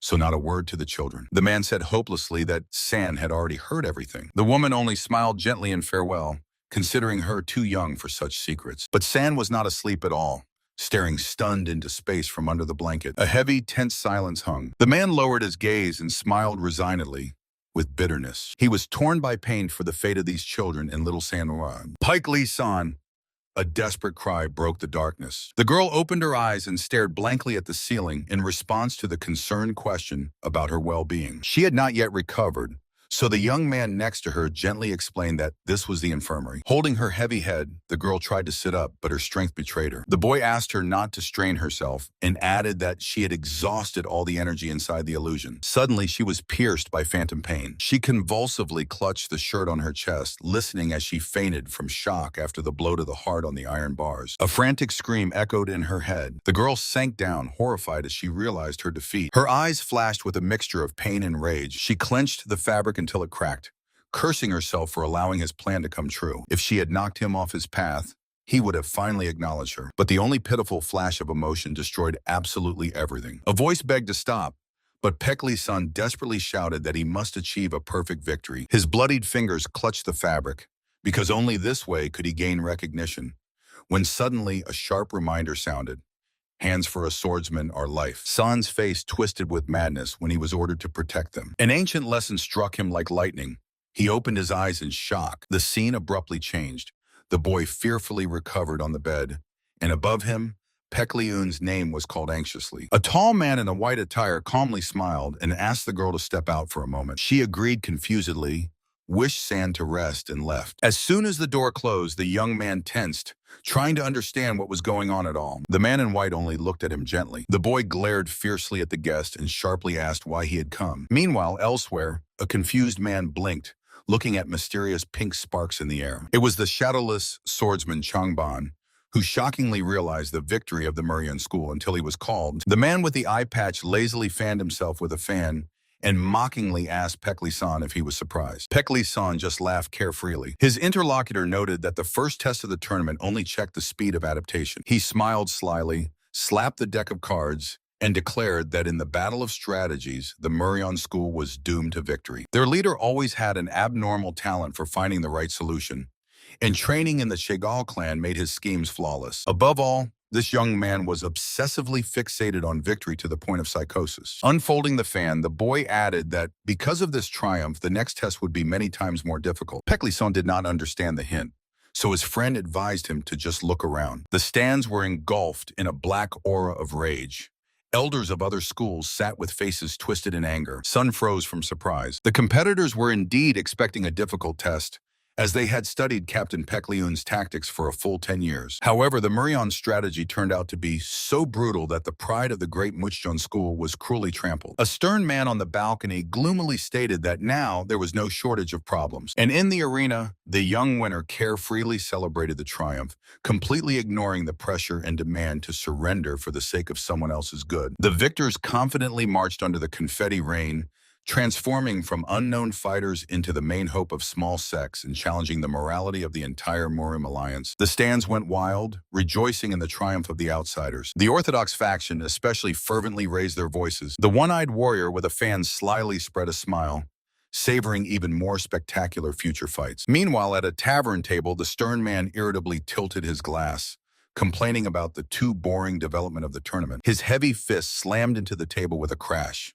They lost. The bald monk opposite calmly reproached that such harsh bluntness simply destroys the pride of his younger brother. The warrior waved it off.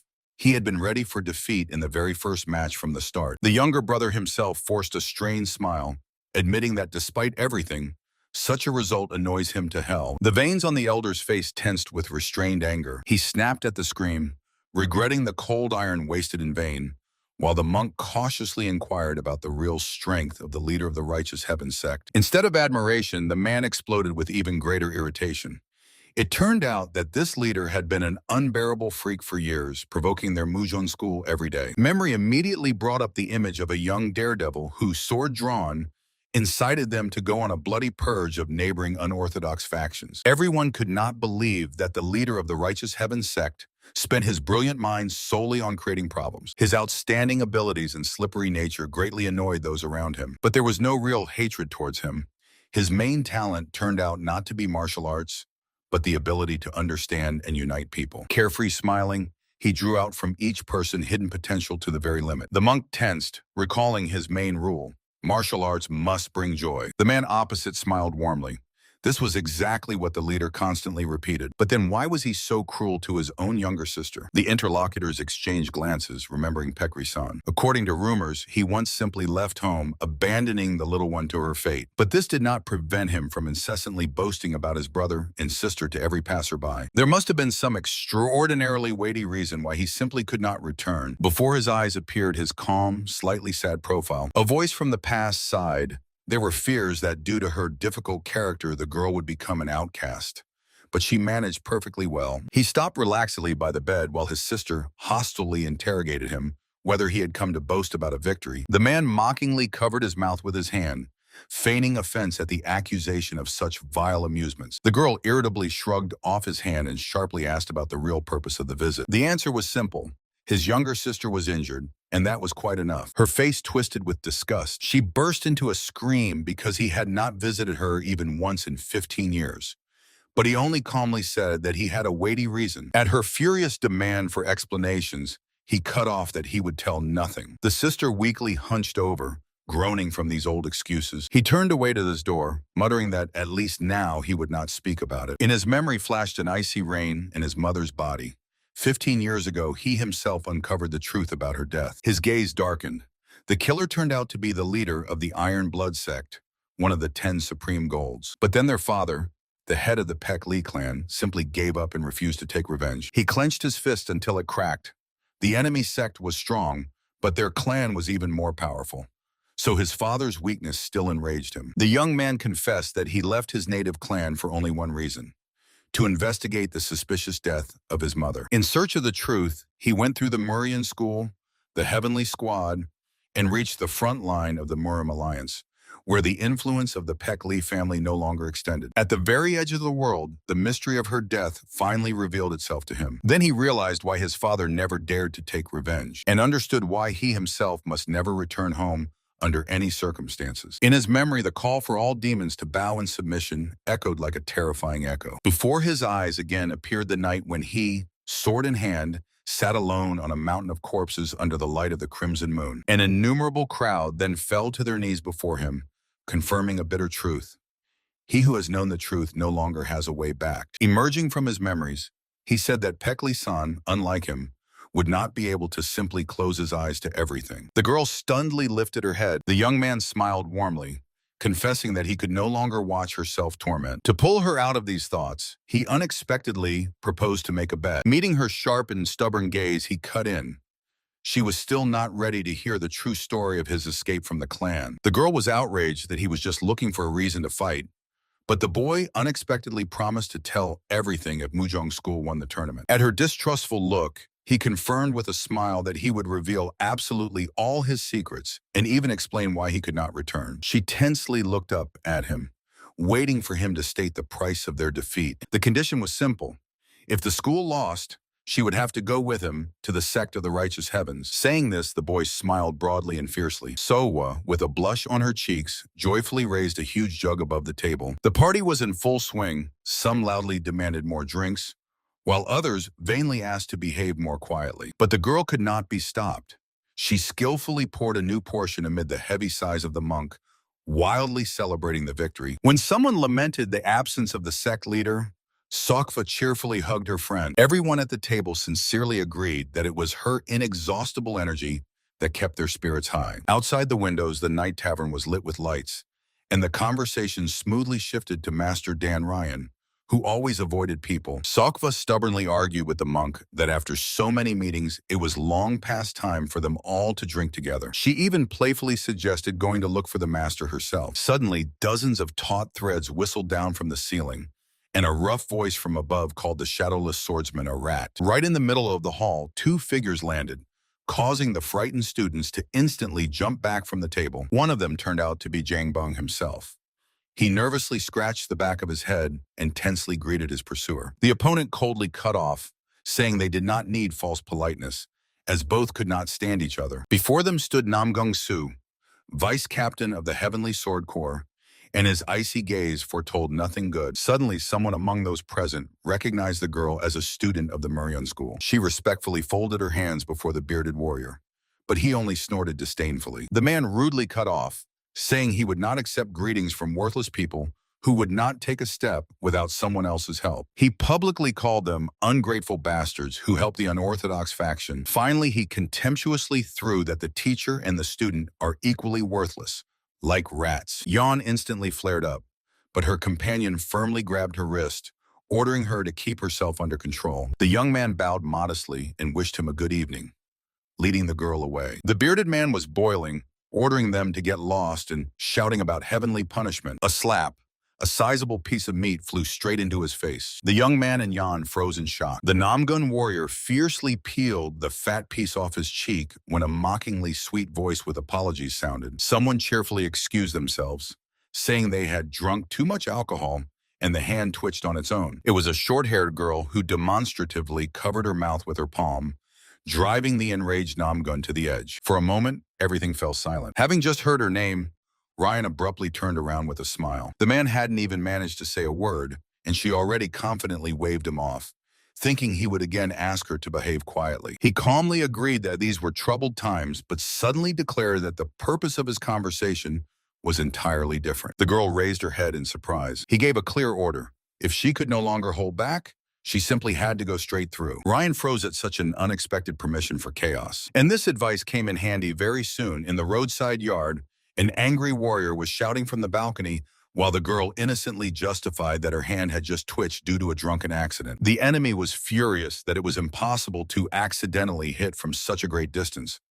But Ryan only playfully pressed her palms to her cheeks. Losing patience, the warrior bared his teeth and promised to turn a blind eye to the incident only when she fell to her knees. The girl ironically praised his mercy and with a smile offered her own option. She calmly put forward a counter condition.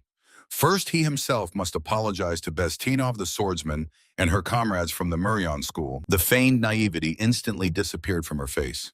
Ryan stepped forward harshly and cut off, saying that only after that she would consider his proposal, which simply stunned the audacious one. For a moment, silence hung in the air. The black-haired young man in white easily twisted his opponent and with a smile said that they still lacked confidence. He directly ordered to sweep away anyone who got into the fight and promised to take all responsibility upon himself. The young man confidently showed a thumbs up, ignoring the crowd's shouts, demanding to immediately calm the insolent one. The outraged man roared, "How dare a simple student disrespect Bestinov the swordsman, who was higher in rank?" Someone hastily grabbed the young man by the hand, trying to stop him. He flatly refused to bow to the coward who 15 years ago abandoned the allies from the Namgun clan and simply ran away. A heavy accusation hung in the air. Because of that betrayal, the main family suffered catastrophic losses. The crowd whispered in shock, not understanding how, with such a stigma, he even dared to appear in the Murim alliance. The conversation turned to an old incident when a demon invasion forced the alliance to intervene urgently. Then the Namgun clan chose a frontal attack tactic to break through straight into the very center of enemy lands. For the army, it was a perfect, quick plan without unnecessary casualties.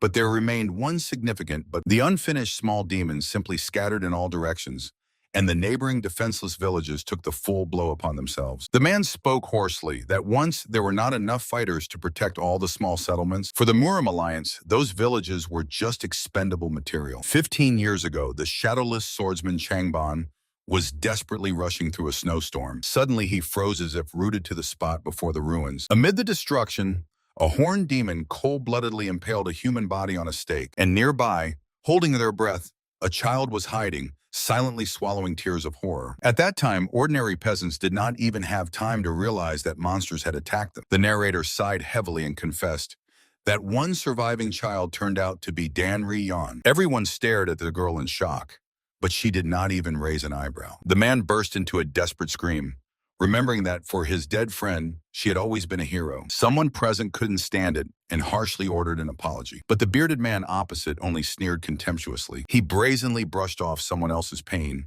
calling these claims absurd. The man disdainfully said that knighthood is a privilege exclusively for the Orthodox faction. He sharply pointed forward with his hand.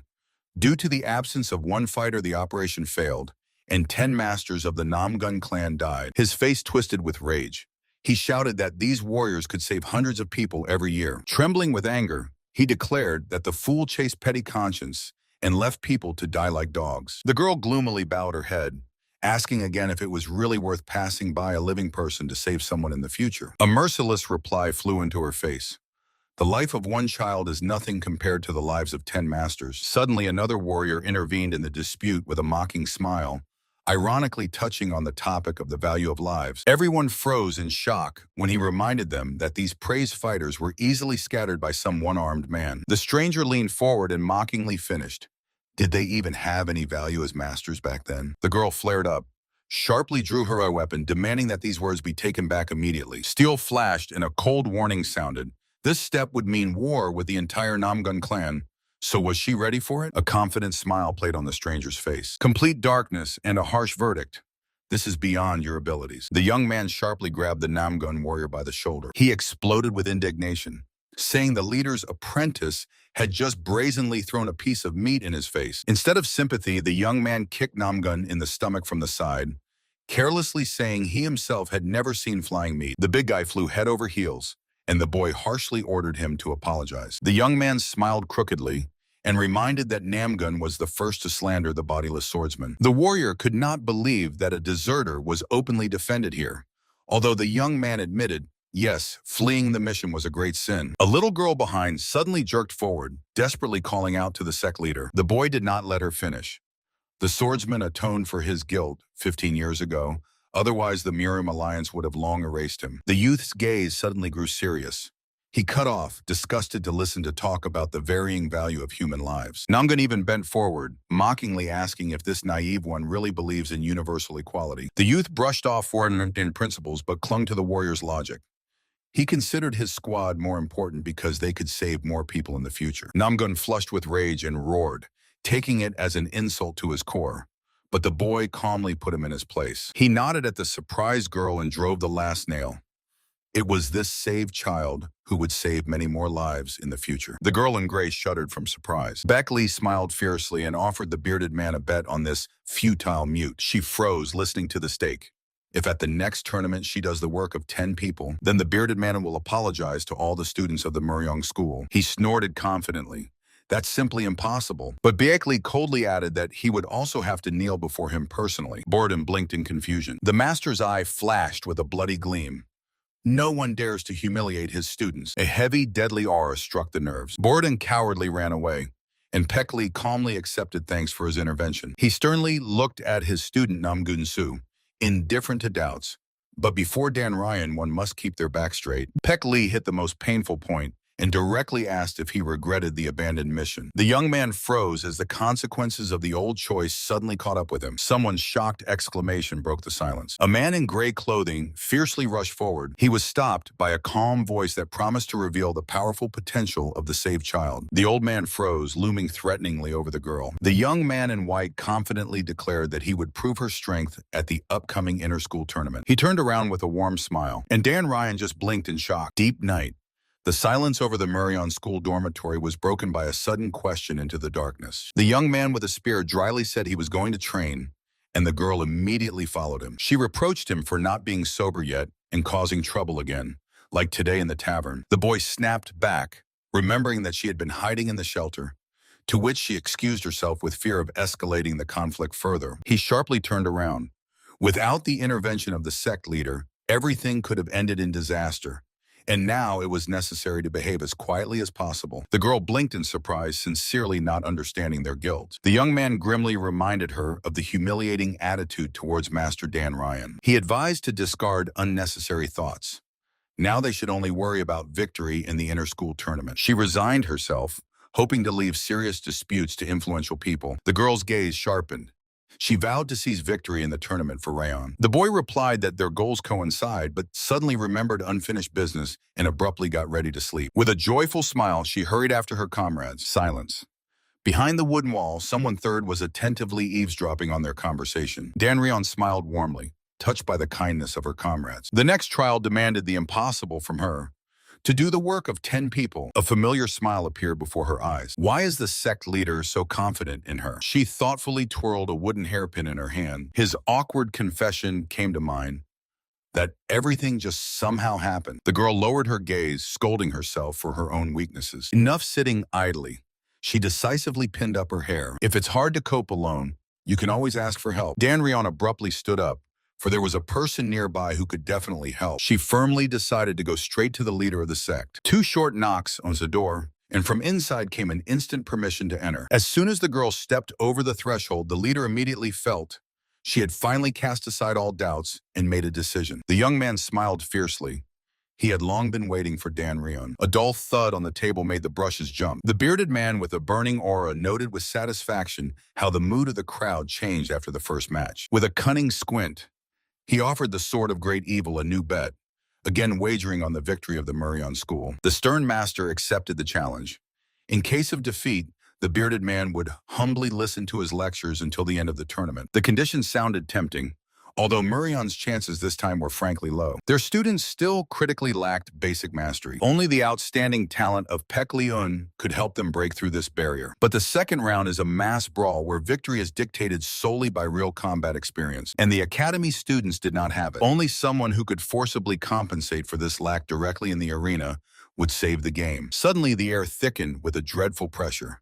Behind the young man loomed a frightening silhouette, and the system instantly sounded the alarm. The boy flinched and nervously looked away, ordering himself to pretend he felt nothing. The man with the purple aura suspiciously squinted, trying to understand why anyone would need the victory of the Murion school. He knew for sure, as soon as this inter-school tournament ended, no one would dare stand in his way. It began. Above the majestic arena building, a sign flashed. The second trial, called Break the Flag, started. The red cloth fluttered in the wind, and the rules turned out to be painfully simple.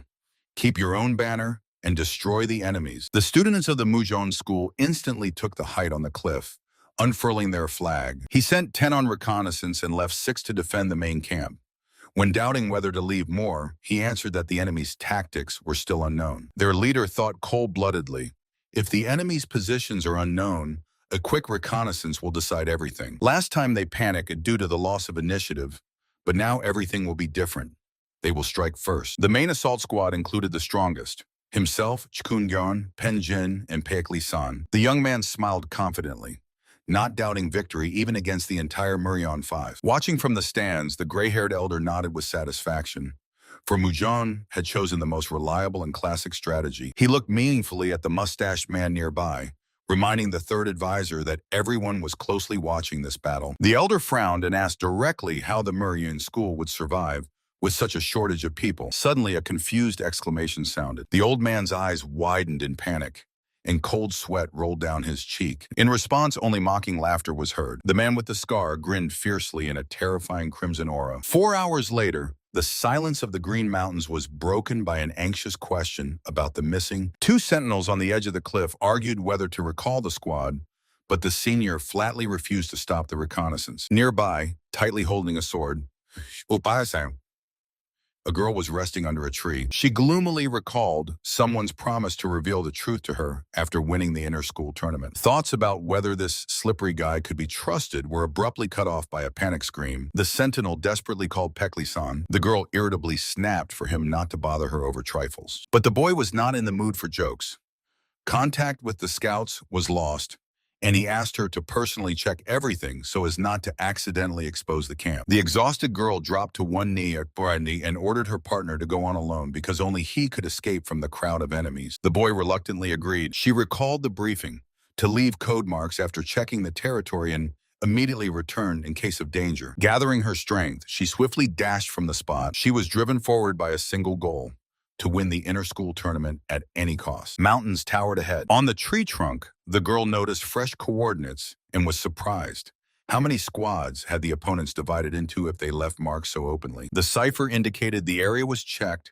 The search group moved northwest. The girl dismissed the alarm, deciding that the strangers simply had not found anyone yet. Running her fingers over the bark, she convinced herself that even a master like Paek-li-san could not have drastically improved his students in just 2 months. Wasting no time, the scout rushed northwest to intercept, but soon she found a new mark about a move west.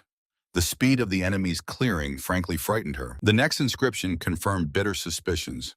The western square was also passed, and the enemy relentlessly advanced southwest. Secret marks carved on the tree bark signaled, "Southwest is clear."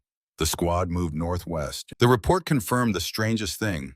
The scouts had already finished combing absolutely all zones. The girl looked around the forest in confusion, not understanding how reconnaissance could have checked everything and not found the enemy. Suddenly, she froze by a tree, realizing another alarming detail.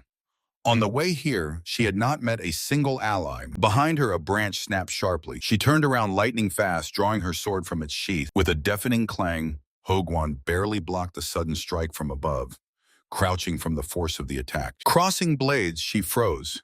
Instead of an enemy, an ally stood before her, Baekli-san. The boy was breathing heavily and dripping cold sweat, looking at her weapon in horror. Recognizing her, he finally retreated and explained that he was sent here due to the sudden silence of the reconnaissance squad. The girl did not lower her sword and harshly reproached him for the overly careless search. She stated that his people themselves had hung markers about the completion of the search all over the forest, but the boy only blinked in surprise. Her face froze in horror when Baekli-san admitted that their group had not even left their zone yet. He suddenly broke the silence with a sharp order to immediately retreat to the main camp. Two fighters ahead froze in confusion, demanding explanations. Instead of an answer, he barked at them to leave immediately and himself rushed off. On the move, he suddenly turned around, throwing the last assignment to Namgun Hyun. Their code tags have been revealed. Leaving them behind, he dashed through the thick grass with huge strides. The ground flickered rapidly beneath his feet. He rushed forward with all his might, sharply gasping for breath at every step. He calmly announced that he completely left the strategy development for the second round to Dan Ryan. A shocked exclamation instantly sounded from behind the massive doors. Smiling at the stunned group, he asked the girl if she could handle it. One of the students nervously doubted the idea,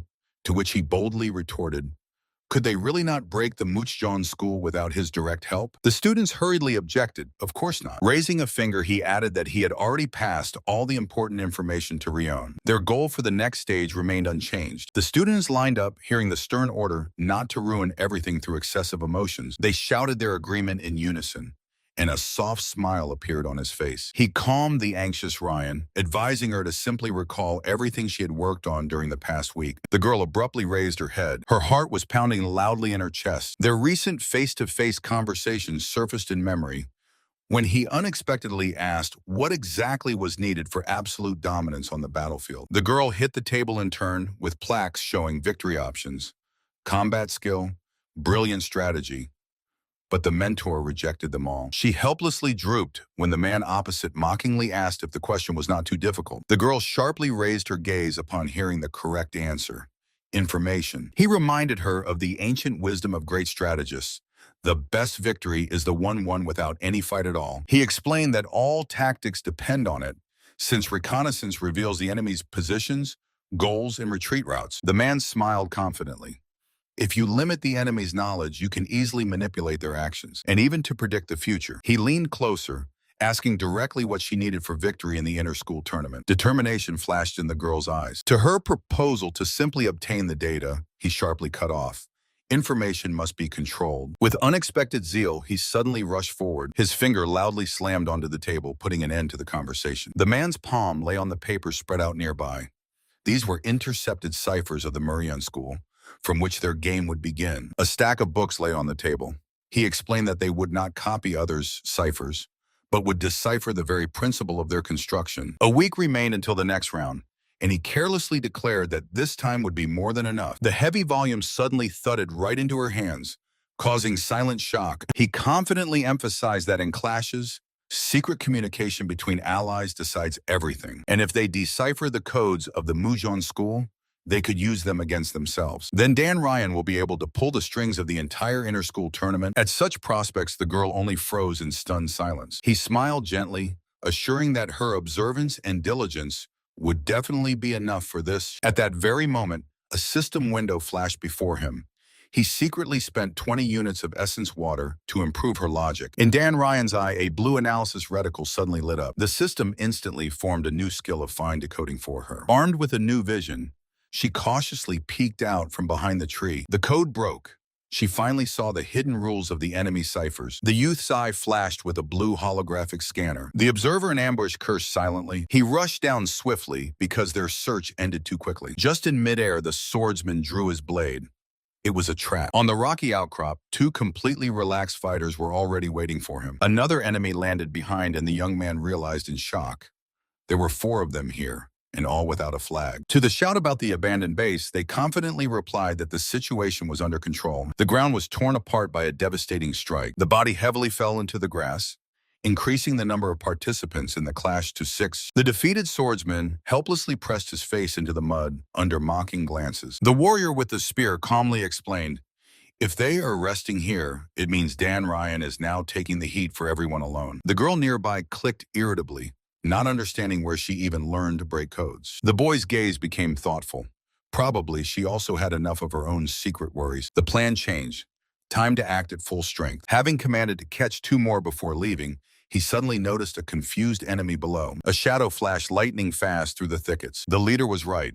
Whoever controls the information controls the battlefield. Dan Ryan's eye flashed with a blue holographic sight. Her observation skills intensified, instantly expanding the scanning radius. Hiding behind a tree, she began intercepting the codes of the Mujong search squads. Decoding enemy patterns, Ryan lured scouts one by one into an ambush for her allies. Until that moment, everything worked like clockwork. She rushed off to meet her own to advance together towards the enemy flag. But suddenly, she braked sharply.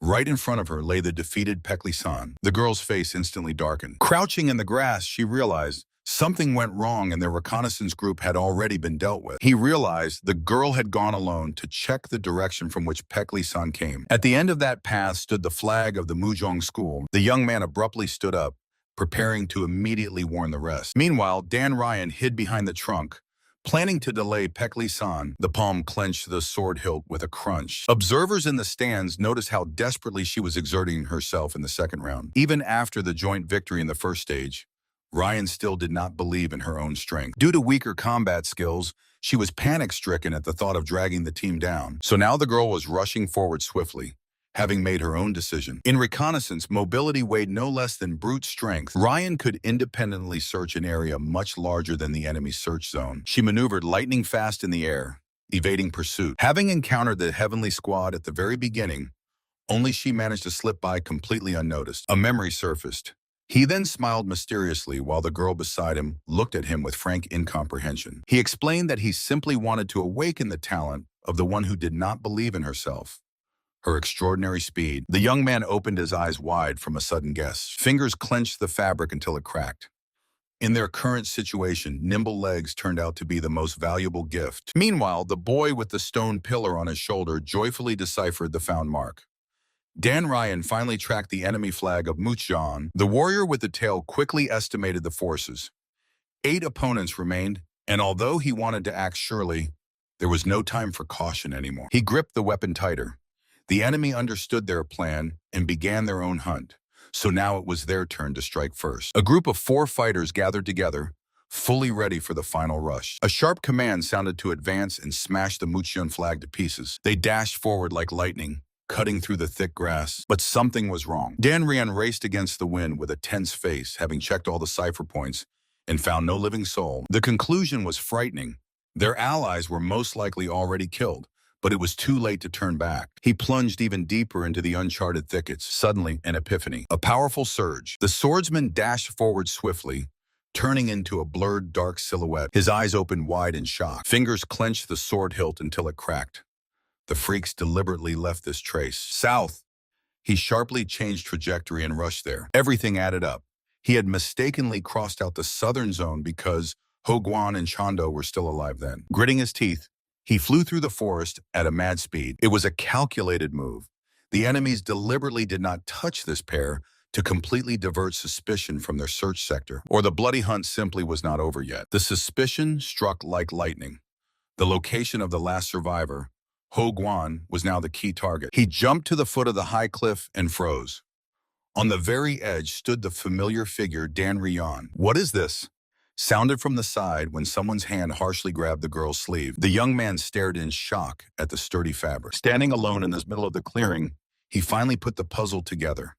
That's why the flag was nowhere to be found. Dan Ryan simply wrapped it around herself, turning it into her own clothing, and all this time ran with it. The pursuer's eyes flashed fiercely with crimson, and he barked at her to stay in place. The boy threatened to completely destroy the flag if she took even one more step. The girl froze in fear, covered in cold sweat. The tense scene is suddenly replaced by bright art from the authors with greetings for the Lunar New Year. The young man strained to look into the green mountain expanses, She was clearly late. The bald warrior nearby carelessly suggested that she might have already been killed. The young man sharply turned around, cutting off that now was not the time for jokes. The bald one spat out a blade of grass and grew serious. The journey of the master Pekli-san for a routine check instead of a full-fledged search truly aroused suspicion. The anxiety grew.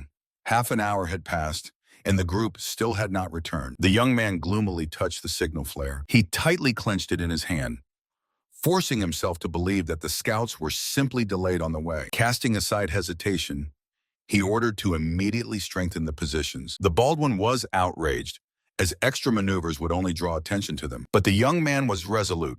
Intuition screamed that everything was going awry, and this risk would have to be ignored. Suddenly, a foreign voice sounded above them, mockingly advising to forget about secrecy. They had already been found. At that very moment, enemy assassins with bare swords descended from the sky onto their squad. The enemy recoiled in confusion, barely realizing how imperceptibly the fighters of the Murion school had closed the distance. The black-haired swordsman smiled fiercely, realizing that Dan Rena was not among the attackers. He slowly drew his blade, confidently deciding that the opponent had hidden the banner in the rear and had recklessly gone for a frontal attack. But Sun Yugen had already rushed forward, throwing out that the enemy scouts would clearly not be searching right now. A devastating blow fell from above, and the swordsman barely managed to block it. Realizing with horror, his reconnaissance squad had been wiped out. The enemy shouted distrustfully, demanding not to lie.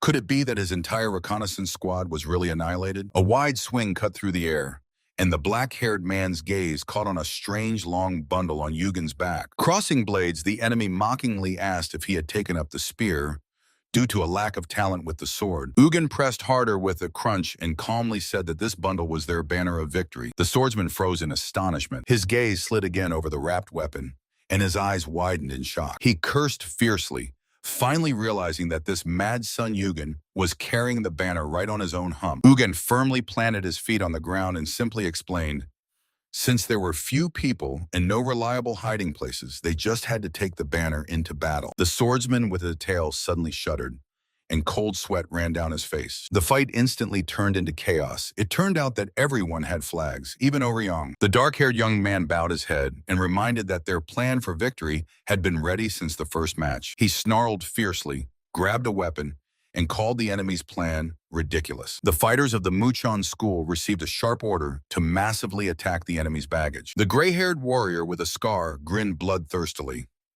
He realized that the real flag was hidden right there. The dark-haired young man swung his sword with a fierce roar. The blade flared with violet energy, confirming that the Murion school would not abandon their plan. Orion firmly caught a huge stone pillar on his back and rushed forward. The young man with the same burden jumped into the air, ordering to protect the cargo at any cost. The swordsman with a tail went mad. He rushed after them, demanding that not a single one be allowed to escape. His path was blocked on a green hill, mockingly asking why Sun Yugen still had not fled. The young man in light clothing smoothly slid down the slope and directly declared that now he was his opponent. The dark-haired opponent tensed. He did not expect at all that the other would deliberately provoke a one-on-one duel, but the confusion quickly turned into a predatory smile. He boldly sat down near the flag and threw a condition.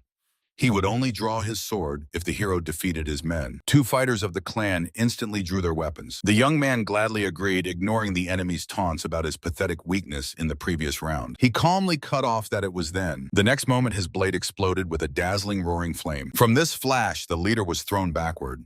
He shockingly realized that all this time the opponent had been hiding his true power. With a fiery whirlwind, the young man rushed upward, crossing his blazing sword immediately with two opponents on the grass. All for the sake of victory, echoed in his head. Through the wall of fire flashed his unquestionable confidence. And high in the stands, the father of the opponent, head of the Namgun clan, clenched the railings with such fury that his subordinates nearby begged him in fear to control himself. The man frowned.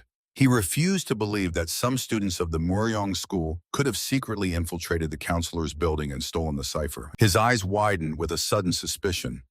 Could this also be the work of Pekliun? The space blurred from a sharp jerk. The bearded man's eyes flashed with fierce violet light.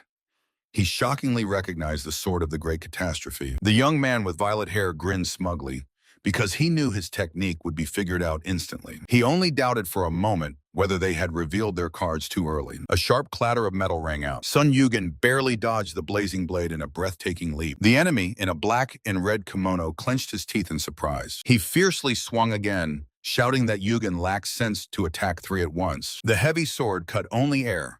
Yugen had already jumped back amid cries about his boundless overconfidence. With a casual smile, he effortlessly dodged another fiery attack. And the next moment, he sharply counterattacked, unleashing a wall of roaring flames on the opponent. The enemy barely deflected the heavy blow, gritting his teeth.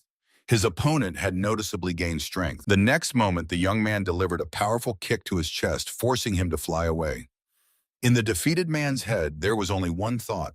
How could he have grown so rapidly? The hero swung for the final strike. With a confident smile, he put all his strength into the weapon and loudly proclaimed their inevitable victory. Meanwhile, in the stands, the confident bearded man waved off Sun Yugen's fighter, believing he would not get up again. His neighbor suddenly went silent from shock. The crowd around also began to realize that the course of the fight was broken. The master was stunned to realize that the core of this victory was his own student Dan Ryan. The observer with long hair only smiled contentedly, noting the perfect teamwork of the Murion school. He understood that under the leadership of Master Pek Leon, these talents simply could not lose. Suddenly, the man with the fan squinted slyly and advised to look at the situation with a cool mind. His interlocutor blinked in surprise, and in a moment he was drenched in cold sweat from a dreadful suspicion. What will happen to them if the Murion school actually wins this tournament? The man was dripping with sweat from tension, fearing that the victory of the unorthodox alliance would break the truce and make them traitors. Meanwhile, in the forest thicket, someone was slicing through the air at a furious speed. A nimble young man in gray clothing was flying through the bushes, trying to escape from the enemy. Behind, an angry cry of the pursuer sounded. Tired of this running, the enemy was rapidly closing the distance, aggressively shouting after. The fugitive glanced anxiously over his shoulder, feeling danger right behind him. The action shifted to the stands, where they commented on Pekli-san's severe exhaustion from constant searching. The long-haired leader, with a self-satisfied smile, noted that the girl was already losing patience. His companion asked if even he really did not know who currently had the real flag. He admitted that he fully trusted Dan Rion's plan and assumed that the flag was with her as the fastest in the team. The young man in the forest kept rushing, understanding that capturing the trophy was only half the battle. It was much more important to hold it and exhaust Pekli-san as much as possible, who was the core strength of the Mujon school. One of the fighters snarled fiercely. Their plan had already worked successfully, so this endless chase lost all meaning. Ryan suddenly sprang from his place and dashed forward. His sword struck the ground with a swing, sending out a powerful wave, from which the rival barely managed to jump back. The ground cracked at the very edge of the abyss, making the girl exclaim in shock, "Ryan!" The spectators in the stands tensed, and only the man with the fan smiled relaxedly. She stopped a step before the cliff and mockingly asked if he had finally decided to fight seriously. Ryan looked at her from above, ignoring the taunts about lost endurance. The words of Pekli-san flashed in his memory. Fingers clenched to the hilt white. This battle cannot be won by constant retreat. The rival smiled fiercely and satisfiedly. She reached for her blade, cold-bloodedly promising to finish everything quickly. Sweat rolled down Ryan's face, but his gaze did not waver. He was ready to meet her attack head-on. On the steep slope, a fight boiled up. The bald giant furiously swung his whip, pressing the swordswoman in gray. He sharply pulled the weapon towards himself. The enemy ordered to cease futile resistance and immediately hand over the flag to him. From the strong jerk, the girl almost fell, but unexpectedly agreed to give up the desired. She used the momentum and with a smile threw that very flag, a massive wrapped pole, straight at him. The bald man grinned fiercely. He joyfully jumped and triumphantly grabbed the load with both hands right in the air. The girl just laughed behind his back. He should be the one thanking her for such foolishness. Under the weight of the pole, the bald man lost his balance and with a wild scream plunged into the abyss. Suddenly, a new fighter leapt towards him, a young man armed with a halberd. He caught up with the falling enemy and running struck him with a heavy blade. From the terrible blow, both were driven into the ground, but the bald man miraculously managed to block the attack with his hand. He panicked, begging Somanchok to stop, while the cold-blooded young man forcefully pressed the weapon into his defense. The bearded man bent in half and wheezed hoarsely, bleeding. The young man with the stick exhaled with relief. He lost all the flags but got out of the fight intact. His fingers anxiously gripped the weapon. Where had Pekli-san disappeared to, and had Dan Ryan managed to fend off? Meanwhile, Dan Ryan gasped for air. The girl tensed, mentally acknowledging the incredible power of her pursuer. A heavy step. From the dust storm emerged the unshaken Pekli-san, who disdainfully said, "Is that all, Danryon?" From her cold gaze emanated inevitable death. Danryon clenched the sword hilt to the crunch. A fierce determination flashed in her eyes. If she ran away again, she would never forgive herself. With a powerful swing, she struck the ground, lifting stone slabs into the air. Fragments scattered in all directions, and the girl dashed forward through the dust. She took a firm combat stance, ready to fight to the last breath for her master. He abruptly stepped forward, shouting that he would win this fight for himself too. Danryon smiled defiantly upon hearing praise for her combat stance. The opponent tightly gripped the sword hilt and promised to fight at full strength now. Meanwhile, on the other side of the field, a youth in gray calmly towered over the fallen bodies. Observers could not believe that he managed to defeat two opponents single-handedly. The victor only smugly wiped his face, feeling absolutely no tension. The memory of his wild antics in the first round made the enemies even more nervous. Cold sweat rolled down the girl's face. This guy turned out to be much crazier than she had imagined. The warrior in black gritted his teeth irritably, not knowing for sure if this monster was holding a real flag. Suddenly, a loud scream broke the silence. An ally with a spear was already rushing to Khan Sun Yu. The guard by the red banner flinched and sharply turned toward the voice. The spearman asked in shock if Sun Yu had really killed all the enemies, to which he calmly nodded, though he admitted he had lost all his flags along the way. The last survivor was paralyzed by despair upon realizing that their entire team had just been defeated. Sweating profusely, he feverishly calculated the odds. No free flags remained. The loot was now only with Sun Wukong and Dan Rian, but where to find the latter was unknown. Had he sent Pek Ri-san for reinforcements in vain? In desperation, he clenched his fists and shouted Namgun Hyun's name at the top of his lungs. He desperately called out into the clear sky, calling Hogwan and Chando. Suddenly, two of his men ran out from behind the hill toward him, and the young man sighed with relief. They were alive. But the relief was instantly shattered by shock. The fighters declared that their secret cipher had been leaked to the enemies, so Pek Ri-san ordered them to retreat. The puzzle came together. This is why the connection disappeared. But the girl herself refused to run away and went to search further. He tensed sharply. She clearly knew where to go. The fighters confirmed the suspicion. The last two flags were exactly with Sun Wukong and Dan Rian, and the commander was simply stunned that they brazenly carried trophies with them. The decision ripened instantly. Dan Rian is left on Pek Ri-san, and the three of them go to knock the flag out of Sun Wukong. Meanwhile, Sun Wukong himself was already waiting for guests.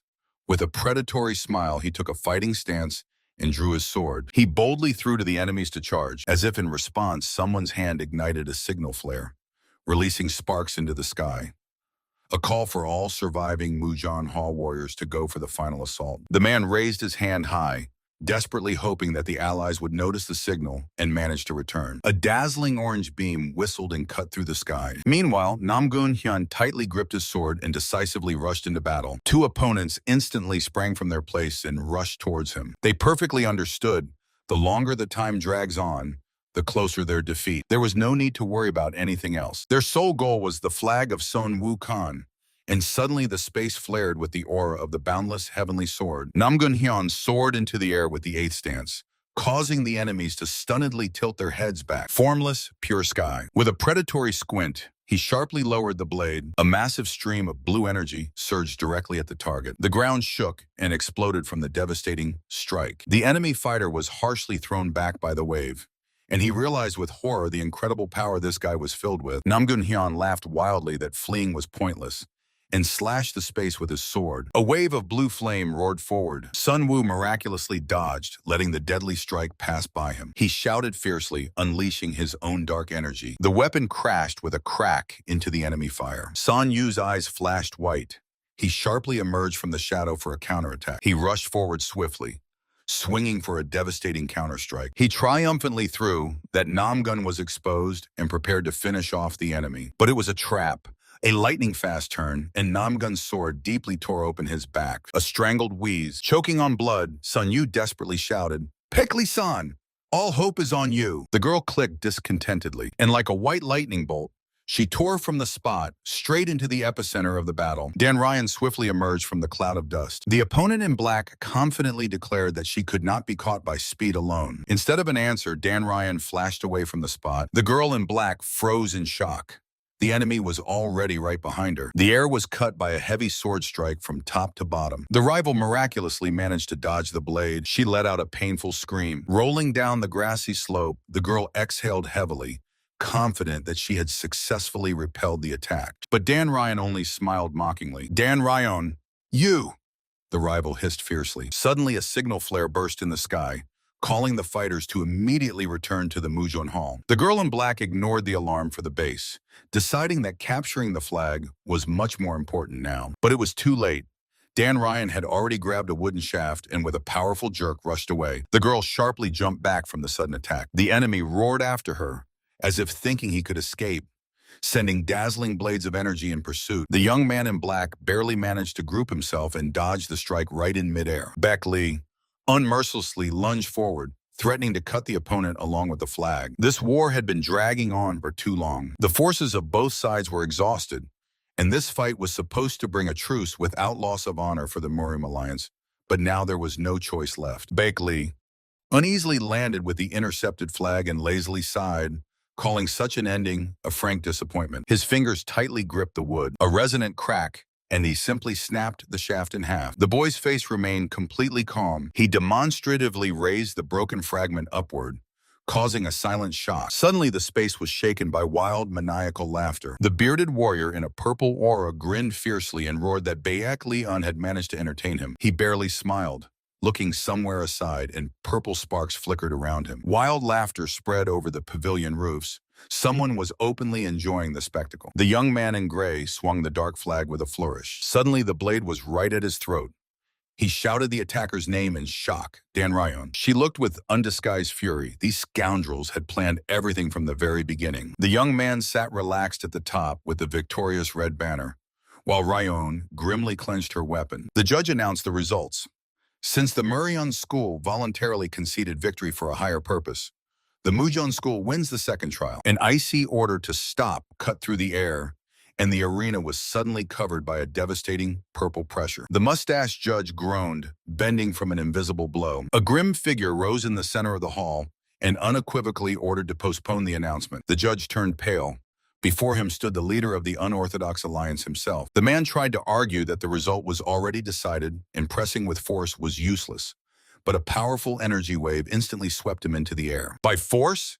The leader hissed threateningly. He harshly ridiculed the hypocrisy of the Orthodox faction, which forces fighters to choose defeat due to their parents' circumstances. Looking at the massive closed gates, someone calmly noted the practicality and effectiveness of this move. The stranger smoothly descended into the center of the courtyard and mockingly asked the silent crowd where their confidence had gone. The bearded man instantly boiled over at such audacity. The young man only slowly turned his head. He coldly advised to immediately stop this pathetic farce, and he called the opponent straight in the eyes, the leader of the Unorthodox Alliance. At the bearded man's demand to name himself, the young man calmly replied, "His name is Pek Leun." The leader grinned predatory, immediately recalling the chief instructor of the Murian Combat School. He falsely admired his strategies and ability to reveal the strength of students, almost asking for a few lessons. Pek Leun gave credit to the obedient children, but confidently added that the main secret of success lies in his perfect strategy. The leader's smile faded, and he demanded explanations about the mentioned farce. The young man calmly spread his arms.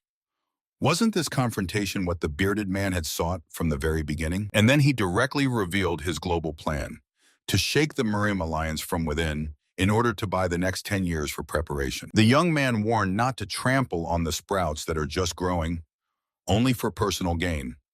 At least that much generosity he was capable of. The bearded man defiantly asked what would happen if he did not retreat. Pek Leon calmly promised him serious trouble, and with an icy tone cut off, he never forgives those who raise a hand against his students. The young man took a heavy step forward. The bearded man froze in confusion, not believing that he was being asked to surrender just because of someone's insult. And the next moment, he burst out with wild laughter, sincerely enjoying this audacity. His gaze flashed with a predatory fire. He unexpectedly offered his opponent the position of commander-in-chief of the combat units of the Unorthodox Alliance. The loud proposal made the surrounding stands murmur anxiously. Beck Lee unsmiled widely and instantly refused. He mockingly advised the leader to first join the Murim Alliance himself.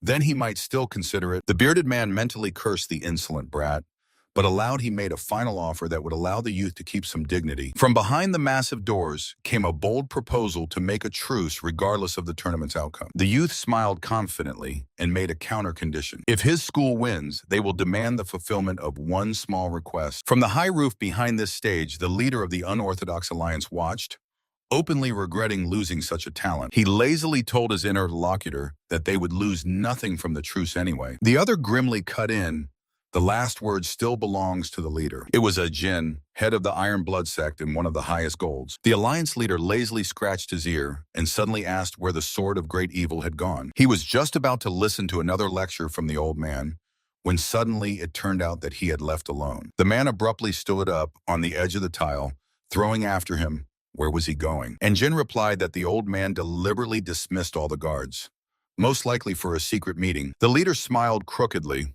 After the tragedy with his favorite student, such behavior of the sword was not surprising at all. And Jin thoughtfully rubbed his chin, deciding to make the leader of the righteous heavens a very special gift right after the tournament. The wind whistled through the air, while a doubt spun in thoughts whether the opponent would accept this challenge at all. The gray-haired man froze on the edge of the roof. After all, what does not kill makes them only stronger. His uncontrollable laughter broke the silence. He was openly waiting for entertainment. Laughter thundered like an echo over the roofs of the estate. However, someone's nerves were already giving way from this merriment. The woman with short hair calmly crossed her fingers. Despite the noise, the second match went exactly according to their plan. She sharply addressed the Golden Sword Dragon, who was just carelessly stuffing his mouth with food. The ghost of the spear avoided eye contact and pretended that he did not understand the essence of the question at all. The crowd around excitedly roared, recognizing the Golden Dragon's sword Sun Woogan and the ghost spear Sumunchok. The woman sternly loomed over the interlocutor, demanding explanations for his behavior. The young man nervously broke into a sweat, and she softened a bit, acknowledging their fatigue from the first round. She even indulgently acknowledged the nickname Shadowless Dagger. After all, he single-handedly pulled off the second fight. But a cunning squint and a meaningful pause promised new problems. Someone discontentedly poked a finger at the shining bald head of the monk, complaining why he got a cool nickname, but he did not. Slippery Monk. And Jin laughed good-naturedly, but in response, Oryong sharply called him an octopus. Oryong irritably added that he actually shaved his own hair off. The argument was interrupted by a reminder of the main thing. Ahead was the third survival trial, and the sect leader had already prepared the arena. The girl abruptly began assigning targets, sending the best fighters against the main enemies. She mockingly dumped the rest on the monk and his partner, ridiculing their loud nicknames. Oryong awkwardly laughed under her loud shouts, demanding to take the matter seriously at least once. Suddenly the boy shuddered. A terrifying order to come to the Guanja temple at 10 in the evening sounded directly in his head. He sharply looked around, but the strange, dark aura left no choice. Refusals are not accepted. Silent shock. Night fell on the majestic multi-story temple. In the middle of the lush, blooming garden, a burly, mustached man froze like a rock. The guests stepped onto the stone path, noting the beauty of this place on the go. The old man in a dark cloak was busy in the garden, muttering that even the rarest flowers become weeds if they disrupt harmony. His sinewy hand crushed the stem with a crunch. A handful of earth fell to the ground. For the sake of harmony, the excess must be uprooted. From under the hood flashed the stern gaze of the grandfather. What to do when your hunting dog befriends a bear and forgets how to bite? The spear shaft crashed into the stone. It demanded an answer. Little So Yu calmly replied that he did not know this. The boy did not move from his place, only scolding the stranger for mercilessly tearing the flowers. Sun Wuhan ran into the yard out of breath, blinking in surprise at the boy. So Wu immediately pointed a finger at the old man, outraged that this eccentric guy was ruining the garden. Wuhan gently tugged the boy, reminding him that his sister would worry. Lifting the boy under the arms, he pulled him away, waving off that this was just some strange old man. As soon as the boy was sent away, Wuhan respectfully bowed to the old man's back, greeting his master. The old man glanced irritably over his shoulder, finally losing the grand metaphor about the hunter and the bear, and simply waved his hand. The boy fell into a deep bow, swearing never to use or pass on the techniques of the Bloody Sword Sect again. He begged for only one thing, to be given some time, promising afterward to either destroy his own core or take his own life. He only needed to hold out until the tournament finale, but in response, the master's crimson eye flashed fiercely. The disciple had not changed at all. The man dryly ordered him to return, despite his connections with the righteous faction. The master coldly cut him off, saying that even if corrupted, he must rot together with them. and ordered him to immediately withdraw from the competition. The young man hid his eyes in the shadows and quietly croaked that he would not return. While the mentor digested this audacity, the apprentice spoke about the reason he had taken up arms at all. Once he was driven by a blind thirst for revenge, it was this that led him to the sect where he relentlessly cut down enemies. He burned himself to ashes in the shadows and fought to the death without any recognition. But with each swing of the blade, one thing became clear to the bloodied youth. This was not the path of his father, who taught to carry virtue and protect those who stand behind you. The boy sharply raised his burning gaze and shouted that from now on, he would master only the art of San Uyan. Having shouted this, he again humbly bowed before the mentor, desperately begging him to let him go. "Is that so? Then die here," he said mercilessly, and swung his sword with all his might. The bearded man froze in shock. The air was cut by a powerful bloody flash. From the blow, the old man's body crashed into the ground under a cloud of dust. The young man merely snarled fiercely, boldly cutting off that this would not happen. Through the rumble, a panic scream broke through. Someone desperately called the leader of the Sect of the Righteous Heavens. A lightning-fast red flash cut through the space. With a fierce roar, the opponent brought down his massive black blade on him. The young man barely managed to cross weapons, gritting his teeth against the furious pressure. The force of the blow threw him back, scarring the ground with his feet. The dust sharply scattered. From it emerged a grim, bearded man, disdainfully saying that he had finally tracked down the little rat. He asked threateningly if the boy dared to change his pupil like that. The young man only smiled boldly, replying that he had simply given the blind man the necessary push. Gripping the sword tighter, he advised the old man to stop this futile show. The man agreed to do without noise, but coldly cut off that traitors are destroyed to the root. A cold drop of sweat rolled down the boy's cheek. The old man reminded that his apprentice was an influential young master of the order, and these words only confirmed the young man's suspicions. He watched the enemy closely, mentally weighing the real status of the heir of the Order of the Bloody Sword. She did not understand how his espionage could have gone unnoticed by the Alliance, since the Sect of the Bloody Sword already had a legitimate heir. The blade flashed dangerously against the background of the flame. It was the senior battle sister of Sun Wuhan, the Bloody Butterfly. The Sect could not simply get rid of the current young master for the sake of a new talent. That is why Sun Wuhan was sent as a spy to the Marim Alliance with the sole purpose of forcing him to personally eliminate the Bloody Butterfly and take the title. The boy's face was distorted by shock. He was deliberately trapped where the only choice was to kill his own sister. Silence. The stern warrior sharply noted that due to his overly weak character, the young man constantly hesitated with the sword. Therefore, his existence was kept in absolute secrecy from everyone except the Sect Master and the Bloody Butterfly herself. Sun Wuhan turned pale with horror, hearing the terrible truth. He survived solely because he personally killed all his peers. The young man collapsed weakly into his arms. Driven into a dead end by his own conscience, he could not kill his sister, but there was no turning back to the Sect for him either. The man above him shouted fiercely that these were pitiful excuses and the cowardly traitor must die on the spot. But the Sect Master calmly exposed his bluff. Despite loud threats, he saw through that in reality no one intended to kill the child. The messenger of the great sword was stunned by the surprise. The young man smiled confidently, declaring that the old man himself understood everything perfectly. He added that there was no benefit in the death of Sun Wuhan now. It rather resembled a hysteria in attempts to bring back a disciple whose heart had long chosen another path. While the leader relaxed, towering over the battlefield, the subordinate nearby only breathed out his title in awe. The young man calmly plucked a purple flower, reminding that parents never defeat their own children. So he made a bold proposal, this time to make the runaway a debtor. After all, the boy was so good that he was foolishly honest. The leader barely twisted the flower in his hand. For such a favor, he would definitely try to repay. Now the gloomy messenger of the great sword had only two options left. The young man sharply raised his hand. The first option was to finish off Sun Wuhan for instant pleasure. The leader's gaze froze when he voiced the second path, to sow discord in the Marim Alliance and disrupt the peace negotiations, and then try to kill him himself, sacrificing his own hand for this. The bearded master sternly declared that he would not silently watch his man be cut to pieces. His interlocutor in the blue hat admitted that the leader of the evil alliance had an unusually sharp eye. The dark-haired warrior twisted the flower in his hand, called the master a crazy freak, but accepted his terms. The young man exclaimed in shock to his teacher. A sharp rumble and a firm objection sounded. The master demanded the boy prove his true worth. He firmly grasped his massive sword and ordered the apprentice to prove himself in the third duel. Only then did he deliver his final verdict. causing the young man to immediately break out in a cold sweat. The heart thudded dully. The boy saw, for the first time in his life, such a fierce and frenzied snarl on his mentor's face. He realized that the burden of the agreement fell precisely on the sect leader, when suddenly a voice sounded from the darkness. A man sat relaxed on the roof. He asked why the young man was not sleeping, while he himself calmly admired the moon after training. The boy looked up dejectedly, confessing to himself that he felt like nothing but a burden to the leader. The young man had just admitted that he was exhausting himself with night training to defeat Pekli-san, when suddenly he was interrupted. The news was shocking.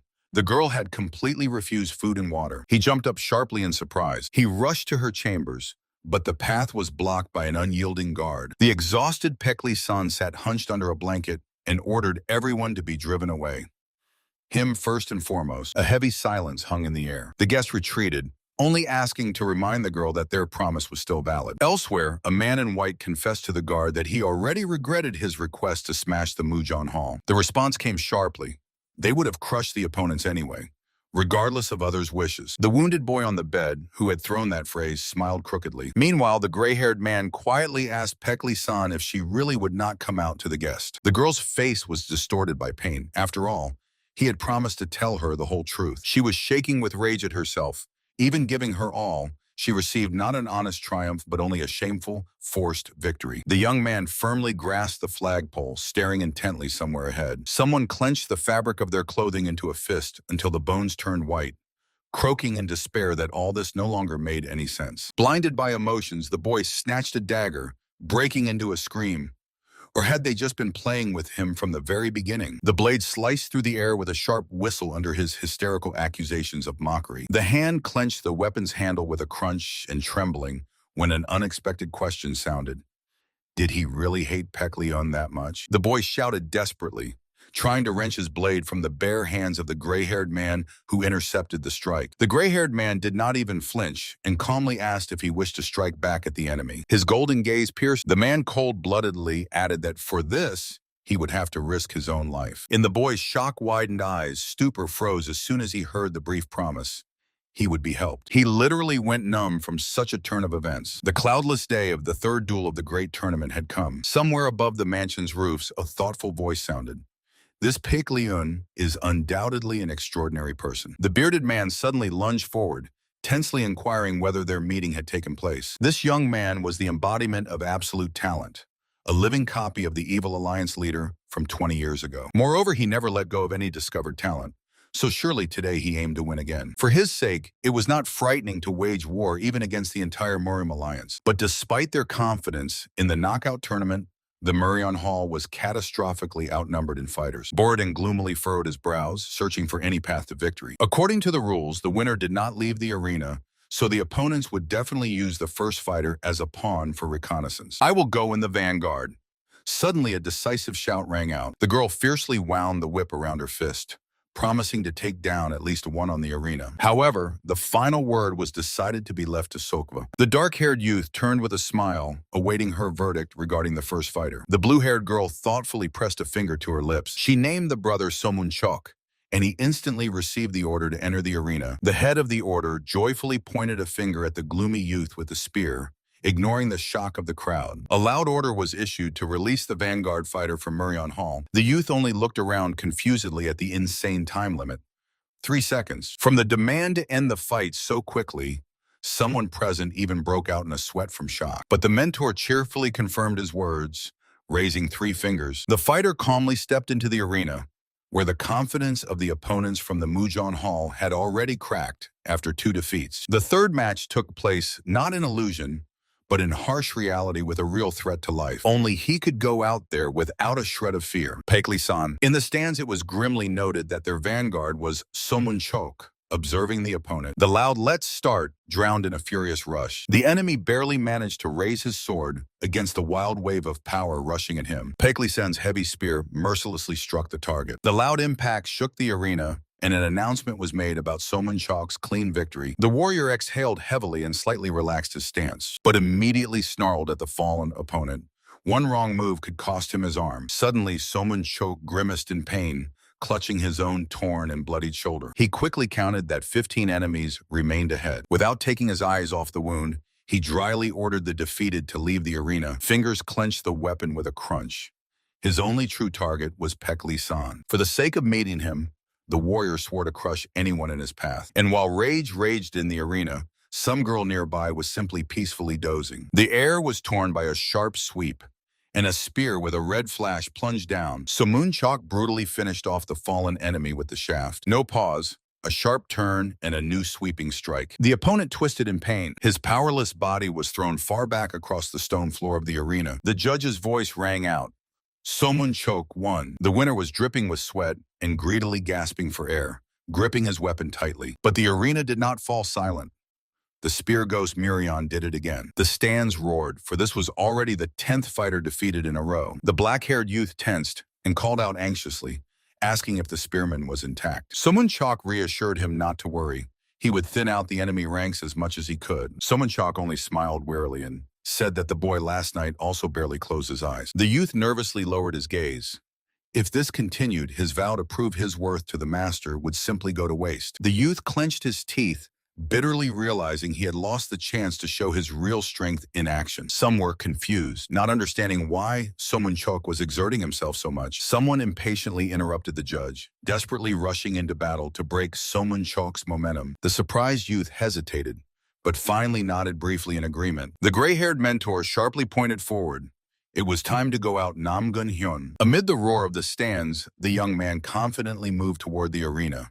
And although after the second match, Pekli-san underwent special secret training, the plans had to be urgently changed. No one knew the details of that training, but now Pekli-san's psyche was simply driven into a dead end. The girl froze in deep meditation, completely ignoring the wild noise of the crowd. Namgun-hyun squinted fiercely, deciding to finish the fight himself so that the turn would not reach his morally exhausted comrade at all. Somunchok dramatically jumped down with a spear and said that he did not expect to see Namgun so early. Their brief exchange was abruptly cut off by the command to start the fight. Namgun-hyun took a stance and coldly warned that he would not give the enemy a single second to rest. With a sharp clang, his sword slipped out of its sheath, flashing with blue energy. Enraged Namgun-hyun, in torn clothes, sharply rushed forward with a spear. He knew the fight had to end before the enemy accumulated energy. With a desperate cry, he unleashed the technique of the Lotus of Three Evils and Six Harmonies. The body surged into the attack of the 15 demonic spears. The whistle of blades tore through the air. His opponent did not even flinch,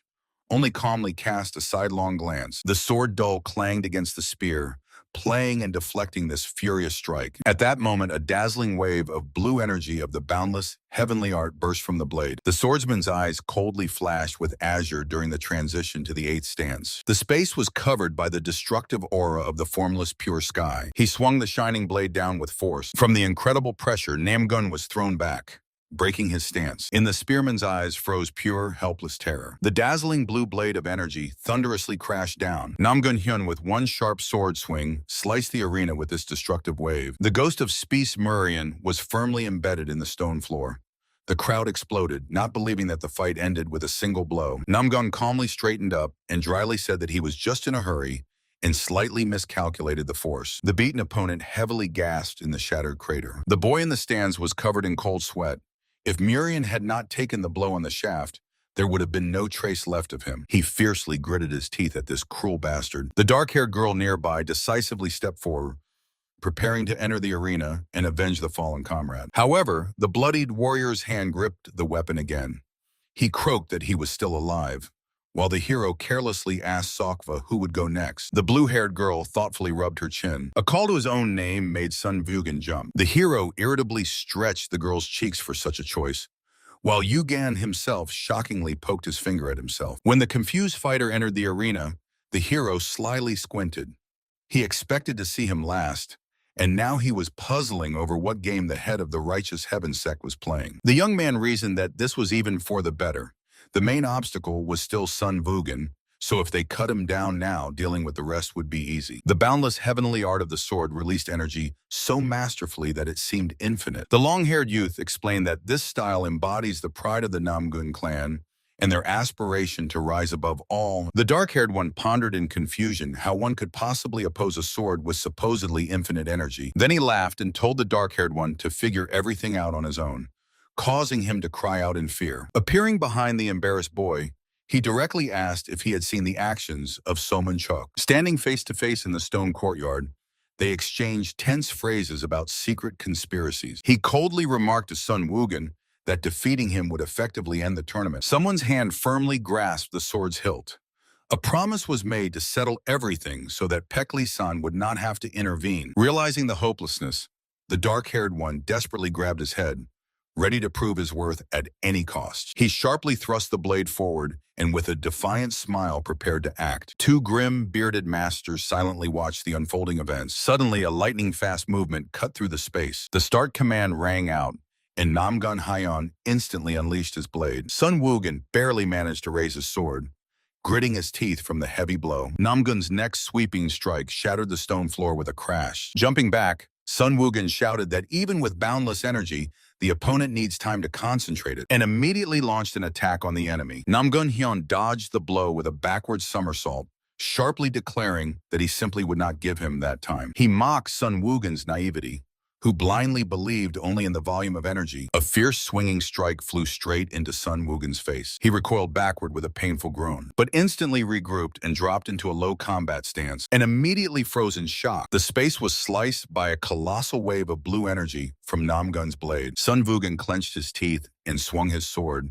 trying to deflect this blazing stream. A powerful lunge knocked the ground from under his feet, harshly seizing the initiative in the fight. The young man grimaced painfully from the missed blow. The air vibrated with tension. Watching from the side, the blue-haired girl pondered what Sun Woogan should do for victory. She recalled the words of their order's master. The enemy's technique, Infinite Heavenly Sword, simply crushed the opponent with a death wall of pure energy. But such overconfidence had to be paid for. Mindless spam of heavy blows quickly nullified all precision. For a counter, it was necessary either to find a gap in this barrage or to crush the enemy with an even greater mass. Her companions smiled slyly, asking how exactly to catch this moment of openness. The girl playfully winked. She herself had no idea yet. Meanwhile, the arena was again shaken by a powerful explosion of blue light. Sun Wuhan was retreating feverishly, vainly trying to close the gap and regain the lost rhythm. Barely dodging another wave, he desperately wondered if he would have to run like this until the opponent was completely exhausted. A dark aura enveloped the burly swordsman. He was confidently boasting about his strength. The boy was flying face down, recalling the teacher's golden rule. A moment of someone else's triumph is the perfect time to attack. He swiftly dodged, blending with the space to hide his presence behind the opponent's bright lunges, softly landing on his hand. And the youth mentally vowed never to forget these instructions. The battlefield was covered by a solid curtain of thick dust. The enemy froze in a gray haze. He clearly overdid it with the last strike. His hand trembled treacherously on the hilt. Using unfamiliar advanced techniques had severely exhausted the body. From the hellish pain in his veins, he could now barely lift his own weapon. Only hiding in the dust and carefully waiting remained. Suddenly, a youth flew out of the smoke straight at him. The black blade of his sword flashed through the air. The man stared in shock at the attacker and screamed wildly in terror before the inevitable strike. The young man shuddered, looking down in shock, not realizing when it happened. The next moment, he crashed down on the enemy like a stone. The opponent barely managed to raise his sword to take the heavy kick. A lightning-fast lunge. The sharp pain pierced the opponent from the sudden collision. Not giving the enemy a moment, the young man swiftly pressed with his blade. The exhausted swordsman, sweating, cursed the impudent one through clenched teeth. "Surrender," came the cold command. "What?" The young man firmly grabbed his wrist and warned, "If the fight continues, the body simply won't endure it. One wrong move and the arm will fly off." Pressed to the ground, the opponent snapped fiercely, refusing to give up in the face of threats. "You have a future," the young man said calmly, making him fall silent in confusion. Seung Woogan coldly advised the shocked heir Namgunoan to conserve his strength, stating that this tournament would be his last. Namgun asked about his true goals, to which the opponent suggested simply trusting Baek-lee-san. The conversation was interrupted by a sharp burst of energy and a cloud of smoke. When the dust settled a bit, Seung Woogan was calmly sitting on the ground, questioning why the opponent was so worried about it. The young man decisively declared that he wanted to have his final fight precisely against this girl. However, in a moment, he gave up, firmly gripping the opponent's hand, and left the right to deal with Seung Woogan to Baek-lee-san herself. The judge's voice loudly announced Seung Woogan's victory. The stands erupted with a shocked roar. No one expected to see the voluntary defeat of the Namgun clan genius. Ignoring the crowd, the defeated fighter fiercely shouted the name Baek-lee-san. He demanded an immediate duel. Amid the noise in the stands, A solitary silhouette slowly rose. It was Peak Lee-san, who looked at the enraged youth with blatant boredom. She only sighed irritably how noisy they all were. A signal sounded over the arena to start the fight. The youth with the sword calmly asked if his opponent in black felt well after rumors of her refusal to eat. The girl dryly confirmed these talks. The boy smiled with relief, which frankly confused her. He sincerely admitted that he was simply glad to see her in good health. The girl grinned fiercely and drew her blade, taking care of her brazen confidence. The swordsman was confused. The arena was torn apart by a crimson aura.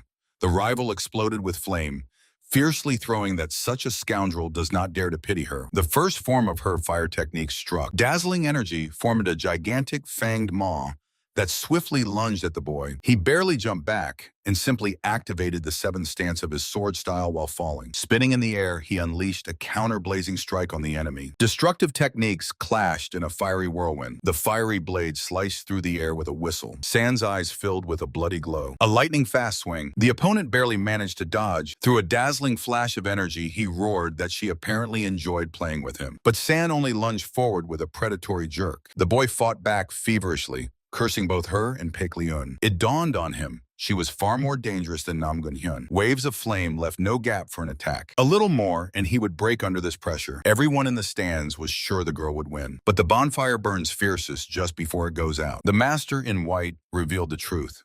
For this power, San literally burns her own blood, and this fight could be her last. The man smiled crookedly and said that the master of San was the clan leader Paik Lee himself. He turned away, enveloped in darkness. The flame always goes out if it has nothing left to burn. The bearded man asked sternly if he could hold the reins so that his own power would not consume him. The youth shouted that she had always ignored him, and with furious rage, he brought down his sword. Powerful gusts of wind burst from beneath the blade. There were only two ways to victory. First, immediately discard the yang techniques and accept yin. The white-haired master calmly explained to the girl, just let go of stubbornness, and the chances of survival will increase. Then he smiled fiercely. Incapable? Then abandon the warrior's path. She sharply turned around, hearing the alternative: to burn all her blood points to destroy the enemy. Meanwhile, the young man no longer cared about his own safety. He unleashed the 100 flowers of the true flame technique. The blazing chain cut it through the air with a roar. He risked everything just to break his own limits. A flash, and the space was torn apart by a devastating, fiery explosion. The girl was gasping heavily for air, barely standing on her feet. Paik Lee-san calmly lowered the training sword and directly stated that her body was already at the limit. She snapped back, "So what?" and sharply ordered him to surrender. The boy only darkened. He wanted an honest fight against the opponent at the peak of her strength. If this is impossible, he himself admits defeat. This pity finally enraged her.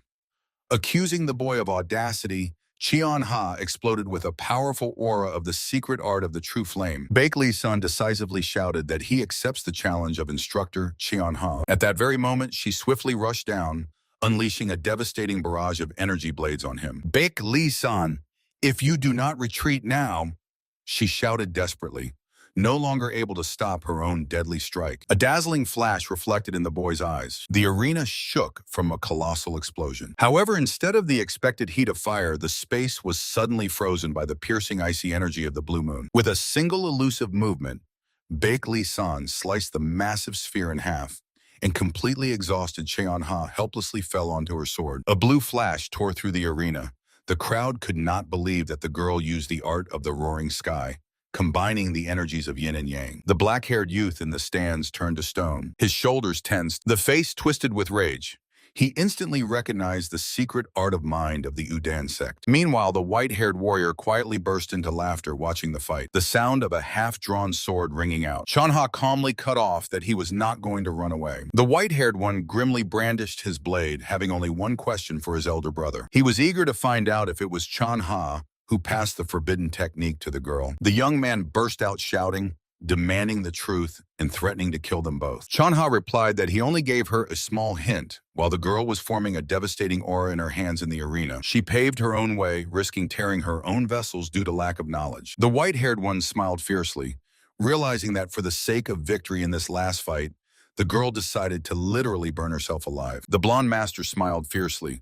"Without greed, a warrior does not grow, right, Paik Leun?" Someone desperately begged Paik Lee-san to stop while her heated vessels slowly cooled down. The girl's fingers clenched the sword hilt tightly. She was enveloped by a vortex of powerful blue energy.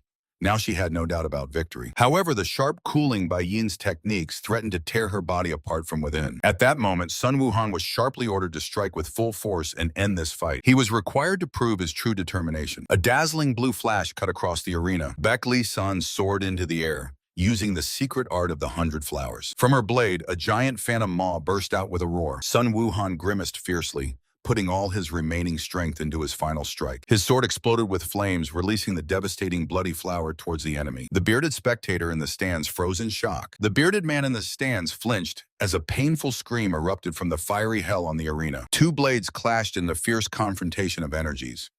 It became clear that this exchange could be deadly for both of them. Sun Wukong tensed to the limit, mentally vowing not to let Baek Lee-san die in this fight. In response, the opponent unleashed a devastating fiery strike on him. With a fierce roar, the warriors simultaneously launched a decisive attack. The force of their collision gave birth to a gigantic phantom dragon. Blue streams of aura twisted into a destructive whirlwind, sweeping everything around. The arena was flooded with a dazzling flash. When the light went out, thick smoke slowly settled under the tense whisper of the spectators, who ultimately stood firm. In the gray haze, a solitary dark silhouette stood motionless. The crowd exhaled. Sun Wukong was still standing with a sword firmly clenched in his hand, but in the next moment, his body sharply lurched forward. The boy collapsed limply to the ground. The battle ended in a draw as both warriors had completely lost consciousness. The hand firmly lay on the sword's hilt. The young man carefully held the unconscious girl in his arms. A brief moment of silence. A commotion arose in the arena.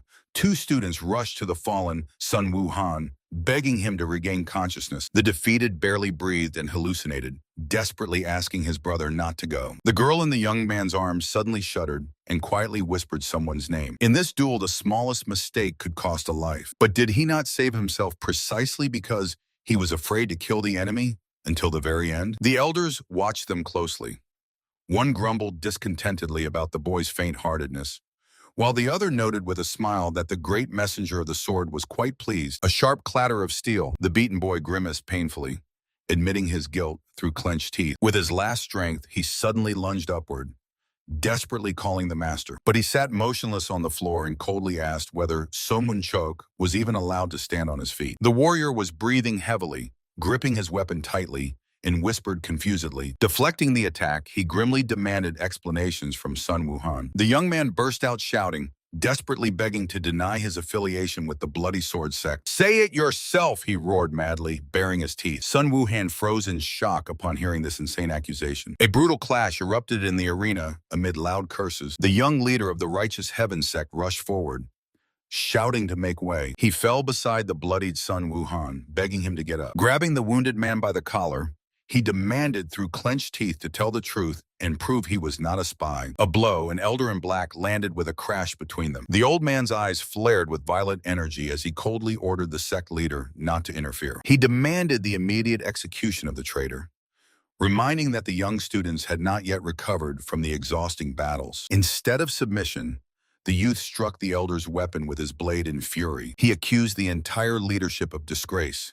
How dare they so easily believe the words of the leader of the evil alliance? Behind this quarrel, another boy watched through a crack in the door, irritably cursing the stubborn old men. The memory was interrupted by a white flash. A voice from the void announced that the bloody tournament continued while everyone lay unconscious. And now the leader of the evil alliance himself, who won the bet thanks to their victory, majestically descended from the heavens to voice his small request. The bearded man with a scar grinned fiercely. He demanded the immediate return of Sun Wukong, calling him the rising star of the evil alliance. The stands erupted with a shocked roar, while the mocking laughter of the uninvited guests echoed over the arena. The figure of the youth flared with an ominous red aura. The spectators could not believe that the best fighter of the tournament turned out to be an enemy spy. Sun Wukong listened to his comrade in horror.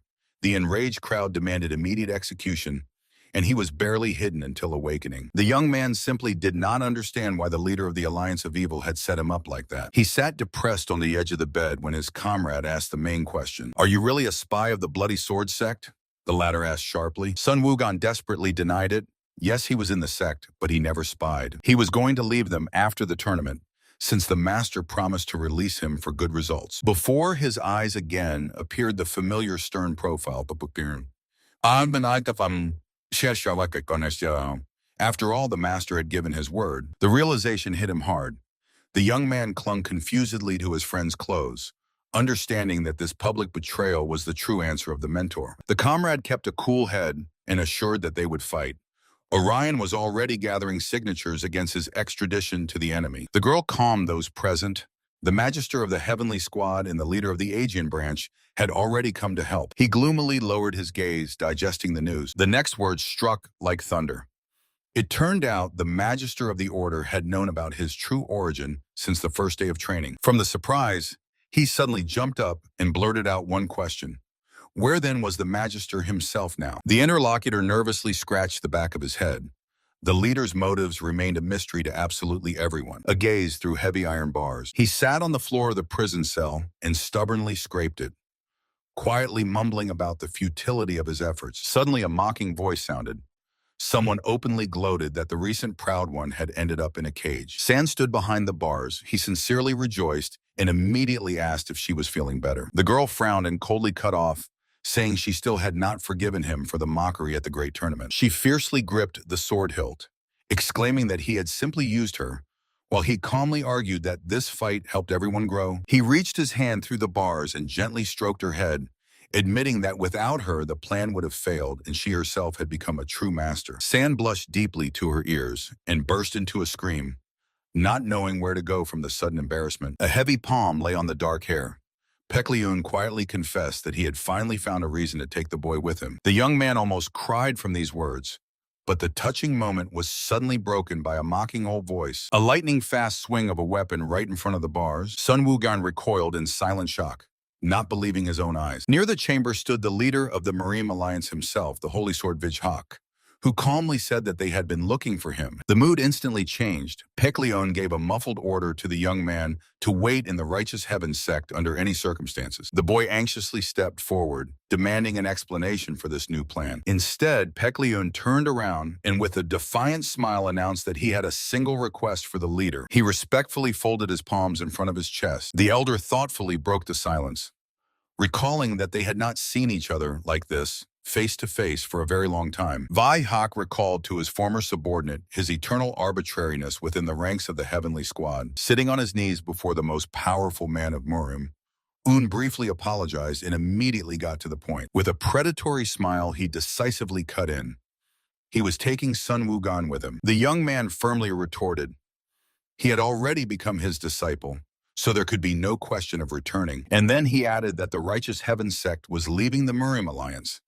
And these words made the elder freeze. The old man's eyes widened in shock. He recalled the brazen demand of the leader of the evil alliance, who wanted to take Sun Yuhan as a reward for winning the bet. The young man clearly understood the elder's dilemma: to give up the boy or execute him as an enemy spy, leaving the alliance in open hostility with the evil alliance at the same time. The elder grimly asked if he was ready for such consequences. The answer came confidently. It would be better for their future. The old man immediately guessed that this was why the young man founded a new sect, and the young man, nervously swallowing, confirmed it. At the end, he asked for one more favor.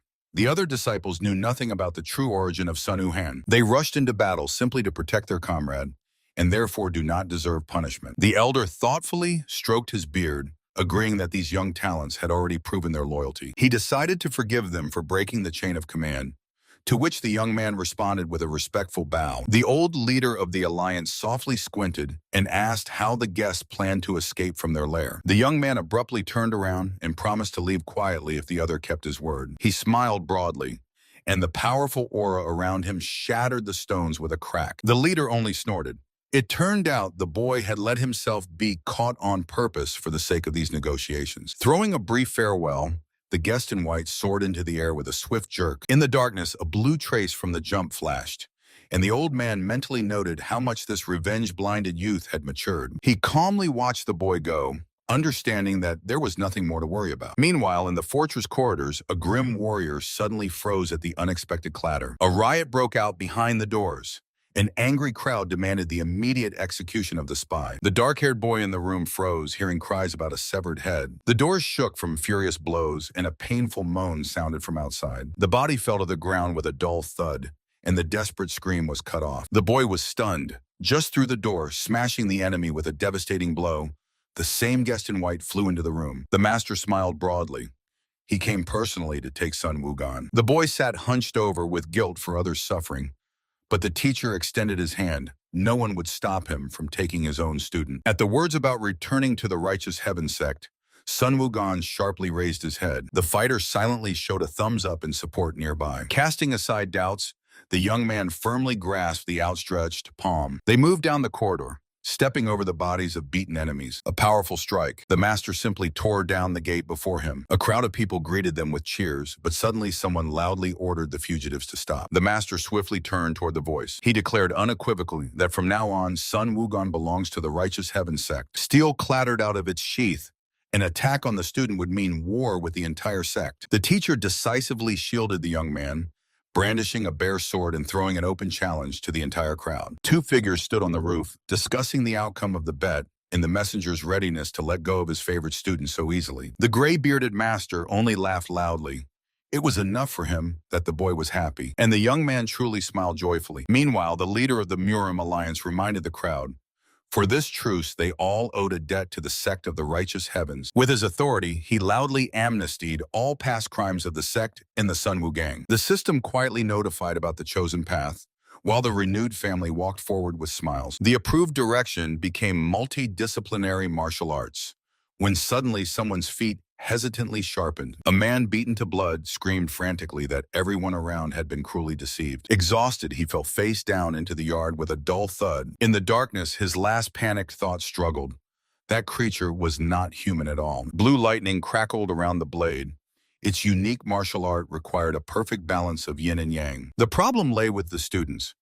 Each of them had their own specific inclination towards completely different elements. Leading his wards along the mountain path, he planned to select a style for each that would reveal their natural gifts. The thought of how their potential would be pushed to the absolute maximum made him burst out laughing loudly. From these fantasies, his soul felt unusually good. At the surprised look of the student, he quickly waved it off and declared that they had finally arrived at the place. Their goal was Elder Chong, the best blacksmith of Upper Mountain with a fierce, burning gaze. But instead of a greeting, the old man sharply barked to get lost. The whole company froze in shock, and the master could only awkwardly force a smile. The blacksmith disdainfully cut in that such weaklings were not worth his attention, until suddenly a system window popped up with a loud clang. The quest Retribution was activated, which worked by a simple rule.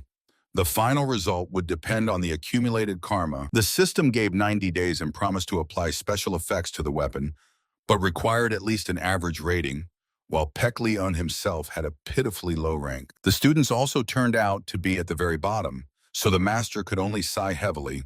For a better reward, he would have to sweat hard. He sat with his eyes closed, obediently listening to her reminders about the audacious war with the Murim alliance and the given promise. San sharply cut in, saying she had no intention of forgiving him and swore to personally uncover all his secrets. The girl poked him with her finger.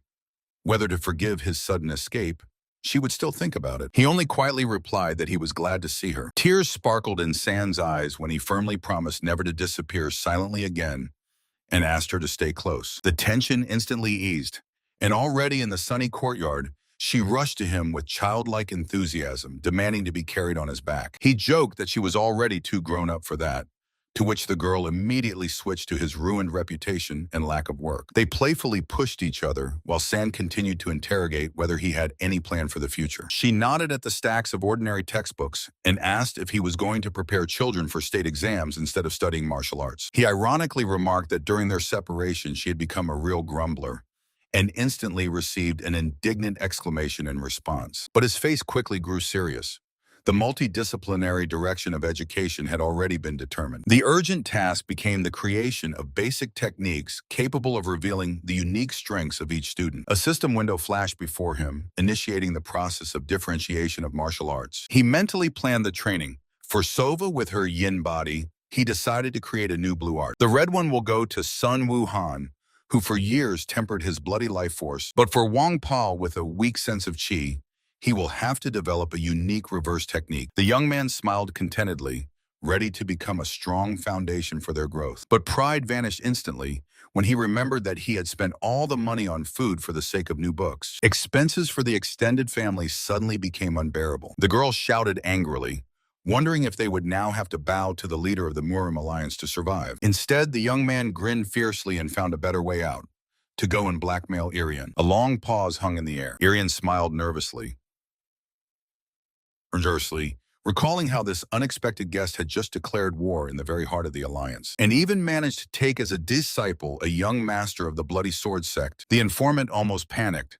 How could he give a job to someone who had turned the entire martial arts world against himself? However, the boy with the low brow looked at him hard and hissed that he had come to pick up the order of the Hao clan. The young man smiled fiercely, while the mustache merchant, on the contrary, grew gloomy. They talked about a shadow organization made up of the social bottom, thieves, beggars, and swindlers. Having no outstanding fighters, these people held the criminal world's information network in an iron fist, earning from others' secrets. The mustached man looked hard at his interlocutor. He quietly asked if the boy was ready to take responsibility for his actions. But a moment later, the man relaxed, sipped tea, and with a sly smile reminded that debts to investors must be repaid. The young man hit this very target. He offered him the chair of the leader of the Hao clan. Crossing his fingers on the table, the boy confidently added that this was exactly what the merchant dreamed of most. Irian, an influential member of the Hao clan, laughed loudly, fully admitting his defeat in this conversation. The young man confessed that he had figured out his plan back when he received a huge sum of money in advance. The Hao clan had always desperately sought martial arts masters, so betting on a talented foreigner was quite logical. However, the boy laughed arrogantly and called the proposed terms too pathetic for a powerful clan, instantly irritating Irian. The merchant sharply replied that because of the boy's recent loud antics, everyone already knew about their cooperation. He emotionally jabbed a finger into the air. He needed the most profitable job right now because his wards had eaten too much. The intermediary flustered, but wait, and assured that he had a suitable offer ready. The intermediary smiled nervously and issued a request from the Morning Dragon Sect. They begged to be protected from the mountain estate of the Blood Eagle. He skeptically twisted the envelope, since both groups belonged to the Dark Path. It turned out that the clients were balancing on the edge. They acted as local avengers and had managed to earn a good reputation. He grimly clarified whether they were really on the verge of complete destruction when suddenly he heard a counteroffer. Why not turn them into their own branch? That hit the very target, since the Righteous Heaven Sect still lacked a stable income. A network of subordinate clans would provide them with regular money and help rapidly increase their influence. He thought deeply. No one drove him away. He was advised to first visit there personally, check the character of the people, and only then make a deal. At that very moment, a bloody red system window flashed before his eyes, recording a medium threat level. Gathering his thoughts, he calmly went outside and announced that the Sect of the Righteous Heavens officially accepts this named order. The mentor warned that the target region is too dangerous, so before the expedition, he will arrange a tough test for them. The girl was outraged. Why the hell they were testing her too?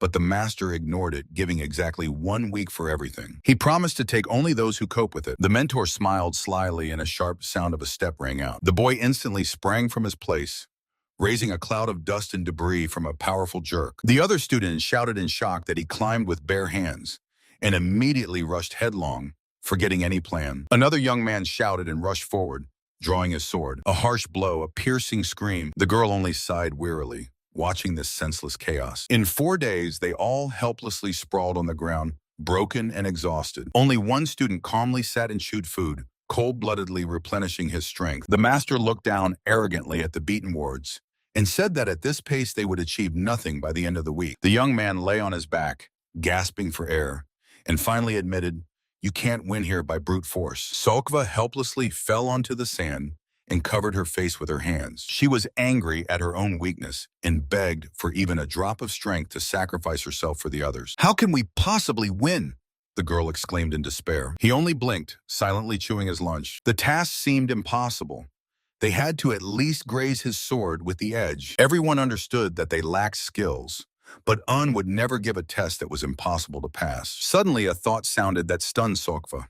She herself was the main key to the solution. None of those present understood the current Pekliun, as they had not seen each other for a full 15 years. But Sowa was constantly nearby, so only she could look at the situation from his perspective. The girl froze from this realization when the conversation was suddenly interrupted by an unexpected remark about the destroyed estate. The stone courtyard really resembled ruins. However, it turned out that they had nothing to do with it. Un had smashed everything around even before they woke up. Sowa raised her head in shock when a puzzle formed in her mind.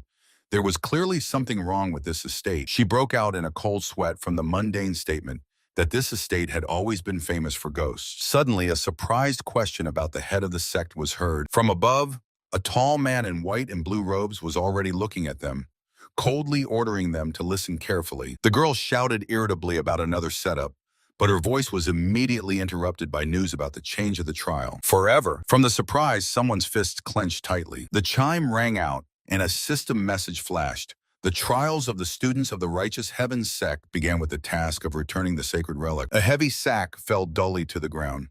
The debt for the advice was paid. In Manhwa County, a warrior approached the seer and asked if he feared threats from the Blood Eagle estate. He admitted that he had already sent a request to the Hao faction and asked in surprise who was really sitting before him. The senior disciple of the dragon, piercing the sky sect, Jinung, froze awaiting the answer. The man with the eye patch carelessly opened a fan and laughed, calling himself an ordinary wandering seer. In fact, he was the eldest son of the Pek Li clan, Pek Li's son, who suggested calmly waiting for the master sent. The fan snapped shut sharply. Pek Li's son thoughtfully squeezed it, wondering if the guest could dispel these dark clouds. Far away on Mount Mufu spread the fortress of the Red King, a mountain lair for 200 bandits. Despite the loud name, the scale of the camp was quite modest. However, they belonged to the mighty 72 citadels of the Green Forest, to which tribute was regularly brought. Near the night campfire, 3 unknown individuals discussed the next caravan, suspecting that among the offerings they would hide the sword of the righteous sky. A direct attack would be suicide, so the squad decided to look for a way to thin out the guards or avoid the battle altogether. A long-haired young man near the campfire proposed a hit-and-run tactic: strike, retreat, and simply avoid being seen by the enemy. The girl nearby agreed decisively. She reminded that bandits are experts in survival and battle against stronger masters. They will use all the dirtiest tricks, so defeating them in a direct confrontation would be too difficult. The third scout sighed heavily. The team was sharply lacking people, so he did not understand why the sect leader removed Vanpal from the trial. The girl calmly suggested that for him, this test was not yet timely, or that there was no need for it at all. Meanwhile, Vanpal himself was furiously practicing strikes on a wooden dummy. The crack of wood was interrupted by the leader's voice. The young man was ordered to stay in the manor and forget about the march to the Red King's fortress. Vanpal shuddered. He blinked in confusion. Instead, the mentor promised him a special task to finally reveal the art of reverse energy. Vanpal sharply turned around.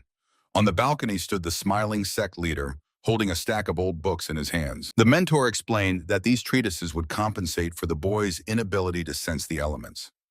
At that moment, a system window flashed before his eyes. The growth acceleration of the 10th rank was activated. Feeling the effect of spiritual concentration on himself as well, Vanpal mentally vowed to train to exhaustion, more than anyone else. While he was burning with the motivation, the group in the forest finished forming the plan. They needed to strike during the transfer of the sword to the upper citadel, since the enemy would go unnoticed as an elite group. The long-haired initiator nodded with satisfaction. He was thinking the same thing, and asked if everyone agreed to act according to this schedule. Sokva froze with her head down until she was quietly called by name. In the background, the flame crackled, and a voice off-screen calmly confirmed that this was their best course of action. The woman nearby reminded, the master entrusted her with this trial because he sincerely believes in her. The girl shuddered at these words. She straightened up, hearing the harsh truth. So as not to become a burden to the teacher, the senior student must act. Comrades smiled warmly, promising to support any of her orders. Sokva raised her gaze, and a cunning smile played on her lips. She had an idea. Her eyes gleamed joyfully at the thought of the fire. She triumphantly raised a finger and with childlike excitement proposed simply to burn the entire Mount Mufu to ashes. The boy behind nervously remarked about the lack of supplies for arson, but the girl cut him off. Due to the drought, the forest will ignite on its own. When asked about the safety of the civilians, she carelessly waved it off, since the bandits' lair is located in the wilderness near the river. She poked at the map, showing that they would set fire from all 4 sides. With a cheerful smile, Sokva summarized that they would simply clear the area and burn everything in a controlled manner, leaving her companion in silent, shocked silence. A brief agreement sounded in the darkness. The young man flinched in surprise when the girl in black and red suddenly praised his idea. The plan to distract attention with flames and quietly steal the weapon seemed reliable, but no one knew the exact location of the Sword of the Righteous Heaven's hiding place. so it was more logical to intercept the cargo during the gold convoy. The blue-haired girl touched on the very essence of these offerings. She reminded that the Green Forest acts as a patron and protects the fortress of the Red King. However, what trust can there be among bandits? To keep subordinates on a short leash, the leadership of the forest must regularly send masters for inspections. Her partner in the shadows sharply raised her gaze, realizing the schedule of these inspections perfectly coincides with the dates of tribute collection. She anxiously touched her chin, calculating the worst-case scenario with the sudden appearance of elite fighters. The young man directly asked if they would have enough strength to survive such a battle, and a heavy silence hung over the clearing. The blue-haired girl confidently tapped on the long scroll in her hands and calmly stated that they would not have to search for the blade. A bold smile flashed across her face. They would force the enemies to bring them the sword with their own hands. Fingers tightly gripped the sword sheaths to a dull thud. A voice came from the darkness. Everything happened exactly as he predicted. The disciples of the righteous heavens sect appeared, but revealed only minimal information about the Red King's fortress. Two men were making their way through the dense night forest, and the elder companion could not hold back. Why had they handed over the sword of the righteous heavens to the enemies with their own hands? To which he heard a calm reply. Before the mission, the disciples needed a harsh test. He pushed aside the branches on the path and added that the youth could not even come up with a proper plan. They were too pampered with each other, turning teamwork into complete chaos. The old man croaked, pushing through the thorny bushes, and although he understood the need to throw them into real danger, he could not comprehend why exactly the Red King's fortress. After all, the scale of the threat was too great for the disciples without his help. Even despite the difference in martial arts, they would have definitely lost 9 out of 10 fights. Before his eyes appeared 3 young men frozen before the enemy's night lair. Now they only needed the ability to snatch that one single victory, even if you have to lose 99 times out of 100. He glanced over his shoulder with a cold fire in his eyes. This is not ordinary luck, but the ability to find a way out of any trap. They came out onto an open clearing, where the young man reminded that this trial would determine the future of both the Righteous Heavens sect and the Hao faction. Therefore, he directly entrusted the old man to also watch over them. The young man resignedly put his hand on his head when his speech was interrupted by the companion's skeptical muttering. The old man grinned slyly and revealed the whole truth. The boy simply chose a scale of threat that he could easily handle himself if suddenly everything went awry. Two watched the fortress illuminated by lights from the hill, until one ironically advised his partner to simply admit his worries. Meanwhile, near the main gates of the Red King's fortress, the guards reported the swift arrival of people from the Green Forest. The leader laughed loudly across the entire yard and ordered to let the guests in. But inside, one of the bandits continued sharing doubts about their strange morning business. The ball boss just waved it off, calling that job easier than easy. But the subordinate did not calm down. That blade was too good for an ordinary guy, and he gave it away suspiciously easily. The leader burst out laughing again, confident that the boy had simply stolen a weapon and then soiled his pants from their powerful bandit aura. This did not calm the bandit, as the engraving Righteous Heavens directly pointed to the Orthodox faction, which could very well come for their property. Throwing his leg on the table, the boss confidently cut in. As soon as they hand over the sword to the Green Forest, no one will get to them. After all, they pay them tribute. He fiercely barked at his subordinate, ordering him to think only about entertaining influential guests, making him stand at attention in fear. Silence fell, and suddenly a drop of sweat rolled down the leader's face. Sensing the approach of trouble, he cursed the chatterbox for jinxing them with his whining. In panic, the boss ordered to immediately scatter salt near the gates, ignoring the subordinate's pitiful protests about wasting precious supplies. The man blinked in confusion while his partner behind him shouted to just follow the order and pour some kind of liquid. Outside, a wall of fire was already rising, although someone naively took the thick smoke for an ordinary campfire. The ball bandit screamed in panic that it was a fire, and it needed to be quickly extinguished. Another shouted in despair that no one would ever travel the burnt road again. The crowd with buckets rushed for water, urging each other on with the fear of a hungry death. One of them was rushing forward at full speed when suddenly a blinding flash cut through the space before him. The wooden fence shattered into pieces. The man fiercely cursed his accomplices, ordering them to extinguish the flames faster. But another shining blade struck right into the boards beneath his feet. Fragments flew into the air with a crackling sound under a frantic scream. The bald man could not stand it and roared into the darkness.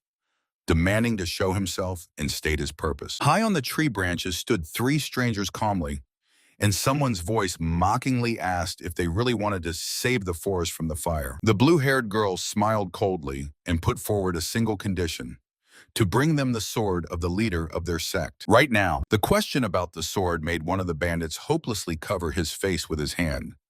He had known from the start how it would all end. The bald leader nervously babbled, first suggesting to put out the fire in the camp, and only then negotiate about the weapon. A sharp flash and a devastating attack sliced through the air. The bandit screamed frantically from the pain. Enraged, he demanded that the attackers come down and fight him face to face. The bald one pointed a finger at two swordsmen calmly standing on a thick tree branch and promised to return the blade if they won. With a ferocious snarl, he tried to challenge them, appealing to warrior honor. In fact, the bandit was just looking for a chance to take someone hostage.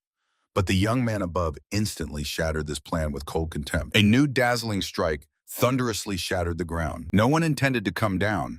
The warriors unemotionally ordered to surrender the sword voluntarily if the leader did not want everything here to burn down completely. The bald one shouted in despair that he had already reported the valuable loot to the top, and without this sword, he was finished. Clutching his own chest convulsively, he tried to buy his way out with money, but the masters were absolutely indifferent to others' problems.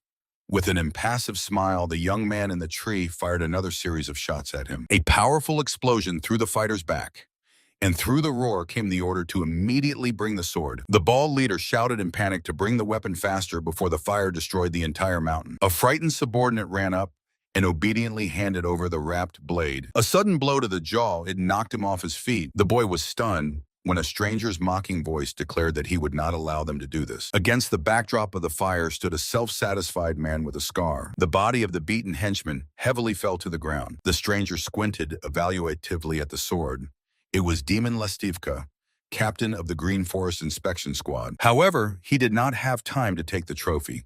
A girl blocked the way and firmly stated that she was supposed to receive this item. The flames suddenly flared up in the middle of the camp, eliciting cries of pain from the enemies. While the guard was panicking and calling for help, the observers from afar only praised Sakva's flawless work. Peklion smiled crookedly, openly enjoying her tactic: to set fire to the base and cold-bloodedly prevent the bandits from extinguishing the fire. His companion with a spyglass calmly added that there were no civilians in these parts, so only the robbers would burn in the fire. Acknowledging this plan as brilliant, the man asked Un with interest how he would handle the situation. The young man answered without hesitation that he would simply enter through the main gate and openly name his sect. It would be enough just to recall that their leader previously served in the Murimu combat unit, and the frightened thieves would immediately return everything themselves. Watching the pitiful fuss of the bandits below, the senior comrade sincerely laughed at such straightforwardness. He seriously added that for the title of first disciple, mere combat skills or sharp intellect are not enough. A true leader must lead into the unknown and firmly defend his decisions, even if doubts eat him from within. And it was Sohwa who perfectly embodied all these qualities. Unthoughtfully rubbed his chin, squinted slyly, and pointed out one detail. If the stolen sword already had the name of the righteous heavens engraved on it, then the bandits from the very beginning clearly knew who they were dealing with. Someone calmly remarked that the fame of the Righteous Heavens sect obviously had not yet reached these bandits. Peklion fiercely broke free from his comrade's hands, shouting that he would kill those insolent bandits himself. Suddenly his companion froze, hearing foreign footsteps. A relaxed male voice sounded from below. A stranger was examining the trophy sword with interest and aloud recalled the name of their sect. From the smoke emerged the demonic Swallow, captain of the Green Forest Inspection Unit. He snarled fiercely and mockingly suggested the young masters come down. The trio of students, without hesitation, jumped off the cliff straight towards the enemies. The girl tensed. She scolded herself for carelessness, as the opponent appeared much faster than her calculations. The bald henchman of the leader aggressively suggested to start by killing one of the children, but instantly he fearfully backed down and advised just to break their limbs so as not to provoke the wrath of their master. A swift strike from above. Peklion kicked the bald man in the face midair with his heel, crunching him into the ground. The young man pressed his boot harder into the enemy's broken head and asked in an icy tone if it wasn't too pathetic for the bandits to endure contempt from some brats. The old man trembled, squeezing out through tears that bandits must instill fear in people. The scarred leader fiercely barked at his idiots, demanding to immediately extinguish the fire before the whole mountain burned down. The frightened subordinate grabbed his bruised cheek and instantly rushed to carry out the order. A moment, and the space blurred from the sudden movement. Turning around, the bandit lazily scratched the back of his head. He didn't care about this small fortress, but the loss of tribute seriously hit his pocket. His harsh condition hung in the air. Now they must convince him. The trio of young warriors froze in shock. A predatory smile spread across the leader's face. He demanded to name at least one reason not to kill them right now. In response, someone's hand tightly gripped the sword hilt. A red flash of attack cut through the air under someone's stunned exclamation, which Beckley San recognized. The heavy blade struck the enemy with lightning speed. From the devastating blow of the bandit leader, he was lifted off the ground and thrown far back. The dark-haired youth did not even flinch, calmly stating that they had been ready for such an ending from the very beginning. The youth fiercely rushed into attack, shouting that the enemy here was the only master of martial arts. A powerful strike raised a dull wall of dust into the air. The boy swiftly soared upward, leaving a white trail behind him. But the attacker materialized right behind him, mockingly praising his speed. The next moment, the young man was harshly slammed face first into the ground. His ally in white drew a sword and with fierce swearing rushed to take revenge. The blade suddenly touched the girl's neck. The enemy shielded himself with her like a shield, and the swordsman was thrown onto the grass by a forceful impulse. From the ground, he weakly shouted about treachery and cowardice. Cowardice? A foreign hand gripped the enemy's face with a deathly grasp. The young man, with one powerful jerk, threw him away from the hostage. The criminal was slammed into the ground with a splash of blood, while the boy coldly asked if he had confused anything. The swordsman coughed heavily in the dust, listening to the harsh verdict. "This is not an honest duel." The villain confidently grinned, reminding the young man that a real bandit stood before him. Immediately after that, he predatorily shifted his gaze to the girl. Sudden clatter of metal. A youth in blue swiftly attacked the enemy, striking a shower of sparks under someone's frightened scream. The attacker's gaze blazed with determination, and his weapon was suddenly enveloped in a bright blue aura. The bandit stared bewilderedly at the unknown force. Heavy pressure forced him to convulsively grip his weapon and block with all his might. But in vain, a devastating blow threw the villain far backward. Maintaining his balance, he only greedily licked his lips. He instantly realized that the children used the girl as bait and deliberately set the fortress on fire. The girl herself, gasping heavily, tightly grasped her staff. Assessing their unconventional tactics against the backdrop of the fire, the bandit aloud doubted whether these youths truly belonged to the orthodox faction. Now he stood alone against three armed warriors. A predatory smile twisted his face again. The man decided that leaving them alive would be too troublesome. Slowly drawing his sword, he disdainfully remarked that the leader of their sect was probably a pathetic wretch, sending only a pack of children on a mission after losing his blade. The enemy swordsman spun his blade, raising a whirlwind, and fiercely roared that he would cut them all down and then get to the sect leader. The girl tensed up and froze, feverishly thinking about what the mentor would do in her place, since the enemy turned out to be too strong. Her eyes suddenly widened with a guess. Exactly. This is just a test, and the leader is watching her closely right now. Meanwhile, the opponent rushed forward, using a devastating leg technique. His strike sliced through the air with a whistle. A mocking voice promised to leave them alive if they held on even a little. The boy in front clenched his teeth and prepared to take the attack himself. He gripped the hilt tighter and calmly cut off the idea that there was no need for this. A defiant smile flashed across his face. Suddenly, the girl behind him straightened sharply, threw her hands to the sky, and shouted at the top of her lungs, "I surrender!" She looked straight ahead and smiled widely, completely carefree. The young man looked around in shock, not understanding at all what kind of stupid joke this was. The leader of the bandits laughed fiercely. Surrendering was pointless for them, as bandits know no mercy. The leader's grimace became even wider and more bloodthirsty. At that very moment, a flash tore through the space. The sect leader unleashed the heavenly lightning on the enemy. A dazzling discharge struck the ground with a crack. Electricity still sparkled in his hair as he calmly asked if this meant refusal of the trial. The apprentice confessed that she managed to obtain the sword of the righteous heavens, but no longer had the strength to escape the pursuer. She lowered her head guiltily, as she could not risk her comrades' lives due to her own stubbornness. The mentor turned around and inquired how she even sensed his presence nearby. The girl answered directly. She knew that the sect leader would never allow the students to be seriously harmed during the exam. The blue-haired apprentice tightly gripped her weapon, catching her breath. He smiled and unexpectedly announced that the exam was passed, completely confusing her. The mentor said that first they should deal with the urgent matters and leave the chatter for later. The conversation was interrupted by the desperate order of the bandit to finish them off, and at that very second, a new lightning-fast attack cut through the air. He activated the windy forest step technique and dashed forward like a white streak. Flying over the trees, the fugitive fiercely cursed some idiots and their incomprehensible theft. His face twisted with horror.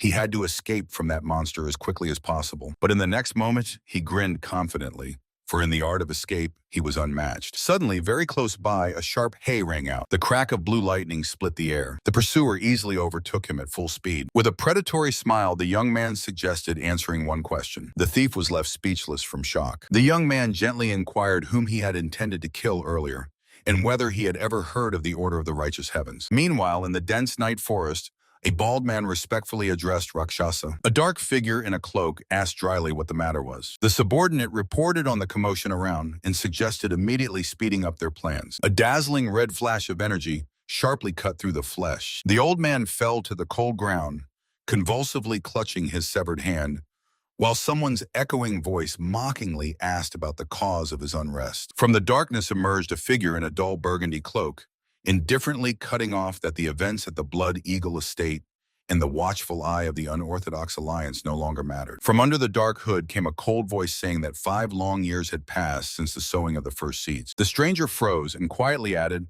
"Only when enough karma accumulates will their fruit finally bring real results." The scarred leader of the Green Forest Squad roared madly, boasting of his high title. He still tried to threaten with retribution, but his scream was cut off by a sharp blow. The calm mentor carelessly pressed the head of the fallen enemy into the ground. To someone's doubts about such cruelty, he indifferently cut off that the right is always on the side of the stronger. Sitting right on the leader's back, he forced the whole gang to panic and fall face down into the dirt. The blue-haired girl hung her head.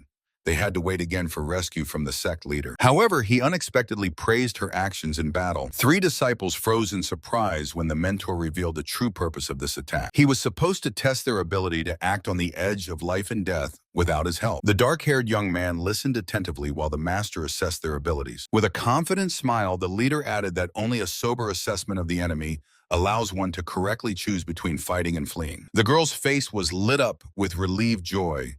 They had successfully passed this test. The young man clenched his fist enthusiastically, and the master gave the command for everyone to set off together to Manhwa County. A message flashed before their eyes. The disciples of the Righteous Heavens Sect successfully returned the treasure and passed the trial. Throwing the sword over his shoulder, the young man smiled fiercely and thoughtfully looked over the prisoners. The beaten, scarred bandit begged in cold sweat to spare their lives. The victor replied that he had already made inquiries. This gang robbed but refrained from killings. Therefore, he decided to simply destroy their energy centers and give the weapons to the local peasants. The young man smiled kindly, accepting the feverish cries of gratitude from the pardon. However, he casually added that the leader and his deputy would go with him. The news about forced labor by servants in the sect greatly stunned the defeated commanders. The scarred bandits smiled crookedly, receiving a harsh refusal. The victor knew there was blood on his hands. The young man clenched the weapon and directly asked if he had recently slaughtered the neighboring citadel. The bandit's face disappeared into the shadow. Throwing off the pitiful mask, he coldly asked to be killed with honor, as befits a master of martial arts. But the swordsman only grinned sinisterly, not intending to grant the killer any respect. The young man grinned fiercely, surrounded by blue lightning. He was going to extract all the necessary information from the captive. Mockingly promising to spare his life if he endured, he struck the victim with a powerful discharge. The prisoner screamed from wild pain and begged to just be asked, while the flashes of electricity tore the night sky. Later, a calm question was asked whether everyone had safely completed the trials. Against the backdrop of the majestic estate of the Righteous Heavens Sect, they reported a 100% success. However, the newcomers were immediately shown their place. A local strongman introduced them as ordinary laborers, greatly shocking the youths. No time was given for adaptation. Van Paul was ordered to immediately demonstrate the results of his training. He froze in confusion. Van Paul protested in shock that only 2 days had passed. A comrade slammed a heavy stack of books in front of him, ironically praising his exceptional diligence. For the sparring with Van Paul, Sun Yugen was summoned, and the boy eagerly drew his training sword. He respectfully said that he awaited his instructions, more comfortably gripping the weapon. The air trembled with tension. Van Paul clenched the wooden sword with a crunch and nervously said that he was also looking forward to this fight. The youth instantly sprang from his place, activating the second technique of the Crimson Art. A harsh step forward, the single sun was unleashed. His sword flashed with a dazzling white light, and heavily struck the opponent. Van Paul barely held the block and groaned under the weight of the blow. For a moment, everything was flooded with light from the powerful collision. The boy gave no respite, mercilessly pressing his shining blade into the enemy's weapon, a devastating arc swing from bottom to top. Van Paul lost his balance and flew back with a loud scream. The youth only grinned excitedly, loudly acknowledging the opponent's strength. Sliding his feet on the floor, he sharply changed stance for the third technique. Van Paul suddenly spun in the air, turning the momentum of the fall into his own attack. But Van Paul did not give up. He seized the initiative and launched a counterattack with the first move of reverse energy. The leg struck the floor with explosive force. Van Paul's gaze sharpened. He was putting all his strength into the decisive move. Suddenly, an unknown observer smiled broadly, aloud appreciating the boy's wild inner energy. And in the next moment, he swiftly attacked from the air. The clatter of steel, a dazzling flash, someone's blade harshly intercepted the strike. In the silence, it calmly sounded that it was enough already. Both sparring partners froze in confusion. The man in white performed a flawless somersault and softly landed on his feet. It turned out he flew straight between them, playfully separating the foreign swords. The long-haired one mockingly said that Van Paul's control was still weak, while the young man shockingly realized the fight was stopped by the leader of the sect himself. The senior mentor instantly scolded the boy for using dangerous techniques in irregular training. This could easily have led to a tragedy. Van Paul lowered his eyes guiltily, but the leader laughed sincerely. He was delighted with such rapid progress of his fighter. The young man cheerfully threw his arm behind his head and sincerely thanked for the completed work. A system message flashed before his eyes. The exchange of martial arts was successfully completed. The combo technique of Van Paul was copied. With a barely noticeable smile, he looked back at his noisy comrades. On the white sleeve flashed an embroidered golden dragon. It was time to set off on a request to Manhwa County. Suddenly, the silence over the mountains was broken by a desperate cry. Another disciple disappeared during patrol. In the Dragon Sect camp, elder brother Jinun swore, realizing that this was already the fourth loss in a row. Covered in cold sweat from stress, he asked about clues, but no traces were found again. At that moment, an elderly man in purple burst into the room and mockingly declared that there was a smell of anxiety here. One of the fighters clenched his teeth and sharply turned around, warning about the visit of an uninvited guest. The old man arrogantly squinted, reminding them that they just needed to join the Blood Eagle estate. He self-satisfiedly stroked his gray beard, assuring that then this trouble could have been avoided. Jinun angrily jumped up and leaned over the table, outraged by such a brazen proposal to submit to another faction. To this, the guest only spread his hands conciliatorily. Let Jinun himself surpass him in strength, but with such weak subordinates, their sect is doomed. The man with the scar fiercely barked at the guest. He only hides behind pity for their missing brothers, but in reality wants to squeeze even more tribute from the sect. The gray-haired envoy leaned back smugly. They will have to either pay more or betray their own and join the estate of the Bloody Eagle. He arrogantly advised to think carefully about this goodwill. The old man burst into a vile, triumphant laugh until suddenly, a powerful blow. The impudent one was slammed into the floor with full force, and above him stood a youth in white, displeasedly remarking that this laughter annoyed him greatly. The stranger calmly addressed the stunned man with the scar, asking if he was the elder brother of the Dragon Sect here. He nodded confusedly and cautiously inquired who was before him. The youth smiled kindly and replied that he was sent by the Hao faction. He introduced himself, Pek Liun from the Righteous Heavens Sect. The conversation instantly turned to the main topic, the case of the mysterious disappearances. The master of the office said that it all started half a year ago when one of their brothers disappeared without a trace. Since then, 12 people, including civilians, have vanished without a trace, and the complete lack of clues pointed not to a demon, but to an experienced martial arts master. At the table, they quickly dismissed the version about the demonic cult. Its internal structure completely ruled that out. The young man suggested first to lay out all the details of the order. He asked directly, should they stop the interference of the Blood Eagle estate or solve the disappearance case? The client slyly inquired about the price for both services at once, but received a sharp refusal. It was not about money, but about risks. With a quiet rustle, the young man slid a branch creation application form toward him. The young man calmly explained that if the dragon became a branch, all its troubles would immediately fall on the main order. According to his logic, the branch's problems would become the main order's problems.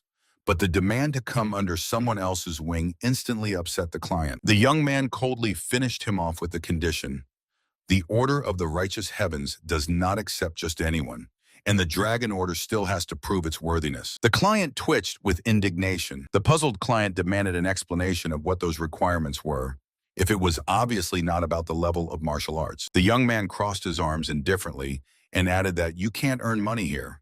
So reputation among the locals is much more important now. At these words, the client suddenly grinned confidently and ordered to immediately go outside with him. The stone slab shattered with a crash. He decided to demonstrate the devastating power of his Order of the Dragon that pierces the sky in practice. Sanjin clenches his teeth until they crack on the white cloth from the intense physical strain. The young man in white silently watches as the angry villagers shout and drive the giant home. He protests that without him, the village will perish, and a little girl nearby cheerfully teases him about another scolding from grandma. Another man harshly scolds Sanjin for risking back injury under the huge basket of stones. The boy snaps back that this is training to join the Dragon Sect, but receives a mocking reply. You still have 10 years to grow. Sanjin, hurt, helplessly punches the air with his fists. The young man approaches closer and notes that despite the vast lands of the county, there are few people here. Sanjin grins proudly. He was born here and knows every family by a single handshake. His face hardens. All the locals are his family, and he will fight for them to the end. You pass, the young man briefly summarizes with a slight smile. The big guy confusedly replies that he is not looking for a master, and he is hearing about the Righteous Heaven Sect for the first time. From such straightforwardness, a vein on the back of the young man's neck twitches nervously. He sharply turns around and declares that first he will personally deal with the Bloody Eagle estate and the disappearances of people, and only then will he wait for his decision. The big guy slyly squinted and suggested simply using the help and then washing his hands of it. The young man only gave a creepy smile in response, asking if he really believes he will succeed. Threatening sparks of energy quickly cooled the strong man's enthusiasm. He grumbled about a bad joke and quickly agreed to cooperate. The men firmly shook hands. The system did not keep them waiting. A new quest for recruiting a branch flashed before their eyes. But the announced amount of the monthly tribute shocked the new subordinate, as the sum turned out to be even greater than the levies of the Bloody Eagle estate. Seeing such a reaction, the young man leaned closer and promised him a generous discount as the first branch, instantly buying his sincere gratitude. The silence was broken by a surprised exclamation. Could it be that this task was given only to them? Before them stretched the wooden mountain base of the Dragon Sect in Manhwa County. The long-haired leader raised two fingers. Two problems awaited them. The first, to block the interference of the Blood Eagle estate. The second, to find the cause of frequent disappearances of people. He warned, the Eagles will strike instantly as soon as they sense their presence. Therefore, they had to drive a wedge into the Sect's plans in advance. The girl in blue tensed. The chaotic nature of the kidnappings did not allow predicting the next strike. She quickly put together the puzzle. People were taken not because of some constant need, but to cover up traces. Sokva asked worriedly if it was too dangerous to go there without reinforcements, but heard that together they would manage. The muscular warrior leaned closer and suggested, if they take people one by one, it means the criminal is panic-stricken by noise. My name is Sokva, the girl cut coldly at his familiar kid. But the warrior only laughed good-naturedly and introduced himself as Jin-un. The leader entrusted the two of them to look for clues on sight, fully taking the problem with the Blood Eagles upon himself. A heavy hand in a sleeve with a golden dragon lay on the girl's shoulder. She froze in silent surprise. The girl resolutely clenched her fists and exclaimed that she would not let them down. Her teacher calmly gave the order.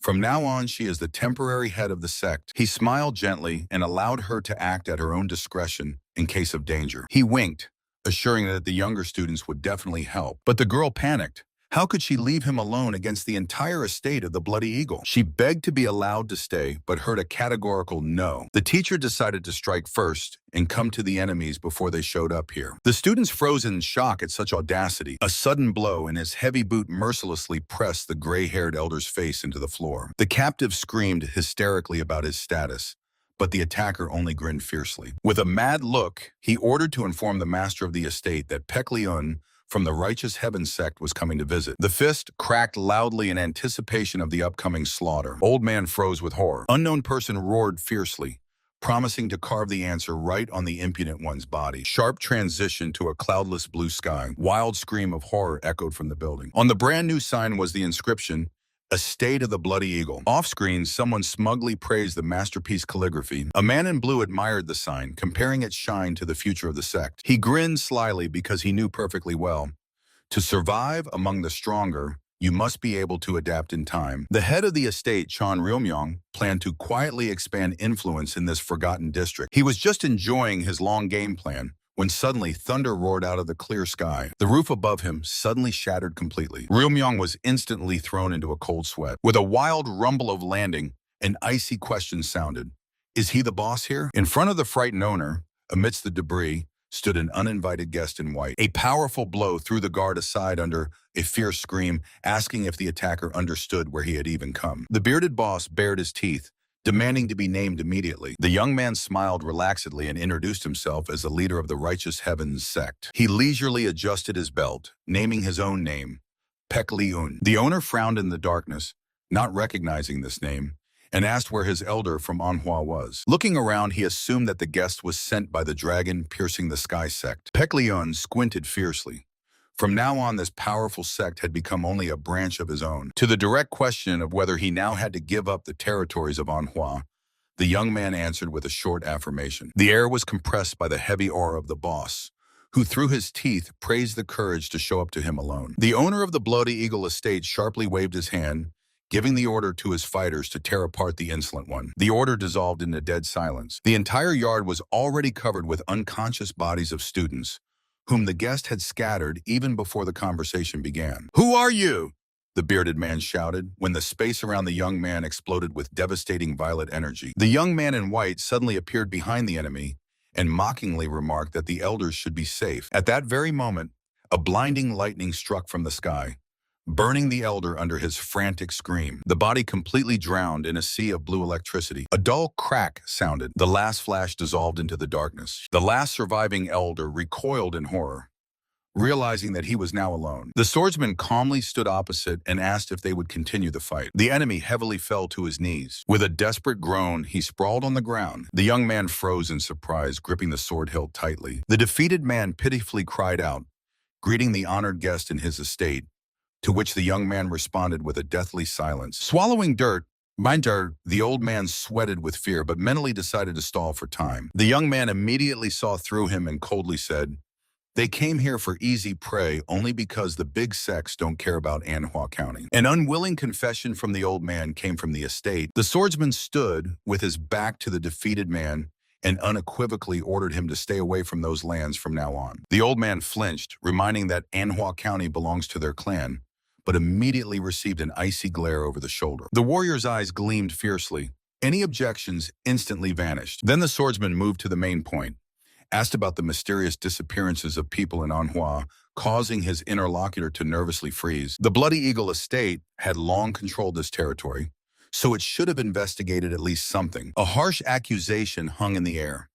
Could it be that they were just collecting tribute and spitting on the safety of the peasants? The sword half slid out of its sheath with a dry click, and the frightened old man rushed to justify himself with dense forests and ancient appearances of demons. The swordsman turned around in surprise. The old man hastily explained that the vast Anhwa forests have long been ignored by Murium and even the Imperial Army. He laughed nervously, joking about a nighttime parade of 100 demons, until suddenly a blade whistled through the air right in front of his nose. The old man screamed wildly, dripping with sweat, while the warrior coldly asked if they were really only afraid of some parade. The swordsman's eye flared with rage.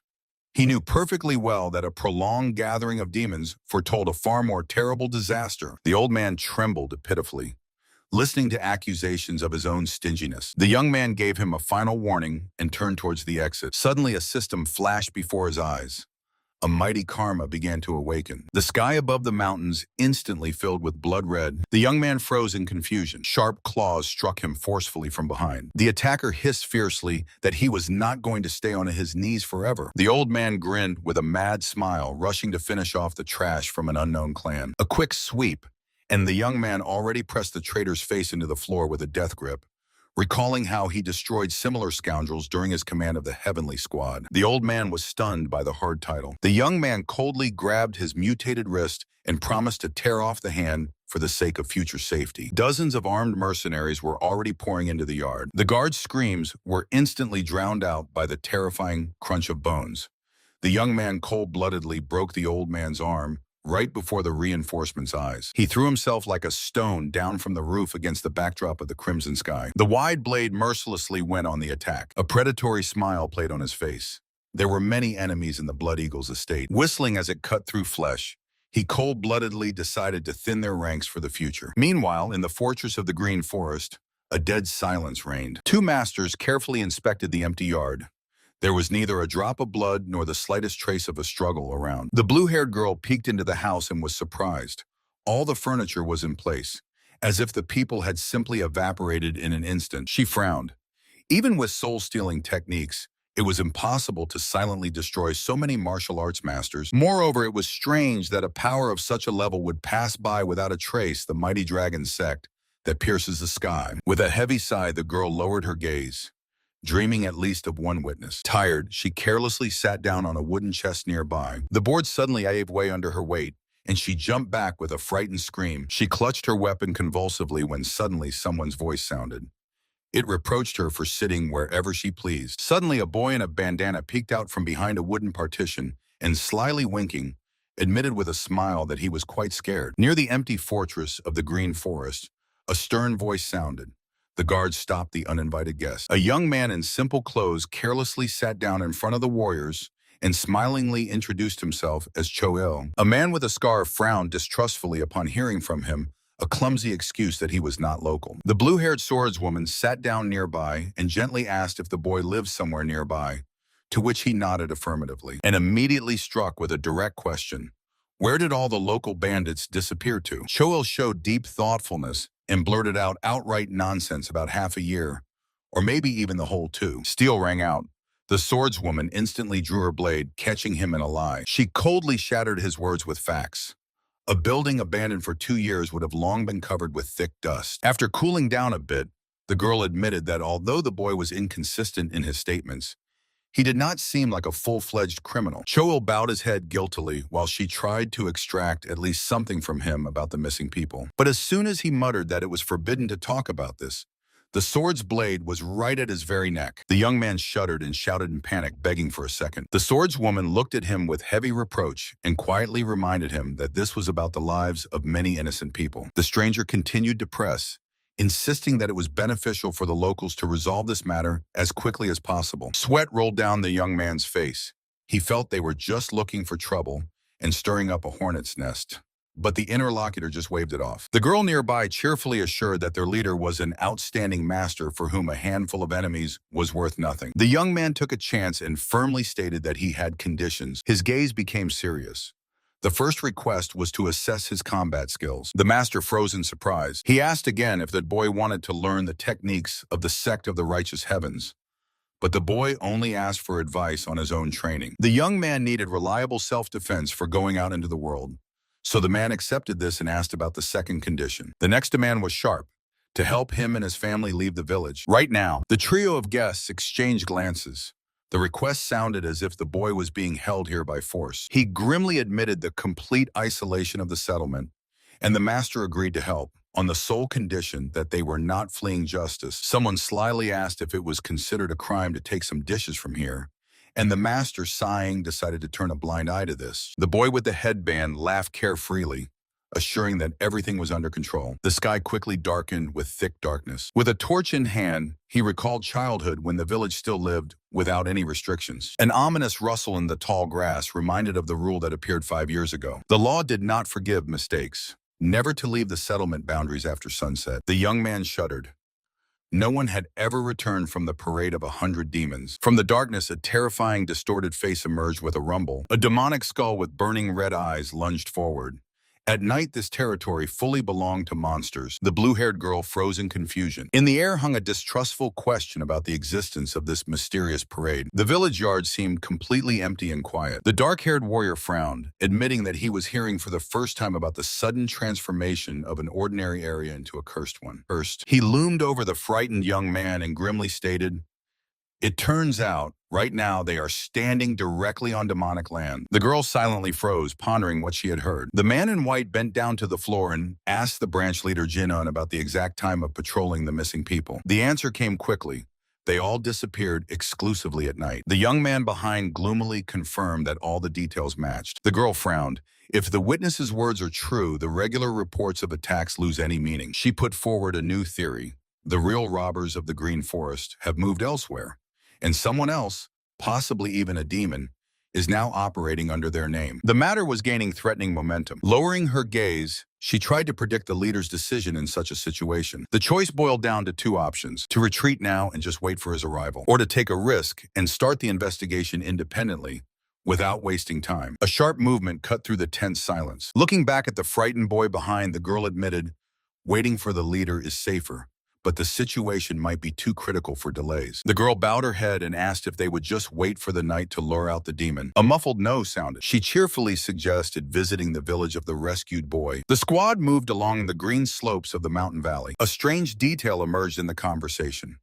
The local villagers burned the forest for fields, but for some reason had not left the area for years. The boy shrugged and naively confirmed that they had not moved for at least 5 years. One of the men tensed anxiously. Usually the farmers had to constantly migrate in search of new lands after burning. The exhausted soil quickly lost its strength, so staying in one place for 5 years was simply impossible. The land could not recover so quickly unless mystical dragon veins ran under the village. Hearing this name, her companion turned around in surprise. The girl immediately dismissed this thought. If there was such a blessed, magical territory there, someone would have long since captured it. Suddenly, she fell silent mid-word and froze, staring ahead. The girl was running suspicious details through her mind. Local farmers had not moved their camp for years and had even invented some new rules. Their settlement miraculously avoided destruction. Although the lands around teemed with demons, she frowned and warned the team to be on alert. A wooden wall appeared high in the mountains. The fortifications turned out to be too massive for an ordinary poor village. However, the settlement was so secluded that she doubted whether they would be let inside at all. Near the wall, one of the fighters sharply grabbed the local guide by the collar and shouted to open the gate. The guide desperately shouted to open the gate, because otherwise he would surely die, and the confused fighter did not understand what he was doing. He squeaked fearfully and begged to play along with him, pretending to be ruthless kidnappers. No one responded to the shout, and still, no reaction came from behind the wall. The squad froze before the giant death gates. The girl's eyes gleamed joyfully, and she enthusiastically suggested just burning them to hell. The girl fearfully clung to his sleeve, begging him to stop. From behind the massive wooden gates, someone grumbled discontentedly about impatient guests. A stocky, gray-bearded old man came out to meet them. He immediately scolded the local youth, demanding to be called the elder and reproaching him for another theft. Meanwhile, on the slope, one peasant roughly threw another to the ground amid mocking laughter. The elder shifted his gaze to the guests and stated directly, "In this settlement, hidden from the authorities, martial arts masters are not welcome at all." The girl in blue calmly replied that they would not cause problems. They were brought here only by rumors of mass disappearances of people. The old man thoughtfully stroked his beard. The missing ones did not reach here. He casually remarked that the night travelers were most likely devoured by demons. Noticing their surprise, the elder sharply added, "The guests could not have failed to hear about this on the way here." After sunset, monsters literally wandered just 500 steps from the gate. The girl instantly clung to logic. "How does this village still exist then?" The old man answered firmly, "Their land is a closed territory where demons have no access." The old man in green clothing towered over the guest, quietly asking about some territory. He suddenly pushed the door aside and simply offered to come in and see everything with their own eyes. The young man in blue froze in place. He could not believe they were let in so easily. The host explained this with care. The sun was already setting, and he did not want the guests to be torn apart by demons on the way back. However, the old man smiled slyly and warned that the locals hate strangers, so the investigation would have to be at their own risk. Such ostentatious hospitality instantly aroused suspicion. Two companions approached closer. The very permission to snoop around the village was already a great victory, although everyone felt treachery deep inside. The blue-haired girl decisively pressed her lips together. This was her first task, and she intended to gather the maximum information even before the sect leader appeared. At that very moment, a system window flashed in the sky, notifying about the successful completion of the previous stage. And just above the fresh corpses in the pools of blood, a new karma was already forming. a task to escape from the settlement. All this time, the boy in white sat relaxed nearby, indifferently watching the events. Recalling the mission details, he decided not to delay. The space was torn by a sharp crack of blue lightning. The air sparkled from a powerful discharge. The ground beneath his feet shattered into pieces from a sudden surge. Wrapped in an electric aura, the young man shot forward like an arrow. A light step on the dry ground. He abruptly stopped on the territory of the settlement. Looking at the buildings, he remembered the main clue. The local bandits disappeared completely without a trace. Suddenly, the young man tensed, the air barely perceptibly filled with demonic energy. He said thoughtfully that this was not a simple disappearance, and a local villager nearby, stunned, recognized in him the leader of the Righteous Heavens sect. The man reported anxiously that the disciples sent to the burned village had not returned, so the leader immediately asked for directions. The villager timidly pointed to the southeast. Hearing this direction, the young man felt something was wrong. He tensed. At sunset, the demonic energy thickened, and leaving the disciples alone was too dangerous. Wrapped in blue lightning, he rushed forward. The shadow cut through the air. Suddenly, the space was sliced by a system window.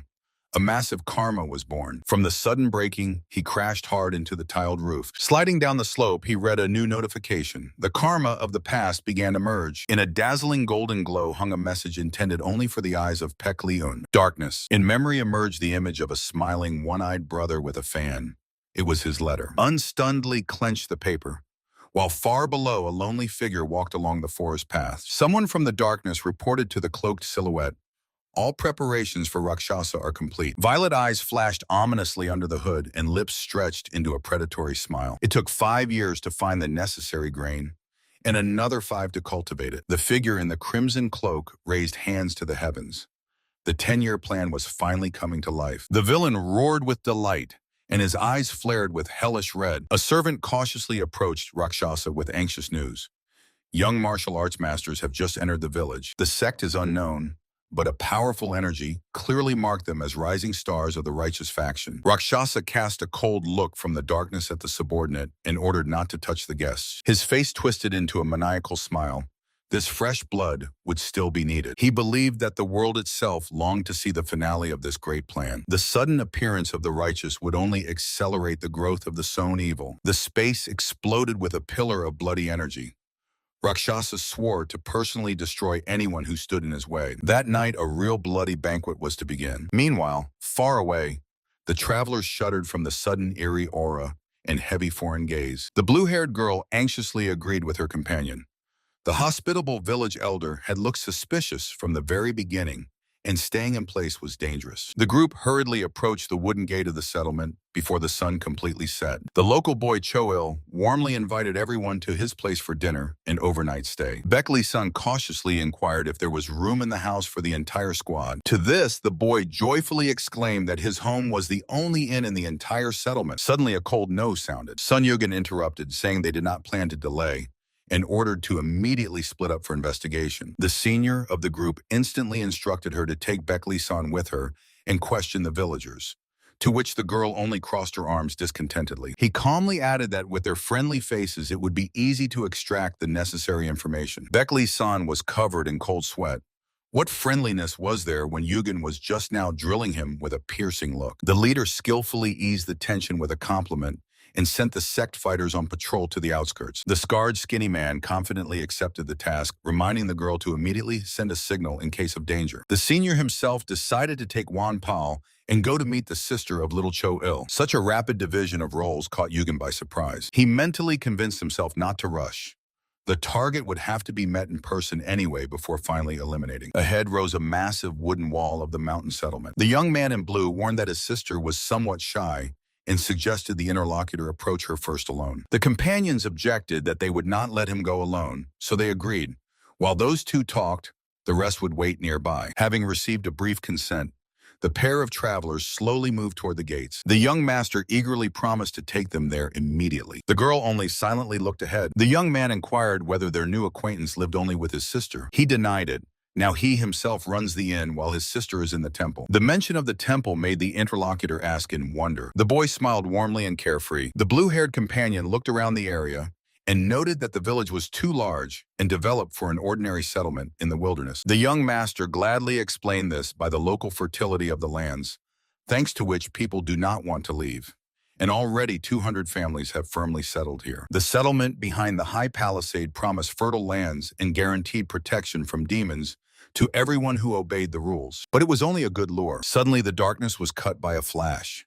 Giant spiked jaws almost tore apart two fighters who miraculously managed to jump back. The place turned out to be a giant fly trap that quietly lures and devours strangers. The man calmly walked beside the girl and asked if the robbers had really disappeared from the fortress more than 2 years ago. Having received an affirmative answer, he hit the target.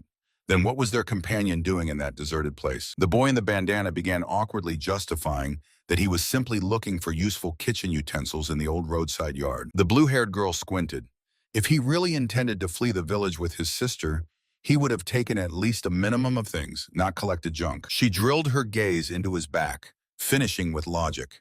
He could have easily escaped while they were searching the mountain. Everything pointed to one thing: he was deliberately stalling and waiting for someone. The boy suddenly froze in horror. Realizing he was caught, he turned around with a forced smile and tried to backtrack, saying that right now it was impossible to leave. The man dryly asked why suddenly, since that morning he had been desperately trying to get out of here immediately. The guest near the manor dryly told the guards that he suddenly had matters to attend to. The whistle of the wind sounded, and he instantly vanished into thin air right before their eyes. The young man shuddered and asked if this fuss had started because of the locals. The blue-haired girl only hurried him, as there was no time left for reflection at all. Suddenly, their tall companion grabbed the boy harshly by the shoulders, demanding to immediately plan an escape by night. The captive panicked and began begging to be released, promising to explain everything on the way. But the man loomed over him like a dark mass and coldly ordered him to tell the whole truth immediately. The boy froze in a cold sweat. Then the girl interrupted their quarrel and reminded the question,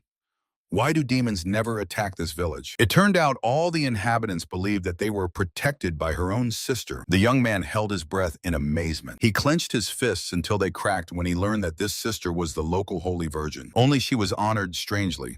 The girl sat in utter darkness, chained to the floor with massive chains. The boy looked kindly behind the bars and apologized for the sharp smell of grease. He casually informed that he was leaving the village for 3 nights and asked if she would hold out without him. Complete darkness. A girl, chained heavily to the floor, quietly sighed that she was bored. She caught a foreign scent in the air and froze in anticipation. A man in light clothing recoiled with disgust, disdainfully saying that she was no holy virgin. The chains clattered ominously.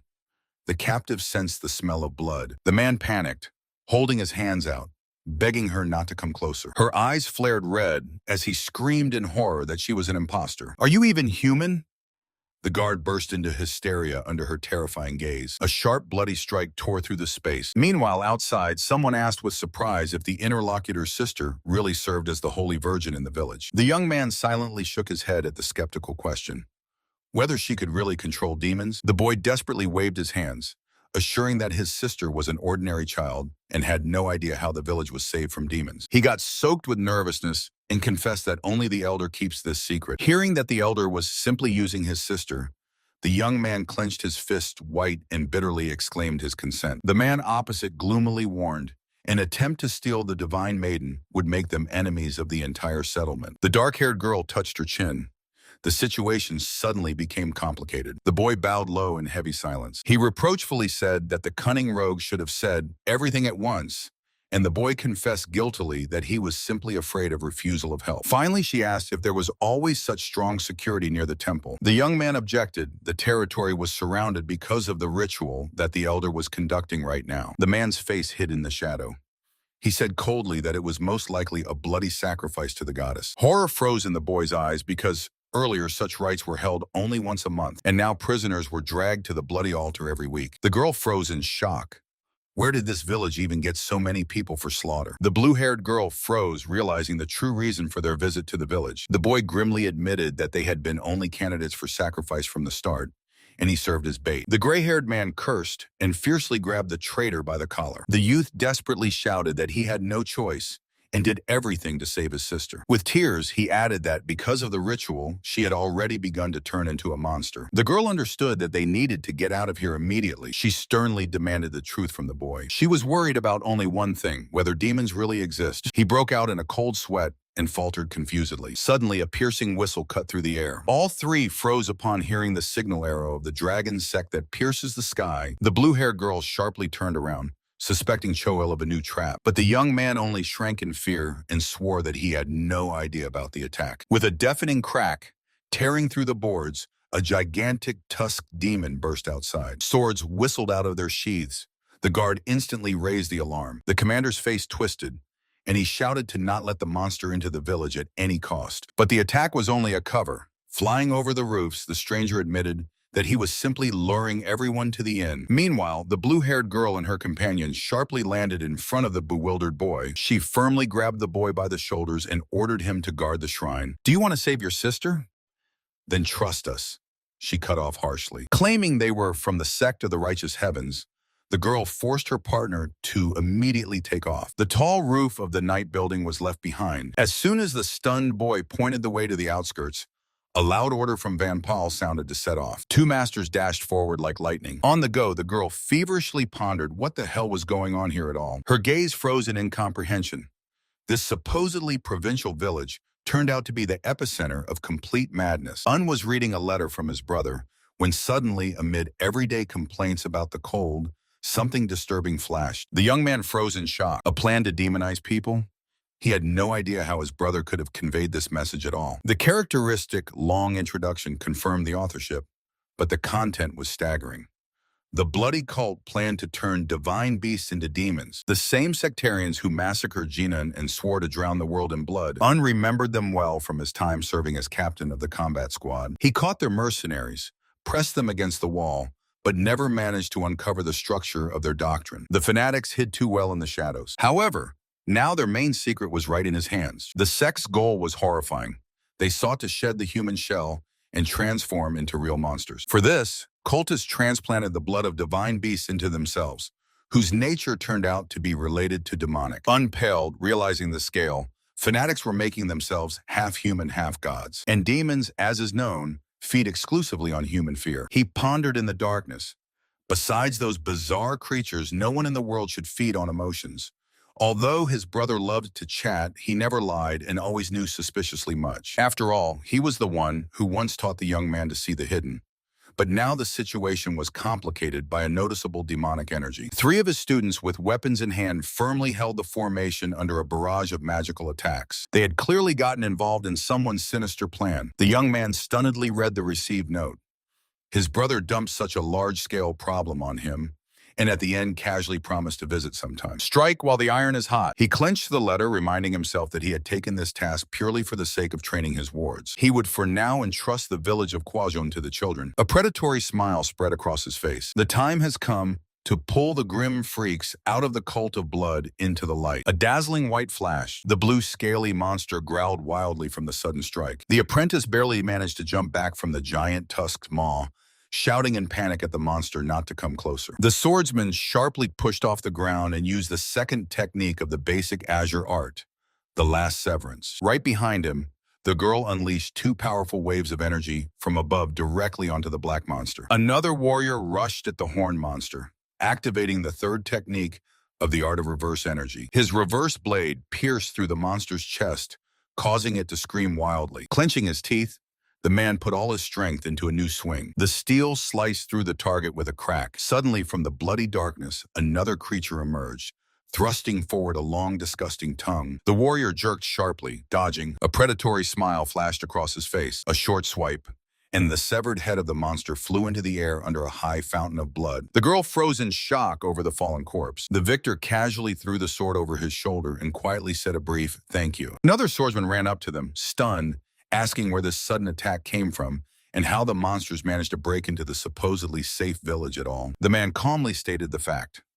Demons really only appear at night. The blue-haired companion looked over the wooden palisade.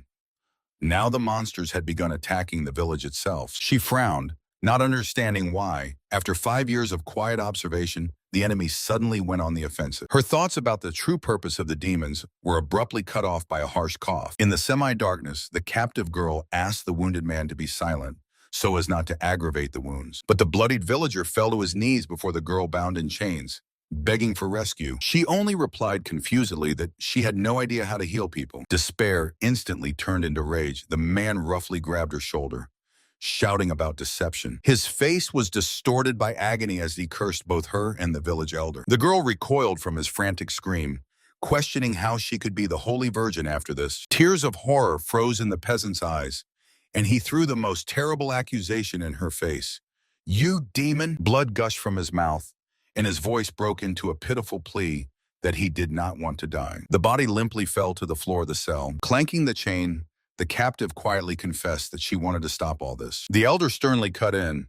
"The ritual cannot be stopped." The girl resignedly bowed her head. He reproached her for dirtying her hands again, although these victims were going to die anyway. Leaning over her shackled wrists, the elder asked if she received the offering of people's deathbed fear. To her exhausted question of how much longer this would last, he calmly replied that everything was done exclusively for her. The elder carefully wiped the blood from the face of the divine virgin and promised a swift end, for her eyes had become even redder. But she objected, saying that she was told that taking pleasure in others' fear was wrong, and the elder cautiously asked who had told her such a thing. Suddenly a memory flashed.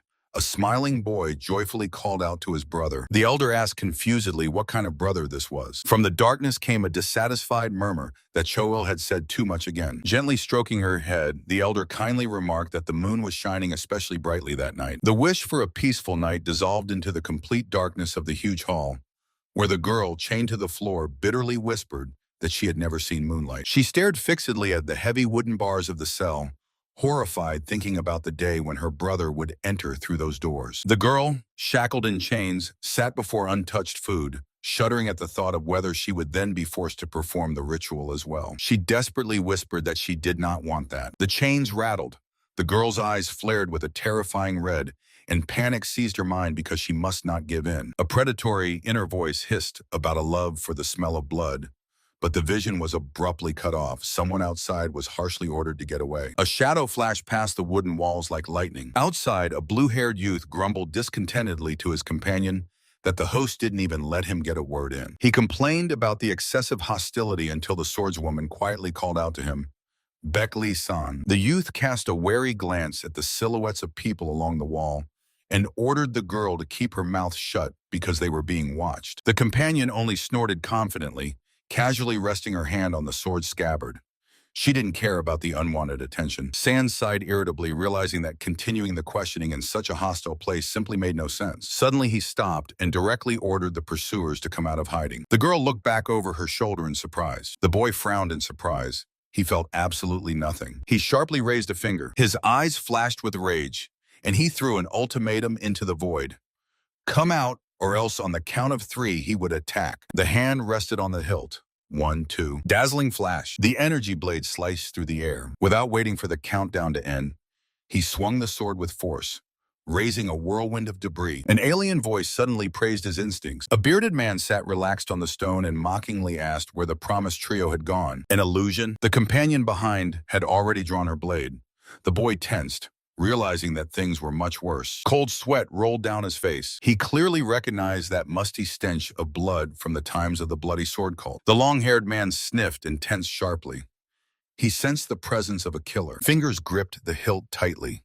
To survive, one must strike first. But the mercenary only grinned eerily, and drawing his blade, calmly ordered to lower the sword. The young man froze from surprise. A moment, and he suddenly rushed forward. His palm harshly grabbed the enemy's wrist, blocking the movement. The killer did not even flinch, and with a smile said that they would die in this village anyway, so it was not worth wasting strength. The boy was confused as they planned to leave here tomorrow morning. The mercenary's eye coldly gleamed in the darkness. "Tomorrow morning will never come," he cut off, making the young man break out in a cold sweat. At that moment, the space was torn by a crimson aura from which a giant horned monster emerged. The demonic face with burning eyes loomed over them, breathing pure death. The situation in the settlement was getting out of control. The demon had already broken inside, so people needed to be urgently gathered in a safe place. An ordinary wooden fence did not hold the blue-skinned monster, but suddenly a completely different problem diverted the general attention. The prisoner only snorted disdainfully at the demand to explain why the nights had become longer. Assassin Chanel was openly irritated. He came to propose cooperation, but was immediately tied up. The girl sharply cut in that trusting a killer was pointless, even though he swore he had washed his hands long ago. She promised to untie the ropes in exchange for the truth. Chanel calmly said that was unnecessary. The girl recoiled in shock. The captive had somehow freed himself from the bonds. Having freed himself, The assassin asked if they knew about the purely nocturnal activity of the local demons. Everyone believed that the monsters simply swarmed around, but Chan-il coldly denied these rumors. He said that someone was actually deliberately creating them. The stranger confidently stated that his disguise could deceive both ordinary people and demons. The young man only calmly replied that in practice, he had not noticed this at all. The scout confessed. He planned to lie low and track where the monsters were coming from, because such a horde could not disappear without a trace during the day. But as soon as the sun set, without any warning, he suddenly found himself at a real banquet of 100 ghosts. There it did not get dark gradually. The gloom fell instantly. He gloomily recalled that it was darkness that devours light. Laying all the cards on the table, the man asked about their further plan. The girl suggested immediately strengthening the defense, although she admitted that protecting the entire village completely would not be possible. The young man took the initiative and ordered to gather people in the square and to demolish the outermost houses and prepare them for burning. For the sake of a new line of defense, he was ready to start a fire even inside the fence. But the warriors doubted whether the locals would allow it. The girl reasonably reminded that the villagers had already seen today's demon. The young man was sure that fear for their own lives would make them help. But to be sure, he decided to also convince the elder. Sokva quickly took the situation into her own hands, ordering to take the guest Pekli-san to the village elder. Finally, she asked to take Cho-il and the divine maiden with her. Pekli-san only flashed the blade of the blue sword fiercely, hinting that she would easily force consent if the elder resisted. Suddenly, the swordswoman froze, catching the assassin's watchful gaze on her. To her irritation, Chan-il calmly waved it off, saying the girl just reminded him of an old acquaintance, when suddenly Soa interrupted the conversation. She unexpectedly asked the killer to go with her beyond the fence and scout a safe route. The villagers were simply stunned by such an idea. One of the men shouted that going outside was certain death, but Soa countered that the mercenary could avoid the demon's attention. She was not shaken even by accusations that he would just run away. If he wanted, he would have disappeared at the first symptoms. The girl looked piercingly at Chan-il and cut in.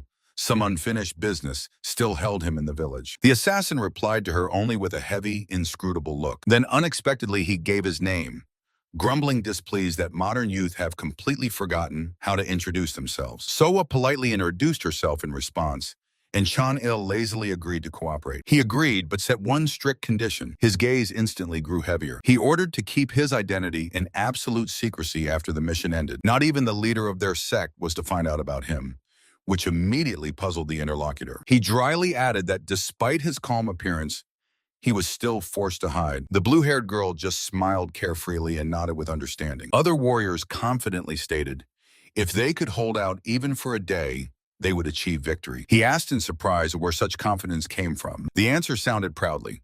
As soon as their mighty leader arrives, he will easily sweep away any demon. Seeing the burning eyes of the apprentice, he was sincerely impressed by such unwavering faith in the mentor. Wasting no more time, the group set off into the night to get ahead of the new wave of monsters. The next village greeted them with dead, suspicious darkness. Suddenly, the night silence was shattered by a dazzling flash of a sword. The enemy struck a swift blow. Arriving at the spot, he instantly sensed something was wrong. A heavy leap, and the swordsman landed in front of the dark silhouette of the monster. Even the mighty blood cult could not simply subjugate such a colossal horde of monsters. He silently stood in the middle of a clearing littered with torn carcasses. A magical seal flared above the palm. The barrier allowed only demons into the village. Releasing an energy pulse, the warrior confirmed that the trap was tightly closed from the inside. Blue lightning crackled fiercely around the body. Gripping the sword hilt, he calculated the enemy's tactics. The puppeteers sit very close and observe everything. A sweep of the hand to the sky, and the space was instantly covered by a giant holographic grid. Blue lines rigorously scanned every meter of the landscape in search of a foreign aura. The radar beeped the target. The face twisted in disgust at the cowards who constantly weave intrigues from a safe distance. A powerful beam mercilessly cut through the camouflage, tearing the timid spy from illusion. The young man with blue hair snarled fiercely. In the darkness, his satisfied voice sounded. He had finally found her. The silhouette rushed forward swiftly. Meanwhile, on the hill above the village, the scout bowed before the leader in the dark cloak. Their plan was simple. For 5 years, these people blindly believed in the absolute protection of the divine maiden. The man with the scar knew, as soon as this illusion of safety shatters, the crowd will be engulfed by primal chaos. Panic will quickly grow into fanatical rage and strike at the savior herself. Desecrated by human hatred, she will finally be reborn as the supreme demon. The leader's eyes flashed with bloody light, and he burst into a mad laugh, anticipating the birth of Rakshasa. He triumphantly asked if the village was already drowning in panic, but the scout hesitated uncertainly. After all, there was no chaos on the streets. The peasants surprisingly harmoniously dragged firewood to the fence and brought all the oil supplies. The defense was commanded by the same blue-haired young man. He drove people to the square, guaranteeing them the protection of the Sect of the Righteous Heavens. The news that the young masters had fortified the village and fought the demons sounded suddenly. Hearing this, the tattooed demon grinned in surprise. He had planned to simply observe the will of the heavens, but rage exploded in him like fire.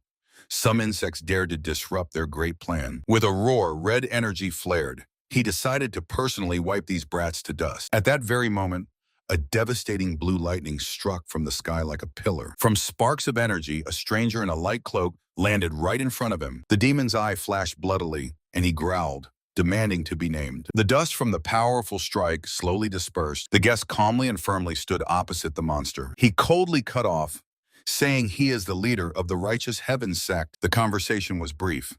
If the monster wants to live, it must immediately remove its curse. The demon only smiled predatory and cracked his knuckles.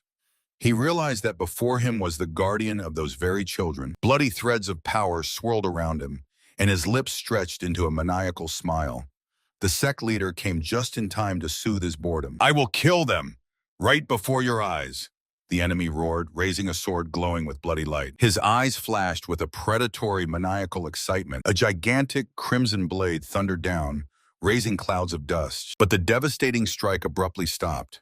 The young man in white effortlessly blocked it with his blade. Confused by the unexpected block, the opponent dumbfoundedly staggered. Could it be that someone really stood in the way of his plan? "How do you know about the great plan?"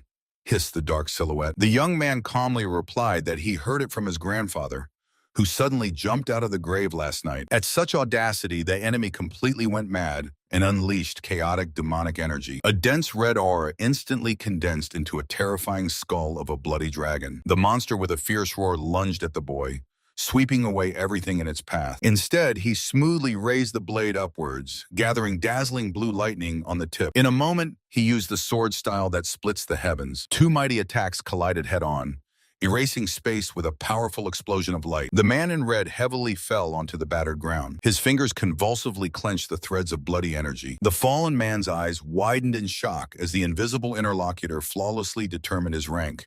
6th or 7th Rakshasa. The air crackled with blue lightning around the figure in white, who disdainfully mocked their plan to turn people into monsters. The victor slowly stepped forward, coldly cutting off that he absolutely did not care about the sectarian schemes. The Rakshasa fearfully pressed into the ground, hearing that the question was asked for the last time. The warrior's eyes fiercely flared with white light.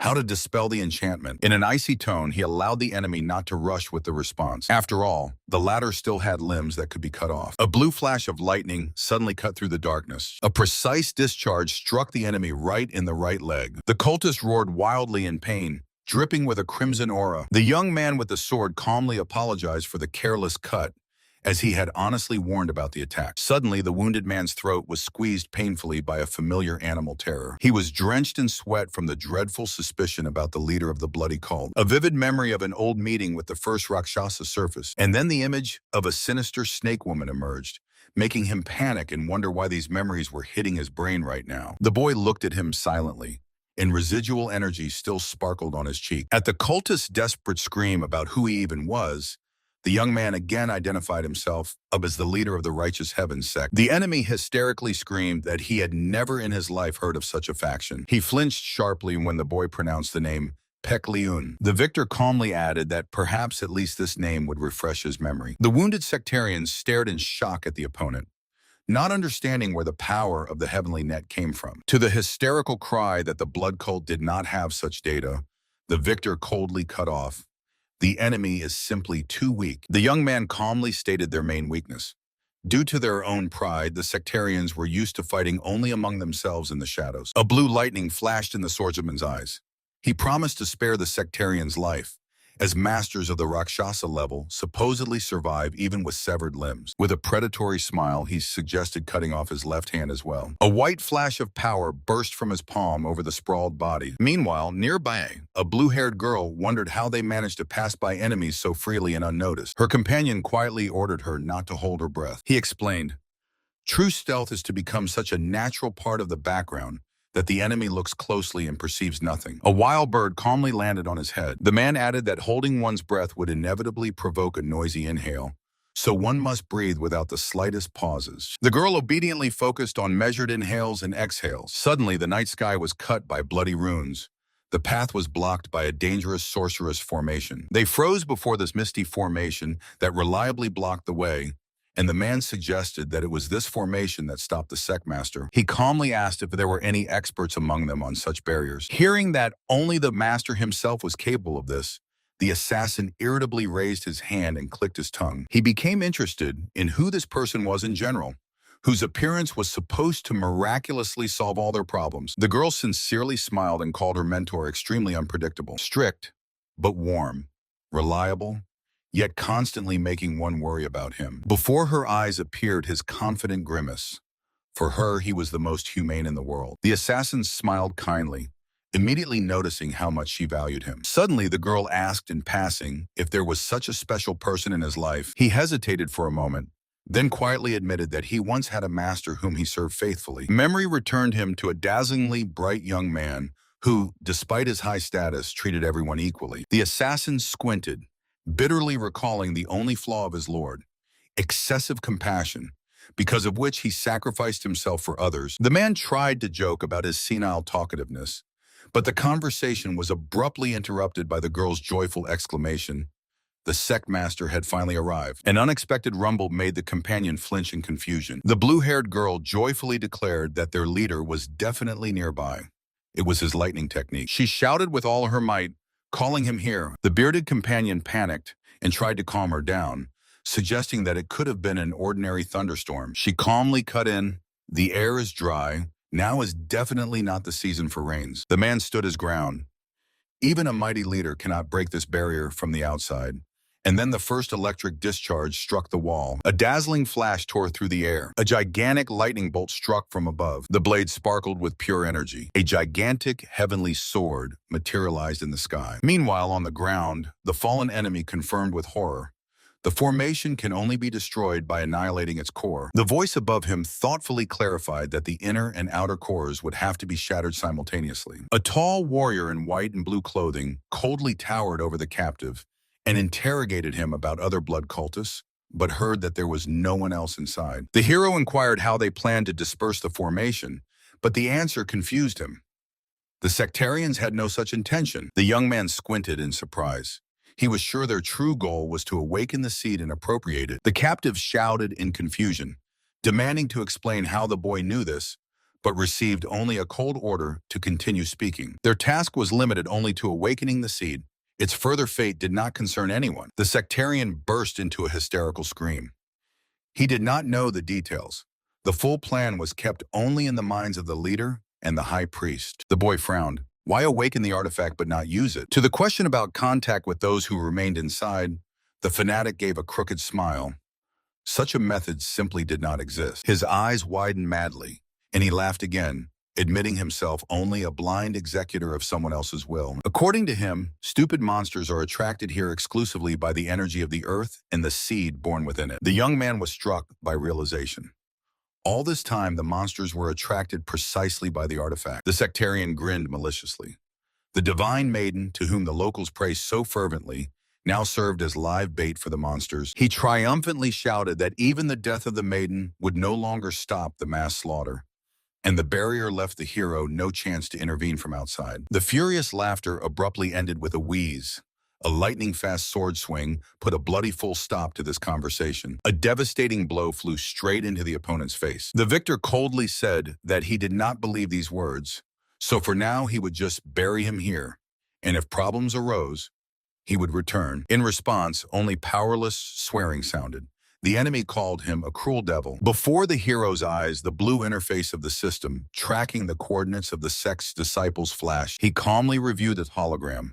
when suddenly the radar gave a signal. According to the system data, the senior student Sakva and some unknown target were literally behind the nearest wall. The hero reasoned that Sakva's current strength was quite enough to independently destroy the inner core of the formation, so he himself would meanwhile deal with the outer core. He smiled fiercely. Even if you can't get inside personally, it's enough to just put all the power into the tip of the sword. The blade went down with a whistle, his gaze sharpened, and the weapon was enveloped in sparkling blue energy. A deafening lightning strike sounded, tearing the air. The space was torn by a dull blow and a dazzling flash of blue lightning. The air crackled from the insane speed. The girl froze in shock when a giant energy shadow loomed right above her. The man grimly assessed the breach in the sky.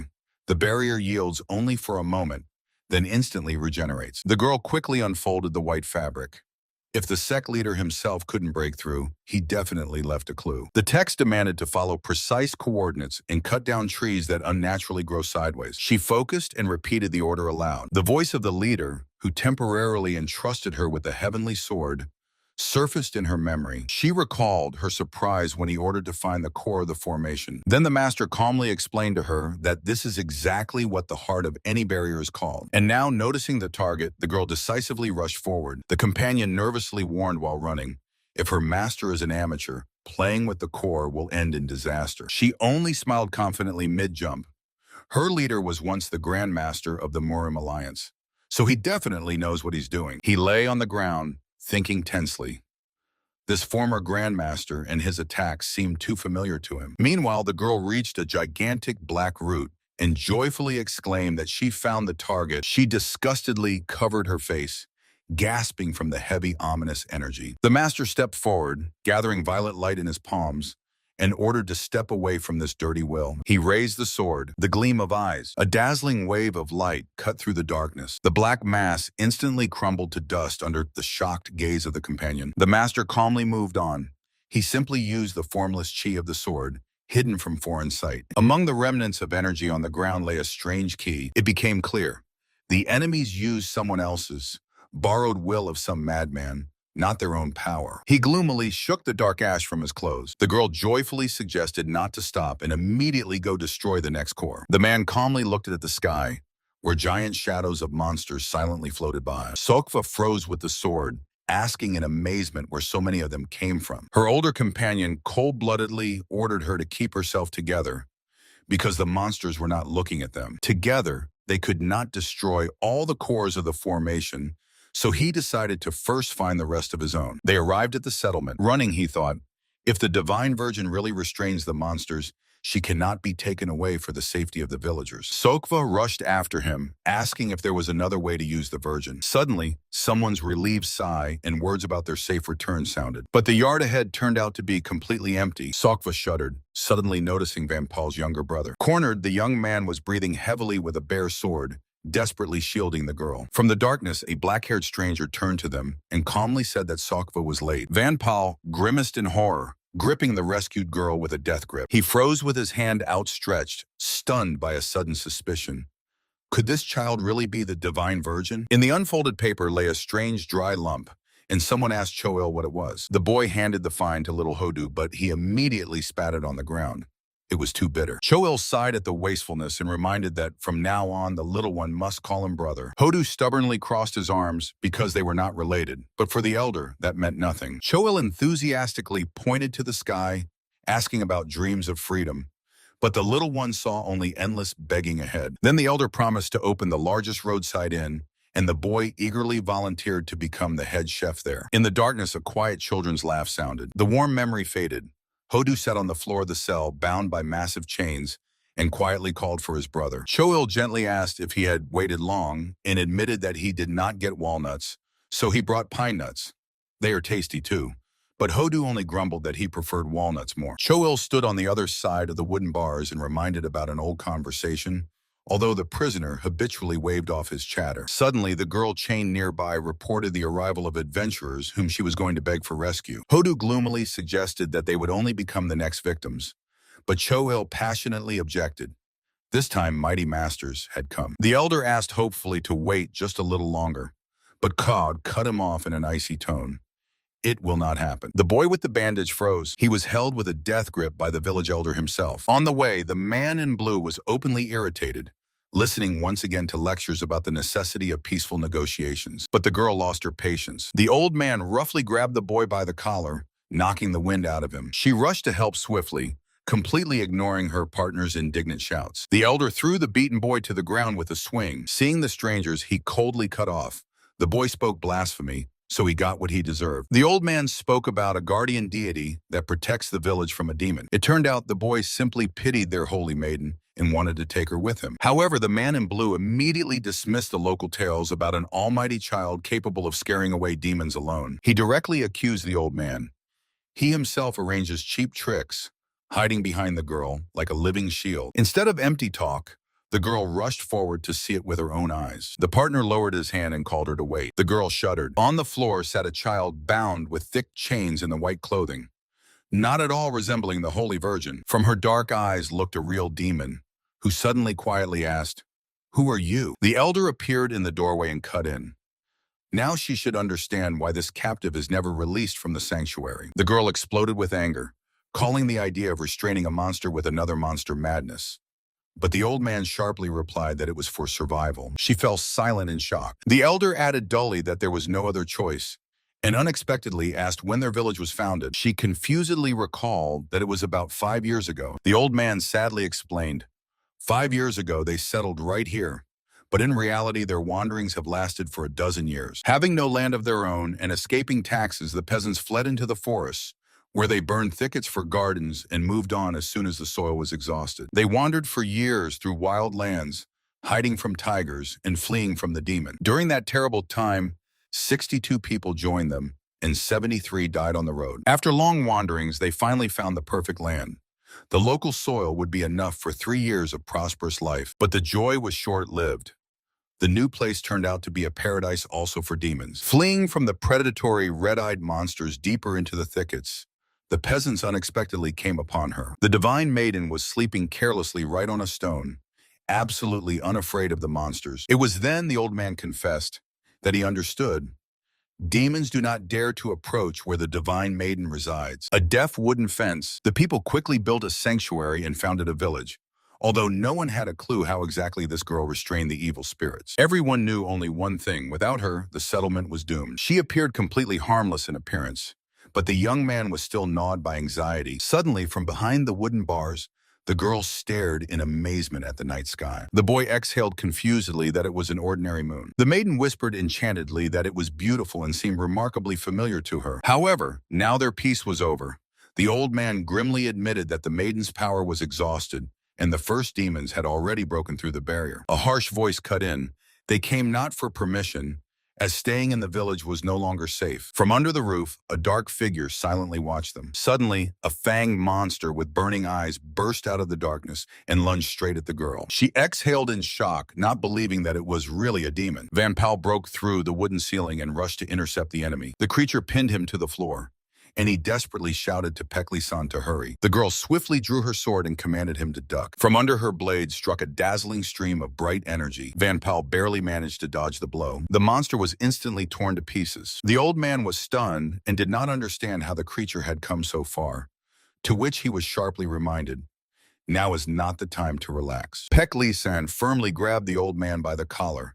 If he wants to save the village, he must cooperate with them. After that, the squad gathered together and set off into the night darkness. The wounded man dragged the unconscious one on himself and could only rasp about blood in response to his companion's worried question. The girl nearby flashed her red eyes eerily and whispered that she wanted to smell more blood. The man froze in shock. At that moment, a dazzling pillar of crimson energy struck from the little one. Van Pal sharply turned around. His companion was twisted with panic. He did not understand what was happening to Van Pal. The man clenched his teeth with a crunch from the invisible pressure. He was suddenly overwhelmed by a suffocating wave of pure fear. But this horror did not belong to him. It came directly from the divine maiden. Dripping with sweat, he looked down at the girl who continued to radiate this deadly aura. The dark-haired warrior screamed, demanding to stop her immediately. The gray-haired elder nearby only grimly acknowledged his helplessness. Realizing there was no choice, the girl flared with blue energy and rushed forward to destroy the maiden on the spot. A lightning-fast clash of blades. The warrior barely managed to block the strike, and shockingly screamed, not understanding why Van Paul attacked him. He clenched his teeth from tension and mutely said that he had orders from Sokva to bring her back. The woman in white turned around confused, stunned by such statements in the middle of the battle. Realizing that his comrade's mind was clouded by a demon, the defender decided to stop him by force. The girl in black sharply glanced over her shoulder. Van Paul groaned heavily, pressing hard on his sword. Their fight was interrupted by the scream of the blue-haired Sokva, who had just run up and stood frozen in shock before this spectacle. The dark-haired girl smiled fiercely at her tardiness, while the newcomer vainly tried to understand the cause of the chaos. The warrior tightly pressed the frightened child to his chest. Sokva recognized in her the divine maiden and confusedly raised her hand, demanding an immediate stop to the slaughter. The dark-haired girl said that she had arrived just in time and ordered to admonish Van Paul. Van Paul croaked that he must kill this demon, but heard a stern warning. The death of the maiden would mean the end for all of them. Sokva froze with eyes widened in horror. Dark bolts of magic struck the sky with a crack. Black pillars thundered into the ground. The warrior lowered his sword and sighed with relief, wondering if only one pillar of the barrier remained outside and if Sokva was now safe. He glanced over his shoulder. The destruction of the barrier itself did not scare him. The whole problem lay in the seed.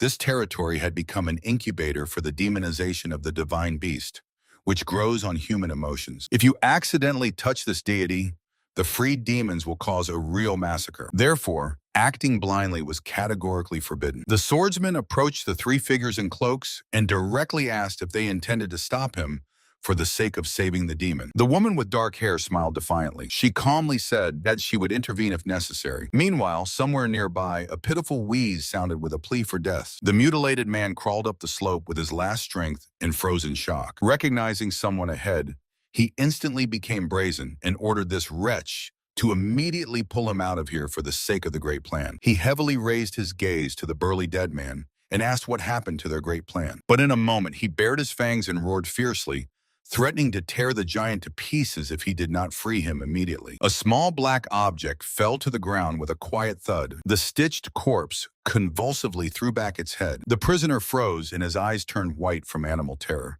He felt the presence of Rakshasa. Cold sweat drenched his face as he asked in a trembling voice if this was his eldest older sister. From the emerald glow emerged a soft female smile and kindly greeted the younger brother. Her pale hand with black claws hovered over the tiny stone doll. The giant flared with a green aura, and through him sounded her icy voice. "So you failed?" The blue-haired man panicked and fell to the ground. Before him stood the high priest himself. A huge black shadow loomed over the failure. The High One came only because he failed the task. The subordinate feverishly justified himself by the sudden appearance of Chonri, a monster with scars and burning green eyes. The dark figure was not impressed, for removing unpredictable obstacles was his direct duty. The traitor choked with fear. The enemy was too strong, but the great plan supposedly would not suffer. A voice from the darkness reminded that the awakening of the seed was very close. The blue-haired man trembled even more, desperately shifting the blame onto the weak fighters in the barrier. One sharp wave of the hand cut off this pathetic babble. The subordinate's eyes widened with animal terror. The Supreme delivered a cold verdict. The worthless pawn took too much upon himself, deciding that he could go against the will of the heavens. "Spare me!" he screamed frantically, seeing the executioner's hand raised above him. A blood-red flash cut through the air, etched under the predatory smile of the scarred killer. Only absolute despair remained. The scarred giant flew helplessly into the darkness, burning with green fire. The observer in the hood instantly recognized the enemy. It was Conra Pekli-un, the very captain who once stopped the bloody massacre in Jinan. The figure barely moved. Magical threads stretched from his fingers, and he thoughtfully noted that Conra's appearance had already begun to change the will of the heavens. The puppeteer threw into the void that maybe they should help them a little. The massive gray monster broke off the cliff like a stone and fell down. Meanwhile, hysterical screams echoed in the village. People understood that before them was no longer the divine virgin, but a real monster. The swordsman surrounded her, outraged that someone would even suggest leaving the demon alive. The warrior confidently grabbed the hilt of the sword of the righteous heavens. She sharply cooled her partner's ardor with the news that the entire settlement was now completely cut off from the world by a barrier. The sect leader managed to send only this blade here, while he himself is now fighting the one who caused this whole mess. The isolation of the village and the continuous summoning of demons were done with a single purpose. The swordswoman firmly shielded the little girl, for this child was the true target of the enemies. The dark-haired girl burst out shouting, demanding the immediate elimination of this threat. She sharply pointed at the frightened villagers. If the enemy prepared the attack so thoroughly, they definitely would not leave them alive. The village was already under a tight siege. Hundreds of demons lurked beyond the walls, held back so far only by the child's unknown power. The girl raised her sword. Now the only chance for survival was to protect the villagers from the monsters. Sakva stepped forward and proposed a risky move. To remove the barrier to let the sect leader into the village. The dark-haired girl turned around in shock, not believing that magic could be broken at all. Sakva only smiled confidently. A brief moment of reflection under the moonlight, and the plan was accepted. The girl smiled softly and decisively grabbed the scabbard, agreeing to follow her friend to the end. She understood that her brother had not entrusted her with this blade for nothing. Suddenly, the fighting spirit was interrupted by a foreign reproach. She was told that the status of the leader's sister would not save her from responsibility for injuring their younger apprentice. The tension was instantly broken by the injured himself, who awkwardly scratched the back of his head and admitted that in fact a demon had gotten to him. The girl embarrassedly grabbed her cheeks and feverishly apologized for the mistake, while the swordswoman nearby barely restrained her irritation. Brushing off the apologies, she harshly stated that the main thing now was to deal with the current crisis. She glanced over her shoulder and asked Beckley-san for a favor. In the silence of the night, a surprise question was heard. Suddenly, a rustle was heard in the dense bushes near the palisade. Someone was lurking in ambush, irritably hissing the name Sohua. The spy was angry that she had become insolent from Pekleon and was now giving absurd orders. Meanwhile, in another place, they were discussing the received message from the sect leader. To remove the barrier from Choil's inn-yard, it was necessary to destroy 3 formation cores, and one of them, Assassin Chan-il, had already taken out on the way. However, he warned, there was one unpleasant hidden pitfall in this plan. The gray-haired warrior grimly stated, the destruction of the first core distorted the energy, enraged the demons, and completely broke its camouflage. They could still destroy the second core, but the main problem lay in the third. The path to it was blocked by continuous hordes of demons. He grimly explained that even after destroying the third core, they would inevitably be surrounded by enraged demons. The man fell silent for a moment and then stated directly, as soon as the barrier falls, they could die. The girl immediately assigned roles. The fastest and strongest would destroy the cores, Sun Yugen and Pekli-san. Together with them, she sent the assassin Chang-il. All the others remained to defend the village. Their defense was to begin the moment the breakthrough group destroyed the second core. The blue lightning flashed.